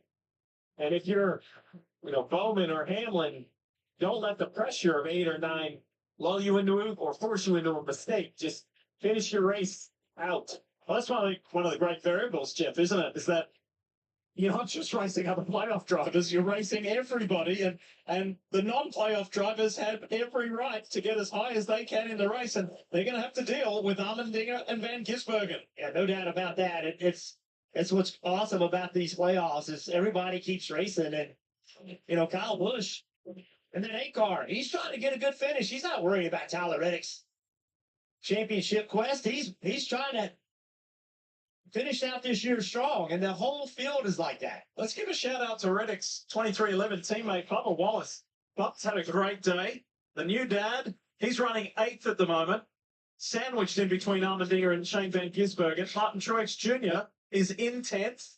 And let's give a shout out to that 45 crew, not just the pit crew, but the mechanics. Remember, there have been parts replaced on this car that didn't start after that accident, turn 7, damage on the rear suspension. They had to change that toe link. Billy Scott right there on top of the pit box has been keeping everyone focused and on point. It is amazing how these playoffs comes to 1, 2, 3 points to make the next round. It is, we talk about one position matters. It shows up in these playoffs. Here you go. Allmendinger has caught Logano. Allmendinger gets by Logano. They're separated by 1 point, Logano and Reddick. I don't think this pass right here is going to take very long. I think Allmendinger is much better, Kim. Yeah, and as we talk about AJ Allmendinger trying to take that spot from Joey Logano, Coleman Presley, spotter for Joey, has been giving him updates where he stands, telling him eyes forward, and telling him where AJ has moved through the field. Now, keep in mind, Coleman spots for AJ on the Xfinity side of things. Coleman came on the radio, told Joey, I have made AJ, spotter, and that team aware of where we stand. I don't know if it's going to change anything. Now, if AJ thinks he has a better car, he's absolutely going to end up passing Joey, but maybe gives him a little more leeway, knowing he's going after a playoff spot to move into the next round. You want playoffs pressure? You've got it. 1 point is it. 1 point above, 1 point below. Logano to the good. Reddick still on the chase, and 13 laps left here in Charlotte. This is going to be an epic finish. Logano holds the tiebreaker. So if in the points you see 0 tied between Logano and Reddick, it's the highest finishing race of the round, which currently is this race. Logano running 6th. AJ Allmendinger is 11 laps to the good on tyres in comparison to Logano. There is a pass looming here. Where and when? It's usually 7. Here comes Allmendinger. And Logano knew it was coming. How hard's he going to fight it? The dinger on the inside. They accelerate. It's a drag race out of turn 7. Logano spins ahead. A lot of respect right there. Allmendinger does not run this series full time. He will next year. He wants to win this race, but he also will have a lot of respect for Joey Logano. But when he can pass him, he's going to, If he's going to defend that win of a year ago, Allmendinger's got a lot of ground to make up if he's going to even get within the vicinity of Larson. Meanwhile, bottom box, Stevie, what's got your attention? The next one up the road for Tyler Reddick is car owner Denny Hamlin, but the problem for Hamlin is how hard do you fight? You're only 7 points to the good, so you don't want to bleed spots away, but you also don't want to make a mistake. Shortcut the course, wheel hop, spin out, have contact. Hamlin is nowhere near guaranteed in. He's running 13th. An issue, he could lose 10 points or more just having an issue on one of these corners. And for young drivers or young athletes watching this, when your parents or your coaches or your mentors tell you, don't ever give up. Don't give up until that checkered flag falls. This is what it's all about. These guys are fighting as hard as they can to make it to the round of 8. And Allmendinger on the inside of Logano again. He's got him this time. Well, this one's going to drag racing the straight, but see right there, the 16. He side drafts at 22, slows him down. Now Logano has no choice but to give up the spot. Chevrolet versus Ford, Corlick versus Team Penske. Allmendinger's there, and the playoff points are at 0-0. Now they go back to 1. More fluctuation, 0. Still with 12 laps to go. All of the points that we're showing you, all that could change if this guy right here won the race. He's running in 4th position. I don't think he can get to Larson, but they've made that car better. If we get a caution and he can come down pit road and put 4 tires on it, that 2 car would have a shot to win, and that would change everything. Far from done here at the Roval. Larson out in front like he has been all day. 10.5 laps to go at the Charlotte Roval in the Bank of America Roval 400. Update on exactly where all the playoff drivers are running currently late in this race. You got Kyle Larson leading, Christopher Bell in 2nd, William Byron 3rd, Austin Cindric in 4th, and Chase Elliott 5th. 6th, Joey Logano. Then all the way back to Ryan Blaney in 10th. Quiet day, but a good one for him. Denny Hamlin is 13th, Tyler Reddick 14th. That's the battle on screen right now with the side-by-side commercial break. Alex Bowman in 19th. Then Daniel Suarez with the brake issues is all the way back in 30th towards the tail end of the lead lap. And Chase Briscoe, that we know of already in that 14 car out of the race, will finish in 37th. So that's where all 12 of the playoff drivers are running. Again, 10 laps to go, this time by for Kyle Larson as he tries to go for his 2nd win at the Roval and his 6th win of the 2024 NASCAR season. We'll take our final break here. You're listening live on KRC to our full flag-to-flag coverage.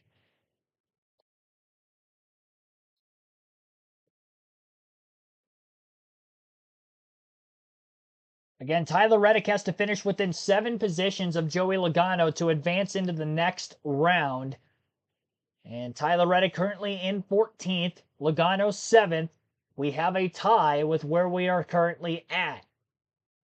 The tiebreaker goes to Joey Logano because the tie is the best finish in the round amongst the drivers tied. Logano's best finish in the round would be 7th, where he is running right now, as Tyler Reddick still has to make one more pass. He's got a few drivers for position right in front of him. Denny Hamlin, Martin Truex Jr., and Carson Hocevar. Hamlin looking for a pass on Truex. Truex is slow. He is off the pace right now. Both Hamlin and Reddick going to get by the 19. And it looks like Kyle Busch is going to work his way by the 19 as well. Something's wrong with Martin Truex Jr., and that's going to be a spot for Reddick. Reddick also making a pass on Denny Hamlin. Truex still losing positions now as he works his way out of turn 7. I don't know if there was contact between Hocevar and Truex because they were both kind of tangled with each other in the infield portion of the track where the 45 and the 11 had gotten around him. But Truex is slow because he's losing a bunch of spots right now. And he may be coming to pit road this time by. Reddick in that transition past 2 cars. Almost got by Hocevar as well. Carson moves up to 11th. Reddick in 12th. So Reddick, as of right now, would be 2 points ahead of Joey Logano. 9 to go. 11 Tyler Reddick fan, you are cheering because the points fluctuations are going in your favor. Reddick is now in the round of 8 by 2 points, but there's still 9 laps left in this race. What a drive. Billy Scott brings him down pit road for fresh tires. He's gained 14 positions since the restart. It's been a superstar performance out of the driver of the 45 after a great start to the race, winning a stage, scoring 10 points, then an accident, brings the car to the crew, repairs are made on multiple pit stops, 8 over the course of the day.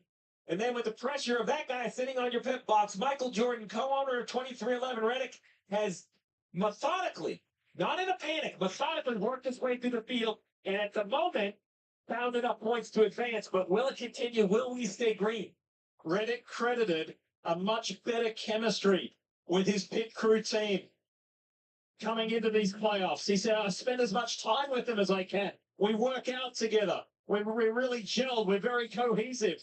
Well, if he stays where he is and advances to the round of 8 for the 2nd consecutive season, Jeff, he can thank that pit crew team and his mechanics and crew who serviced this 45 superbly to get it back out on track and let him do what he does best. This is a team sport. Team members, crew members, guys that work on the car at the shop, guys that make decisions about it, working on it at the racetrack, they do not get enough credit.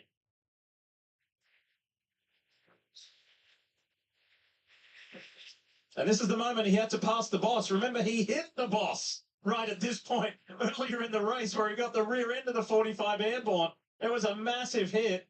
And here is his other boss, MJ. Michael Jordan's like, yeah, come on, baby, let's go. And Denny Hamlin had no choice but to concede because at only +7, he can't have an issue. He can't get spun out. Right now, if you're Denny Hamlin, you're racing these last 8 laps basically out of your mirror. You know you could give up 5 or 6. So if somebody tests you in the braking zone, Jeff, you have to really decide your trust with that driver and how well you want to carry the speed in. Next guy back, Kyle Busch. Yeah, he's been able to get away from Kyle Busch. Kyle had pressure all over him a few laps ago.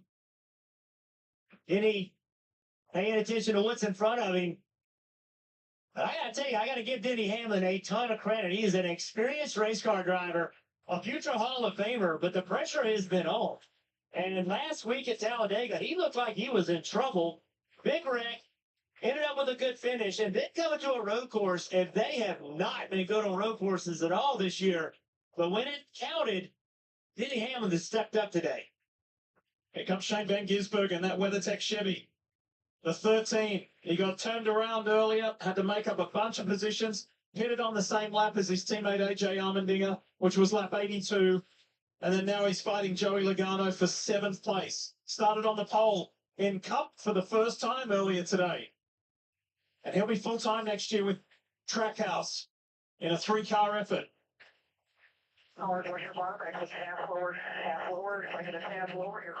Think about Paul Wolf and the 22 team. Everybody at Team Penske. They've worked so hard.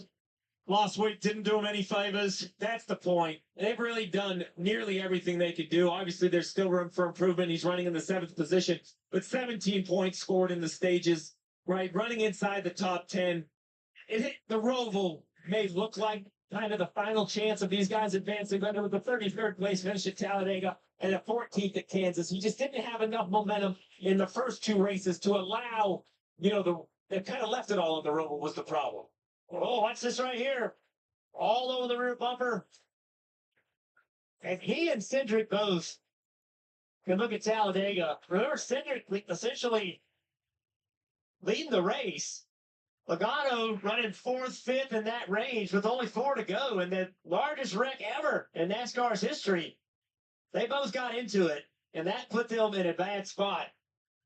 So do you remember when the playoffs started? All 4 Hendrick drivers were in. All 3 Team Penske drivers were in. All drivers from Joe Gibbs Racing in. Well, Martin Truex, he didn't make it. Ty Gibbs didn't make it through. So the JGR side has been dwindled down a little bit. All 4 Hendrick cars are going through to the round of 8. But 3 Team Penske Fords at this stage, with 6 to go, become just 1. Ryan Blaney, reigning series champion.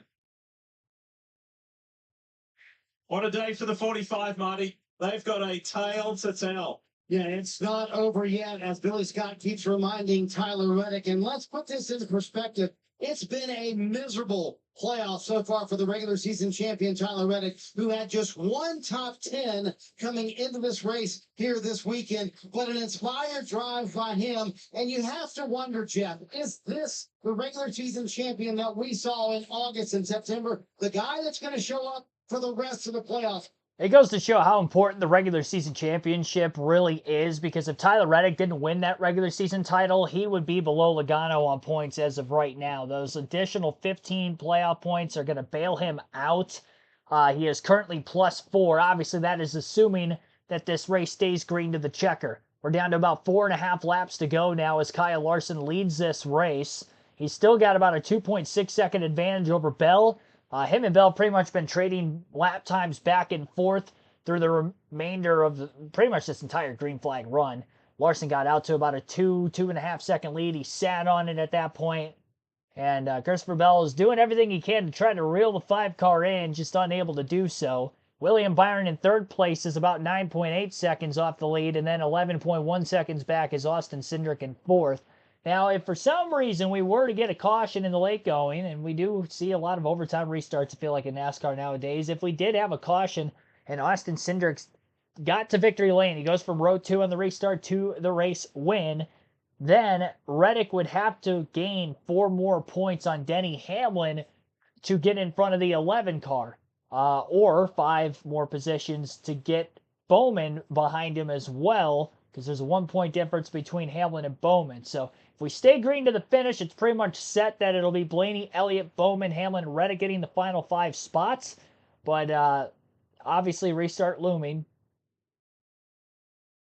And we saw an incident, obviously, yesterday late, causing an overtime restart in the Xfinity Series race. I think still just the 5 cautions so far today, though we haven't seen an incident resolving a caution. It has been debris-only yellows outside of the 2 stage ends in today's action. Pretty evenly spaced apart all the yellows have been for the most part. We haven't seen back-to-back yellows. There was 1 green flag run we had a caution after the 2nd lap, which would have been from the stage end to the debris yellow at lap 55. But that was it. That was the only time we actually saw back-to-back yellows within a lap or 2 apart from each other from green flag racing side of things. Larson a little quicker than Bell that last lap again. I should say 2 laps ago now. It looks like Bell gained 0.2 of a second on Larson as they are coming to 3 laps remaining. Ryan Blaney catching Wallace for 9th. Another quiet but solid top 10 performance by Bubba Wallace on a road course. Really turned road course driving around this season in particular. Had a couple of good runs here and there in his career before, but no consistency. This year we've seen a lot more consistency. Not showing race winning speed on this style of racetrack, but a lot better running than what he was before.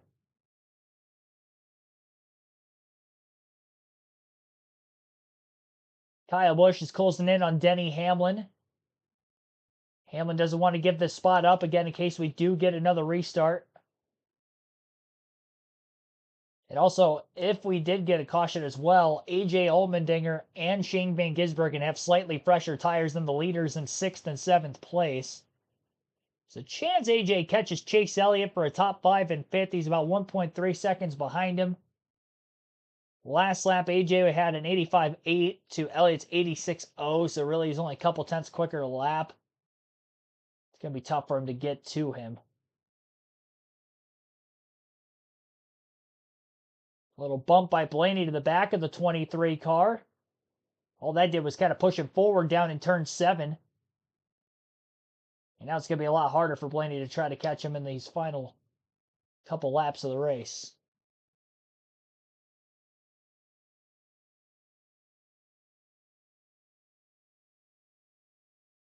Lead is 2.1 seconds with 2 laps to go. Make that 2.4. 2.4 seconds between Larson and Bell with 2 laps remaining in the race. Larson and Bell both actually clinched on points after stage 1 earlier in the race today. As expected coming in. They're both over 50 points to the good. Byron already had advanced before the start of the race. And they're running 1, 2, 3 here in this one as well. Funny how that works out.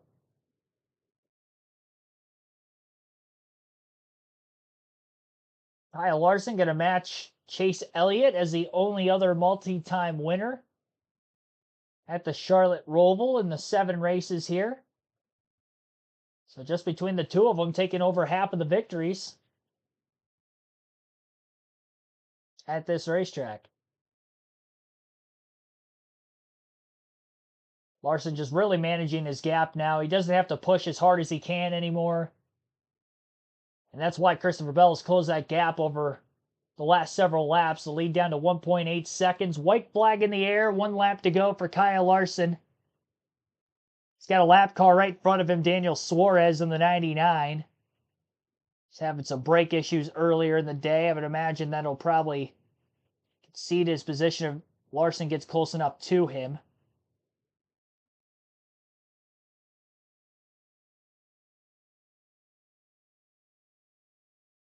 Suarez not racing for anything anymore with the position he is running in. 51 points below the cutoff line with where he's at as the last car in the lead lap in 31st. Larson not putting a lot of pressure on him up to this point. Still managing a 1.7 second lead. Hand out the window for the 99 of Suarez into turn 7. He's just going to let the race leader Larson go. And I would imagine up on the oval, he'll end up letting the 20 car of Bell go as well if Bell gets a chance at him. 1.2 seconds still as Larson continues on. Heading to the back straightaway. He's got a bus stop and a chicane. And a banked oval 3 and 4 left to go. Bell slides the rear tires. He kind of caught Suarez in a terrible spot there into the backstretch chicane. That might have held him up a bit. Or I thought Suarez was going to let him go, but I don't think Bell had any sort of a chance anyway at Kyle Larson to begin with, as Larson is going to go on to win the race here today. Dominating win, leading the most laps, getting the race victory. The 5 team clearly had the fastest car throughout. 6th win of 2024 for Kyle Larson. A redemption after missing the 600 here at Charlotte earlier in the spring. Trapped in Indianapolis with the rain delay there, and then obviously the rain postponement by the time he showed up in Charlotte for the race here. His first race back, he goes to victory lane. How about that? A redemption story of its own, just as we saw out of a redemption story in the race alone for Tyler Reddick, who gets the final spot on points to advance to the next round with an 11th place finish. Only 4 points to the good over Joey Logano to get that final spot. Great all-around effort by his pit crew, making the repairs needed to the car after an incident on track in the early going of stage 2. Kept him on the lead lap, kept him in the hunt. And that car was still looking pretty speedy there towards the finish as well.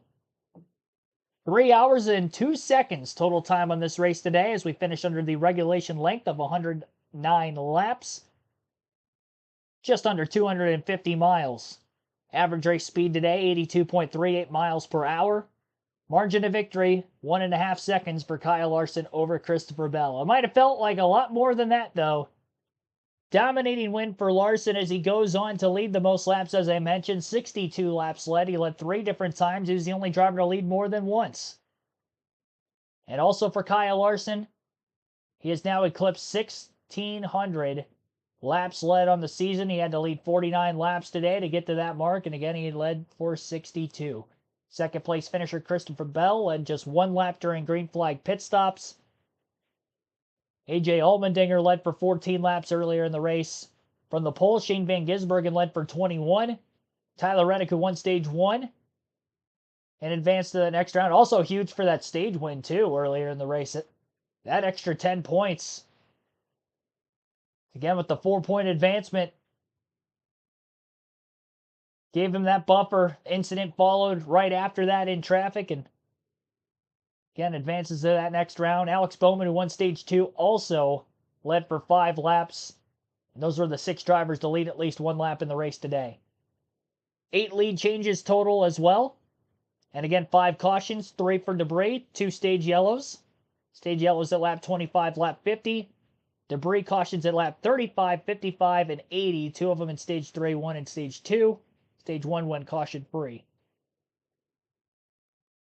30 cars finished on the lead lap. And we'll go through the rest of the finishing order. Fantasy league standings based off of how today's race went. And we will also look at the predictions and see how that all panned out and more. Post-race interviews as well coming up here on our post-race show.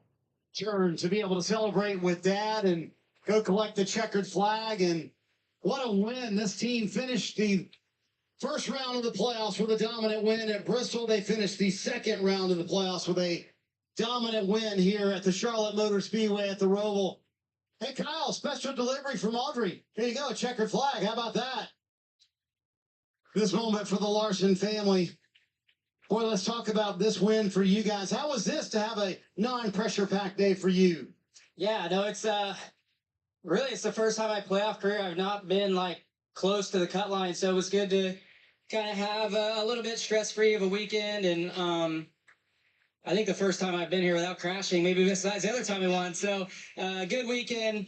Thanks to HendrickCars.com, Hendrick Automotive Group. Obviously we're here at Hendrick's home and got so many other people there, people here from there. So gonna be fun to celebrate with them. Thanks to Cliff Daniel, Chevrolet, GM too. It's known that I don't really use the sim much, and I was in the sim this week. So huge thank you guys there. It really helped me get into a rhythm, I think, early on, and help us kind of fine tune our car too. So hats off to everybody there. And Jenny Ramen Bar Prime. It's awesome having Audrey here. We've got an 8:40 p.m. flight. I think we're gonna miss that probably, but we'll catch Owen and Caitlin and Audrey and Cabo. We're going to Cabo this week, and hopefully make it there. So I was going to ask you, you celebrated with Owen because you guys had a boys' weekend. Did Audrey see that and say, hey, when's my turn, Dad?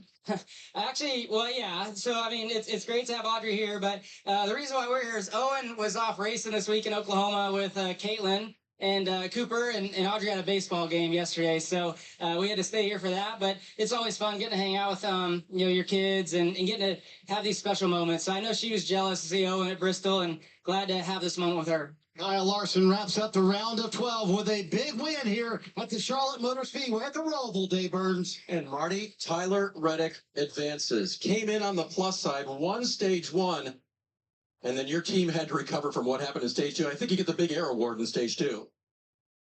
Yeah, I thought I was going to flip, but yeah, I think I was behind the 19, just trying to work the move into the inside, and I got clear of him, and I saw the 3 spun and everybody on the binders coming to a stop. And of course, while that happens, me and my boss get together. It feels like I'm going to do a front flip. And then, I mean, this thing was absolutely destroyed. Just real hats off to everybody on this Monster Energy Camry. I mean, this thing couldn't go within 4 seconds of what the pace was. And we just kept working on it.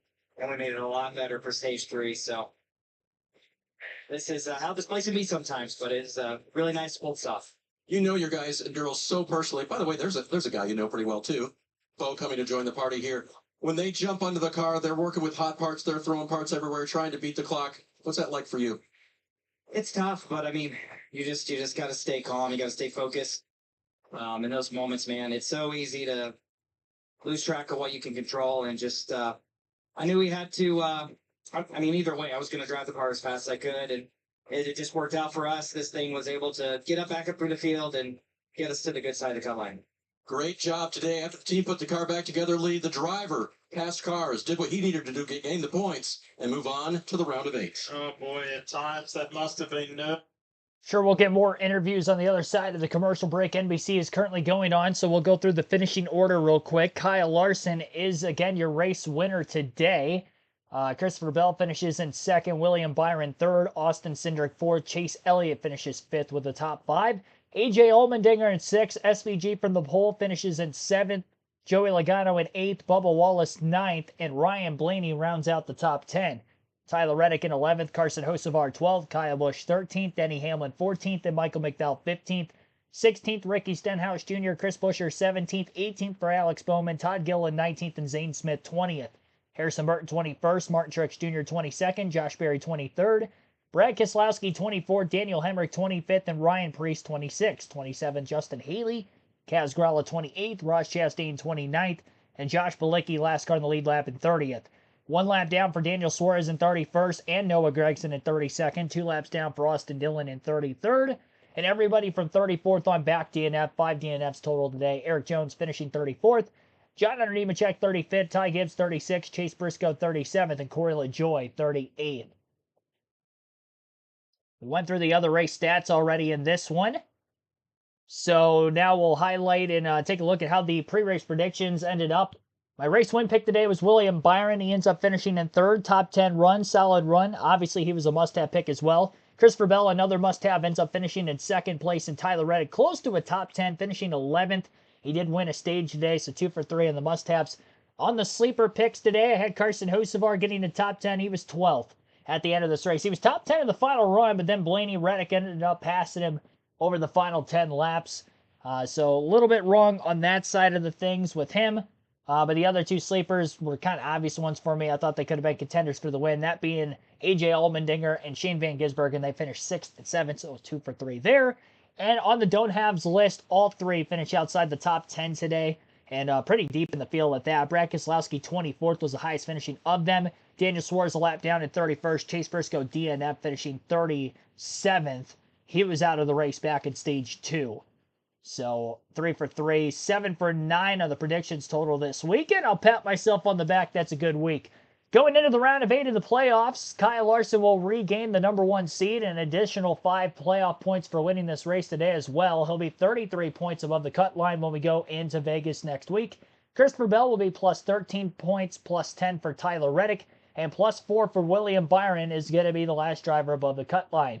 Ryan Blaney minus 4, Denny Hamlin minus 8, minus 9 for Chase Elliott, and Alex Bowman, the 8th seed, will be minus 10. So that is the point standings outlook when we go into next weekend's race.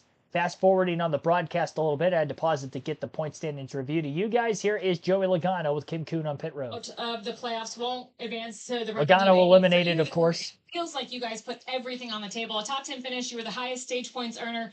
What's the sentiment now, knowing how hard you fought? Yeah, I mean, we fought hard for sure. And, I think Paul and the guys did a good job executing the strategy of what we need to do today.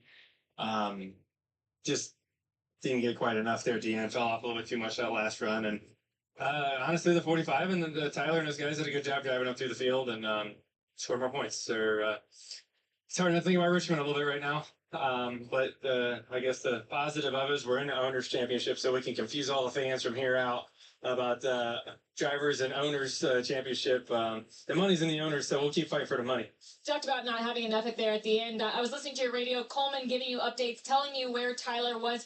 At that point, is it a feeling of helplessness? What are you feeling behind the wheel? Yeah, I mean, a bit of it is. And, you got tires that were coming behind you with 2 of the best with AJ and Shane. They were coming at me, and, you're just trying to maintain the best you can, and honestly, you're just praying for a caution because that's the only thing that can stir it up enough to where a lot of what ifs can happen. But like I said, congrats to them. They fought hard, changing toe links and all that, still were able to make it. So it's just wasn't meant to be. You can start looking back at different points of the season to gather 4 points pretty easily. One race in particular, but Talladega, we said, didn't do a good enough job there to score stage points. That's probably where a lot of it lies. And the examination and the analysis will continue. That looks like a pretty good... That might lead to a more long-time beef between Austin Dillon and Joey Logano. I can definitely tell just from stating it multiple times in the interview there, Joey Logano not over the Richmond scenario there with Austin Dillon. That wasn't really focused on the broadcast from what I heard. I didn't mention it either. I just kind of completely forgot. Yeah, Joey Logano would have won that race and got 5 bonus points if not getting wiped out by Austin Dillon on the final lap. He would be in the next round of the playoffs, as he only missed by 4 points. He would have ended up advancing by 1. Obviously didn't take care of business in this round either. That doesn't help. 33rd and 14th place finishes at Kansas and Talladega for him. So not a good run in the first 2 races, despite a good run here today, finishing 8th. And scoring a ton of stage points as well. 2nd in stage 1, and I think he was top 5 again in stage 2 as well. So with that being said, until we get another interview on NBC, we went over our race predictions, race results. Now it's time to go over the Fantasy League. You can join the Fantasy League on the NASCAR.com website or the NASCAR mobile app. Chance to win 2 tickets to any NASCAR race if you're choosing the following season. If you win our regular season and/or playoff championship, we have 2 separate champions. Free to join. All you need is your email. Before we get into that, here's another interview with Denny Hamlin.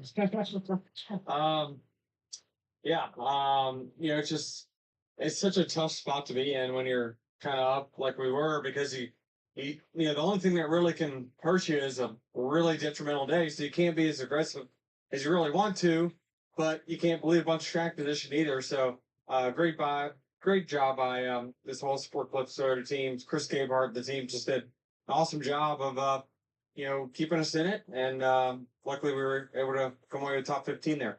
What did you think at the start of stage 2 when you were getting crashed in turn 7? Your teammate was involved, and where the day might go from there? Yeah, the car you own was involved. Same difference. Really the biggest thing is it just messed up the alignment. It obviously bent the toe link or something on the rear.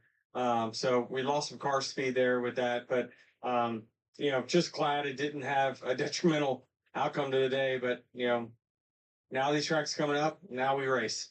Denny Hamlin fought back. The chase for his championship is still alive. Boy, DJ, that's All right, so if we get any other interviews, obviously you'll get to listen into that.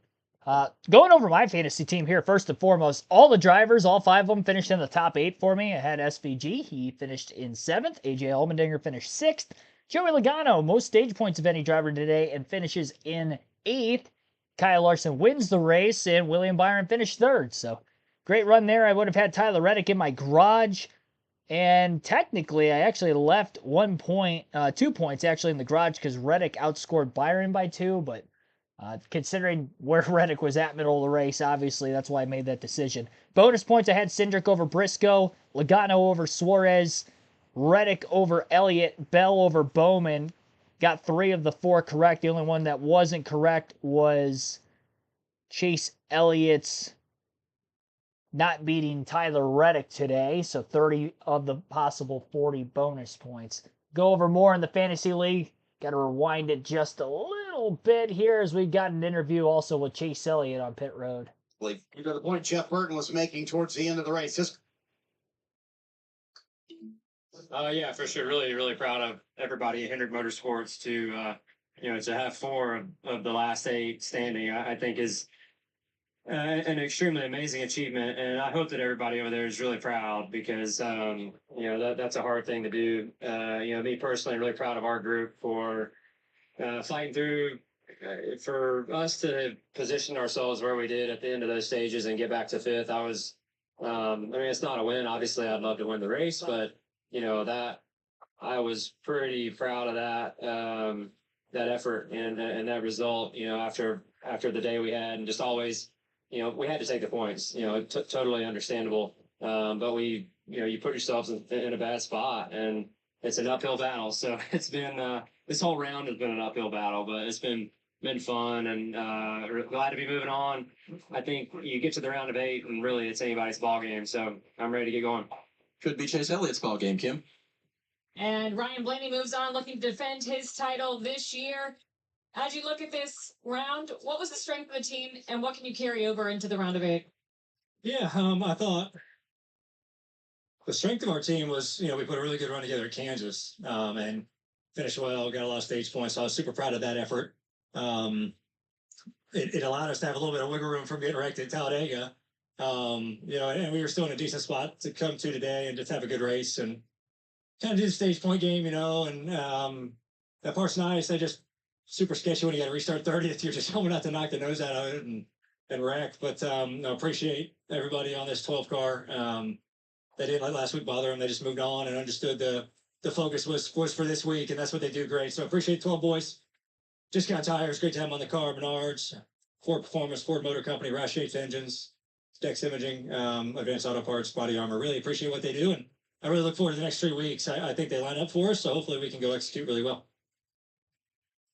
Boy, DJ, you can just hear the relief from the drivers who made it through. I mean, I will say it seems like a lot of drivers in the round of 8 are happy to go through to the next 3 races. They think it bodes well for them. Well, not all 8 of them are going to make it to the championship 4, and the points obviously pretty tight outside of Larson having a pretty hefty cushion right now. He really is the only one that's got like a get-out-of-jail-free card when we begin this next round. Being plus 33 points, he can afford to have maybe a mediocre race and still get into the championship 4. Again, credit to winning 6 races, having the most stage wins of any driver this season. He put himself in that position. Second in the regular season standings. That obviously helped him in the bonus point side of things as well. As far as the fantasy league, as good as my team was that I read off to you, having everybody in the top 8, a lot of top scorers, 3 of the 4 possible bonus picks, I still finished 10th this week. So credit to a lot of you guys that are probably in the chat watching still or were watching earlier that outscored me in points this weekend.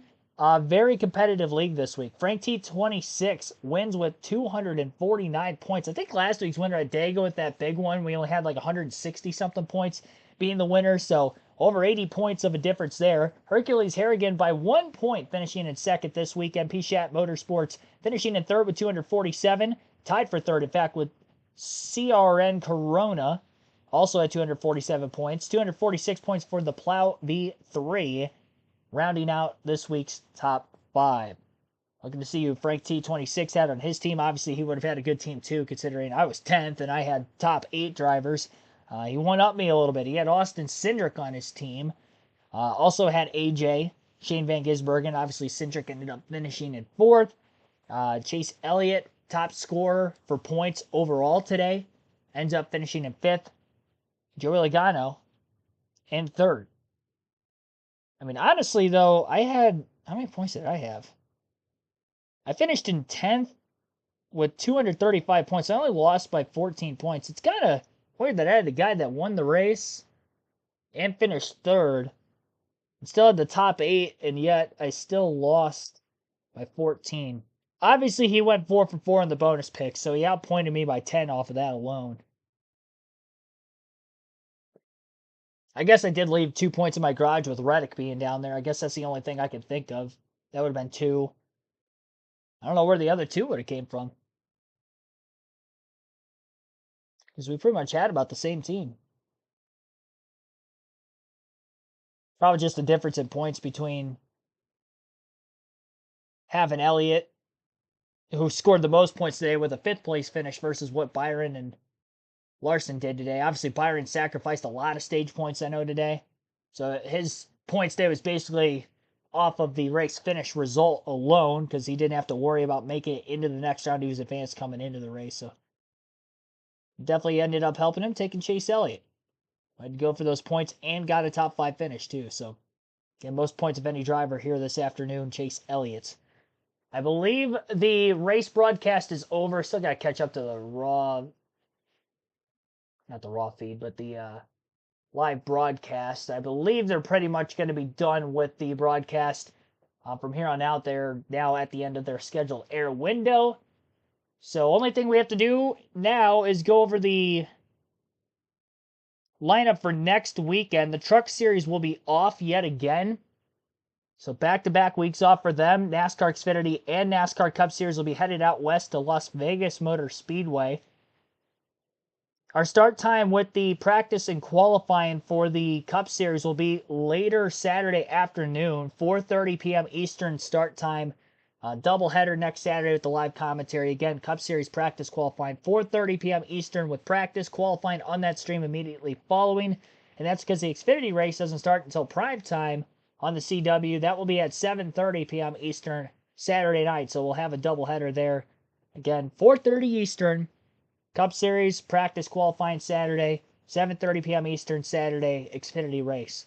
Cup Series next Sunday will go live at 2 p.m. Eastern. Hopefully that is going to be the right start time, because today they had the race scheduled for 2 p.m. start on the website. Apparently it didn't start till like an hour after, well, a half hour after that. Usually I go live a half hour before the start of the race, so I was actually live like an hour before the start of the race today because it was a mistake on the website there for NASCAR. So we had an extra long pre-race show essentially, but had some filler time there. It was kind of rambling. Got to go in depth with every driver in the point standings leading into the day.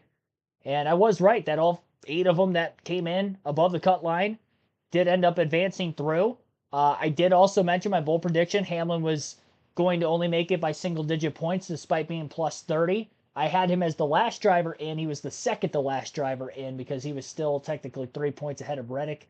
Reddick got the final spot by 4 over Logano.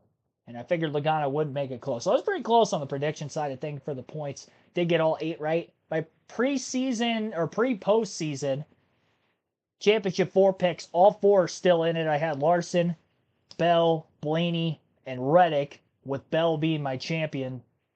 And so far, again, all 4 of those guys are still in. Reddick almost got eliminated today, but he's definitely going to have to be stronger in the next round. I don't think he's had a top 10 finish yet in the playoffs. Maybe 1. I'd have to go back and look at that. Let me look at it real quick before we leave the stream. Kind of curious. He finished 11th today, obviously. 11th today, 20th at Dega. Kansas, he was off on speed compared to usual. 25th at Kansas. So his best finish in this round was 14th today, or 11th today at the Roval. I don't like Reddick's chances of making the championship 4 running like that. But I got to stick with my picks. Not changing them, obviously. 20th at Bristol for Reddick. Watkins Glen, I know he didn't finish in the top 10 because there were only 2 playoff drivers that did. Atlanta, he finished 6th. Okay, so Atlanta's the only playoff race that Tyler Reddick has actually had a top 10 in. So now 5 straight finishes outside the top 10 for Reddick. So if he's going to want to make it into the championship 4, he's definitely relying solely on those regular season championship playoff points, because otherwise he probably wouldn't have made it out of both rounds so far. So it's crucial that he ran as good as he did the first 26 races. Got to get back to that kind of dominance with consistency again if he's going to make a run at the title. Appreciate everybody tuning in. I will see you guys for next weekend's live commentary streams. We will also be live tomorrow with another NASCAR 7 Truck Series race stream. We'll try to lock up the championship on that season as well. And hope to see you for that and much more. Have a good rest of your Sunday afternoon. Go Pack Go. They won big today. I checked the score late. I'm assuming they still won. They were up like 31-13 at the time I checked with like 10 minutes left. So, yeah, go Packers. Congrats, obviously, Kyle Larson for winning the race, dominating fashion today as well. Big moot point, as he may be the championship favorite going forward in these final 4 races. See you, everybody.